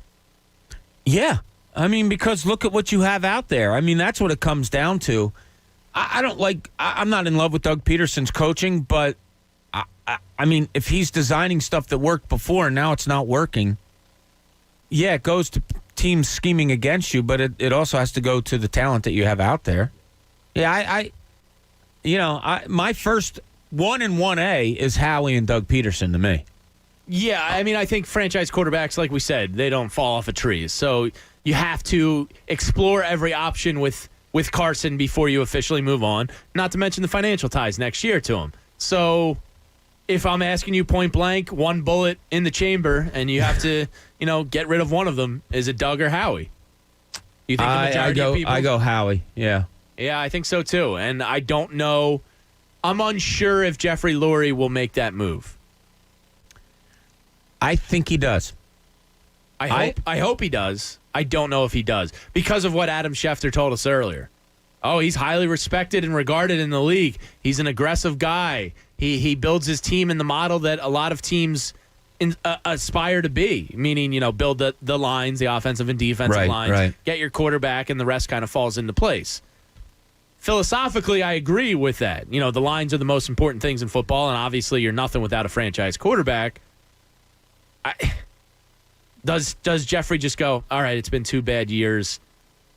I still believe in him. I'll keep him over Doug. Because when I think push comes to shove, Jeffrey Lurie's role in this is the most untalked about aspect. I have a feeling he would choose Doug over Howie. Perhaps. I got to tell you, though, as much as I think Howie should go before Doug, and I think Doug maybe should go also, I don't want Doug and Carson together again. And, the relationship that we're taught, that we've watched, that we've witnessed, I don't think there is one anymore between quarterback and head coach. So if you're looking to win games on the field, I don't know how you can have Doug and Carson together again either. Yeah. So, as we said, you can make an argument for anything about this Eagles team, and none of it is wrong. No, everybody's right with how bad this team is. Yeah. Got a funny tweet here from John Izzy on Twitter. He said, I shoot Doug, then I go out and buy more bullets, and I shoot Howie. Jesus, that took a turn. Yeah. Oh, jeez, yeah. I just want to fire the guy. We're talking about metaphoric bullets, Just got real for a second. You're making it I know, awkward, Gene. Pat. You could have done better there. Bullet in chamber? Uh-huh. What's wrong? No, Sometime Old You're Yeller's got to get put down, I hear you. Howie might be Old Yeller Oh, here. come on, man. That's a spoiler alert. Let's go to Dan in the Northeast. Dan, what's going on, man? Yeah, what's going on, Jack? All right, so first I want to wish you guys, give you your holiday wishes and a blessed Jamie Day to you and your family. Oh, yeah, it is Jamie Day. We didn't even realize. Yeah, Too much going Jamie on. Day. Yeah. Same to you, Dan, and your family. So, you said earlier, both you and Bob said that you want the show to be fun. So I don't want to talk about the Eagles specifically. Yeah, they're not fun. I want to acknowledge how bad these teams are, the Eagles and the Phillies. So what I did, and everyone at home can do this, if you got a pen, all you have to do is take a tally. And I'm going to go through a couple things. It's a provisional test to see who the king of the trash is between the Eagles and the Phillies. It's the behemoth of the bagsters, like what I would like to call it. All right. So, for GM, I went, for me personally, now everyone can just do this at home, but I went Clintax Fitch as being worse than Roseman. Okay. Coach, I want Doug over Girardi being worse, honestly. I know they both won respectively, but it's the buffoonness of Doug. Well, it's kind of easy to win in the Bronx. I think Joe still has some things to prove. Yeah, you go overall team. I give a D to the Eagles, a D plus to the Phillies. I think they're a little bit better. Public relations. I don't know. Just Doug compared to firing 80 people the day before Thanksgiving. That was a tough one. I went with Doug. You can go the draft and farm, dude. They're both an F, but the Phillies are an F minus for longevity. Worst slogan, new norm versus stupid money. I had to go new norm because stupid money was accurate. Would you rather have the linebackers or the bullpen? And I went with the linebackers because I could name a few. I couldn't name anybody off the bullpen. Owner was tied. The biggest weasel, I went with Jake Arrieta over Alshon Jeffrey, to be honest with you. Jeffrey Burrow Super Bowl, and I just Arrieta is just like, I don't know. Yeah, I hear you. Last two, ready? Mascot, I had to go Fanatic. I had to go Swoop over the Fanatics because obviously Fanatic's much better. And then the Brighter Future, and that is a tie because neither seem to have any plans for the future. So yeah. Well, thanks for the call, Dan. Appreciate it. You checking in. Appreciate it, Dan. It's a good rundown of pretty much everything. Dan's got a lot of time on his hands between his tweets and thoughts that he plays out. Good for him. Yeah. So your brain's in a pretzel right now. Yeah, he just threw a lot at me. Yeah, I know. It was overload for 940 when he and twisted me up there. Yeah. Philly sports isn't fun. No, it's not. It's not fun. But the one that's the message I got from all that. A new season brings upon a renewed sense of optimism. Listen to Jamie. Here we go. I mean, how profound. Is that Confucius? Yeah, right. Yeah, well, a lot of people call me. Wow. You have that like on a mantle down in your basement. Right. I mean, he got it on a mug from Etsy. It's why we like sports. Every new season is a new chance. Like, who saw 2017 coming? You know what I mean? Like, there's always a chance. John McClain from Houston saw it coming.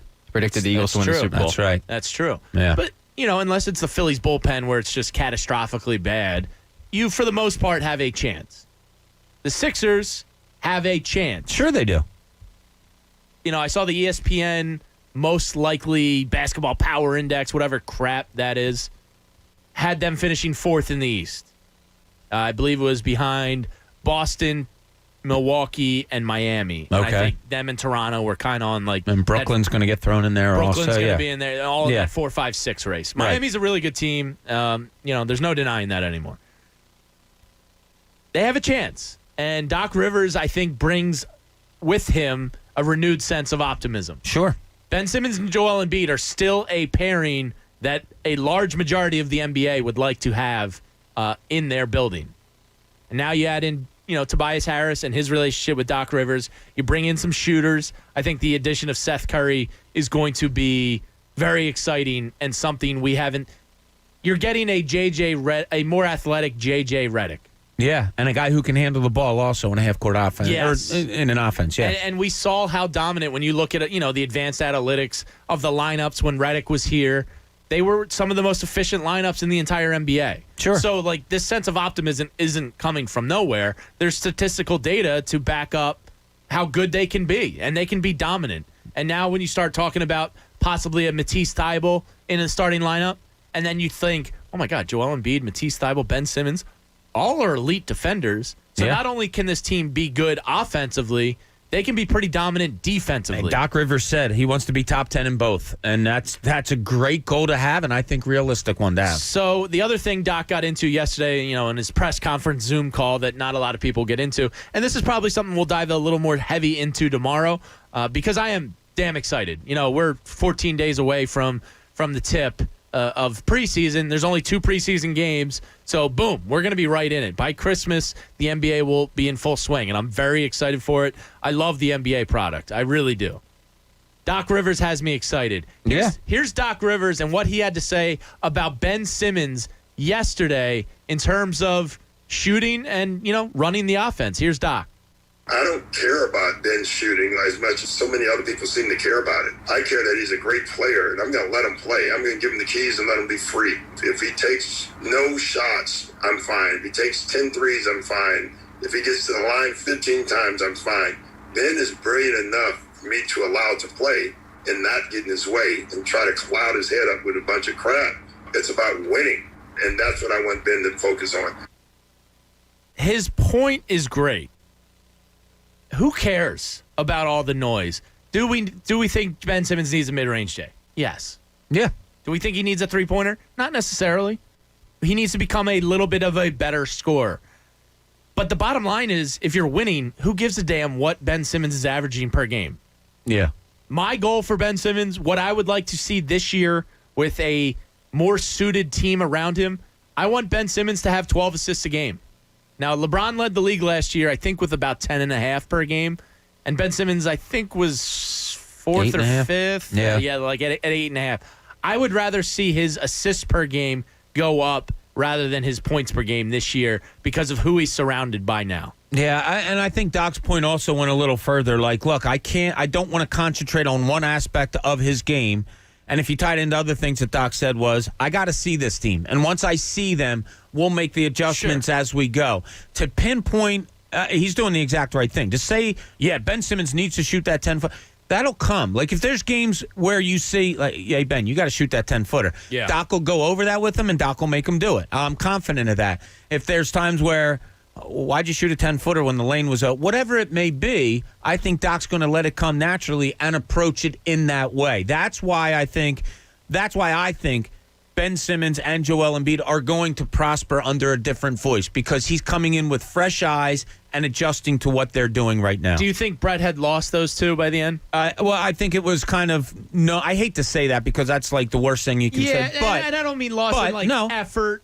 No, but the worst thing was, Brett called out Ben Simmons about the three-point, or not just the three-point shooting, but about shooting in general. Sure, there was the Jackie McMullen piece where and he brought his especially the parents in. three-point. So the three-point thing that Brett says, the next game he takes one and then goes 35 games without taking another one. Yeah.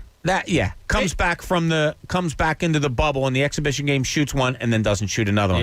Yeah, he had lost him on that. Yeah, maybe we make tomorrow a little bit of Sixers Day. Because, yeah, I'm all in. Because, look, this Eagles, we're going to talk to Dan Orlovsky at 8 o'clock tomorrow, which I'm excited about. He's watched the tape of the Seattle game by now. Mm-hmm. He'll preview going into Green Bay. And Dan is big, like we've all talked about here on the stage, getting the play action involved. Green Bay's run defense is atrocious. And if you can set up the run early, it should make Carson Wentz's life easier. So we'll talk to him at 8 o'clock tomorrow. 9 o'clock tomorrow, we'll talk to Jimmy Kemsky. And then at 9:30, we'll talk to one of our friends of the show, Kevin Nagandi. So we will touch on the Eagles tomorrow, but I wouldn't mind a little Sixers Day here. All right, we'll bring it. So we'll talk about more of the Sixers stuff tomorrow. Let's get back to the phones. Let's talk to Bill in Fishtown. Bill, what's going on, man?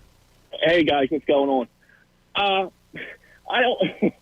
I don't think Larry's ever going to fire Howie. He's going to shuffle him somewhere else. I'm concerned about that, too, yeah. He's going to make him, hey, you know what? If you want to keep Howie around and have him be a strict mathematics cap guy, I have no problem with that. But he can't touch talent. But, Bill, real quick on that point, do you trust him running the cap right now, considering where they are heading into next year? I do trust him monetarily wise, yeah. Okay. In numbers, I do trust him, yeah. He's got that Joe Batterness about him where he's a genius with numbers more than anybody they probably have in the organization. Yeah, I tend to agree. And, look, the move, if Wentz isn't struggling to lock up the quarterback before the market is set again, is a brilliant one. And, stuff like having Josh McCown as an emergency quarterback away from the facility is a really smart move. Not everything he's done has failed, but, man, somebody else has got to run that draft.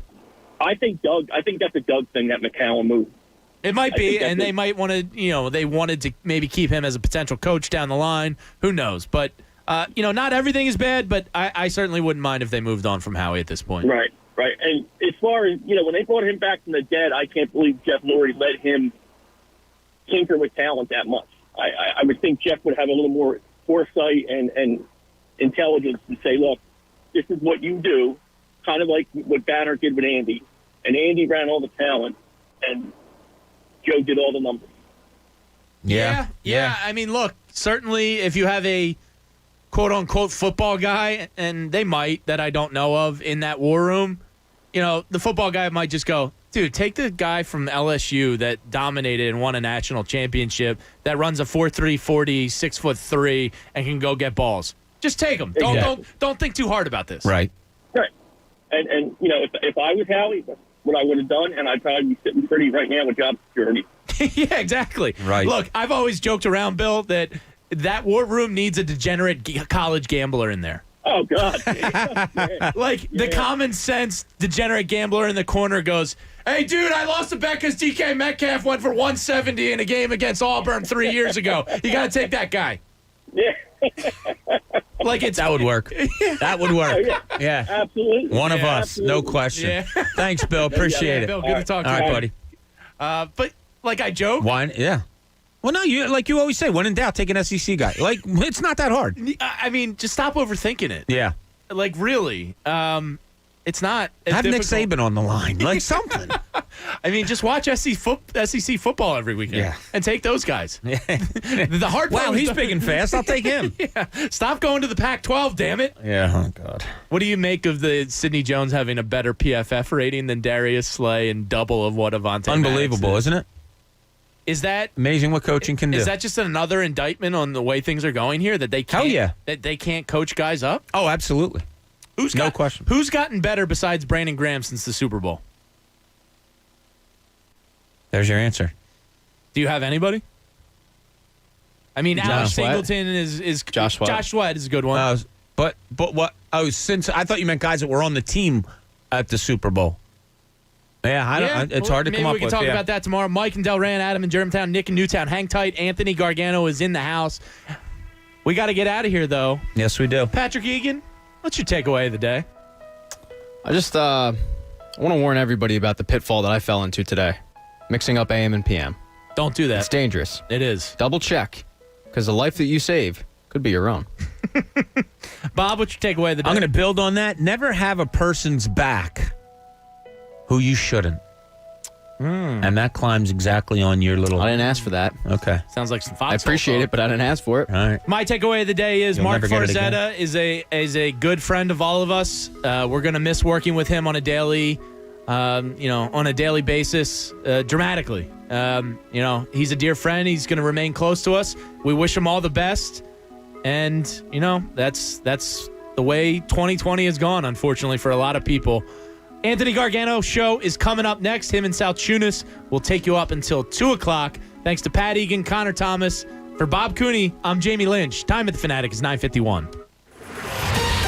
Fanatic Sports Update. Owner's mad. I'm Pat Egan, and the Sports Update is brought to you by Martin Law, the law firm for injured workers. Visit PAWorkinjury.com. Eagles sit at just 3-7-1 on the year, and reports have surfaced that owner Jeffrey Lurie is not happy.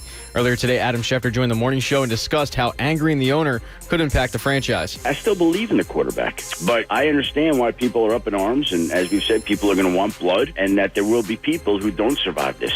That's what will come of this in the end. And by the way, it looks like they've disappointed their owner, too. So forget about the fans for a moment. The owner's disappointed. Well, then we've got something here, right? That full interview is available now on 975TheFanatic.com. The Phillies have made a signing. They're bringing back reliever Sir Anthony Dominguez on a one-year deal, a little over $700,000. We have Wednesday football today. The Steelers, Ravens, they kick it off at 3:40. Coming up on the Fanatic, Tim McManus will give a midweek report when he joins the Mike Missinelli show at 3:30.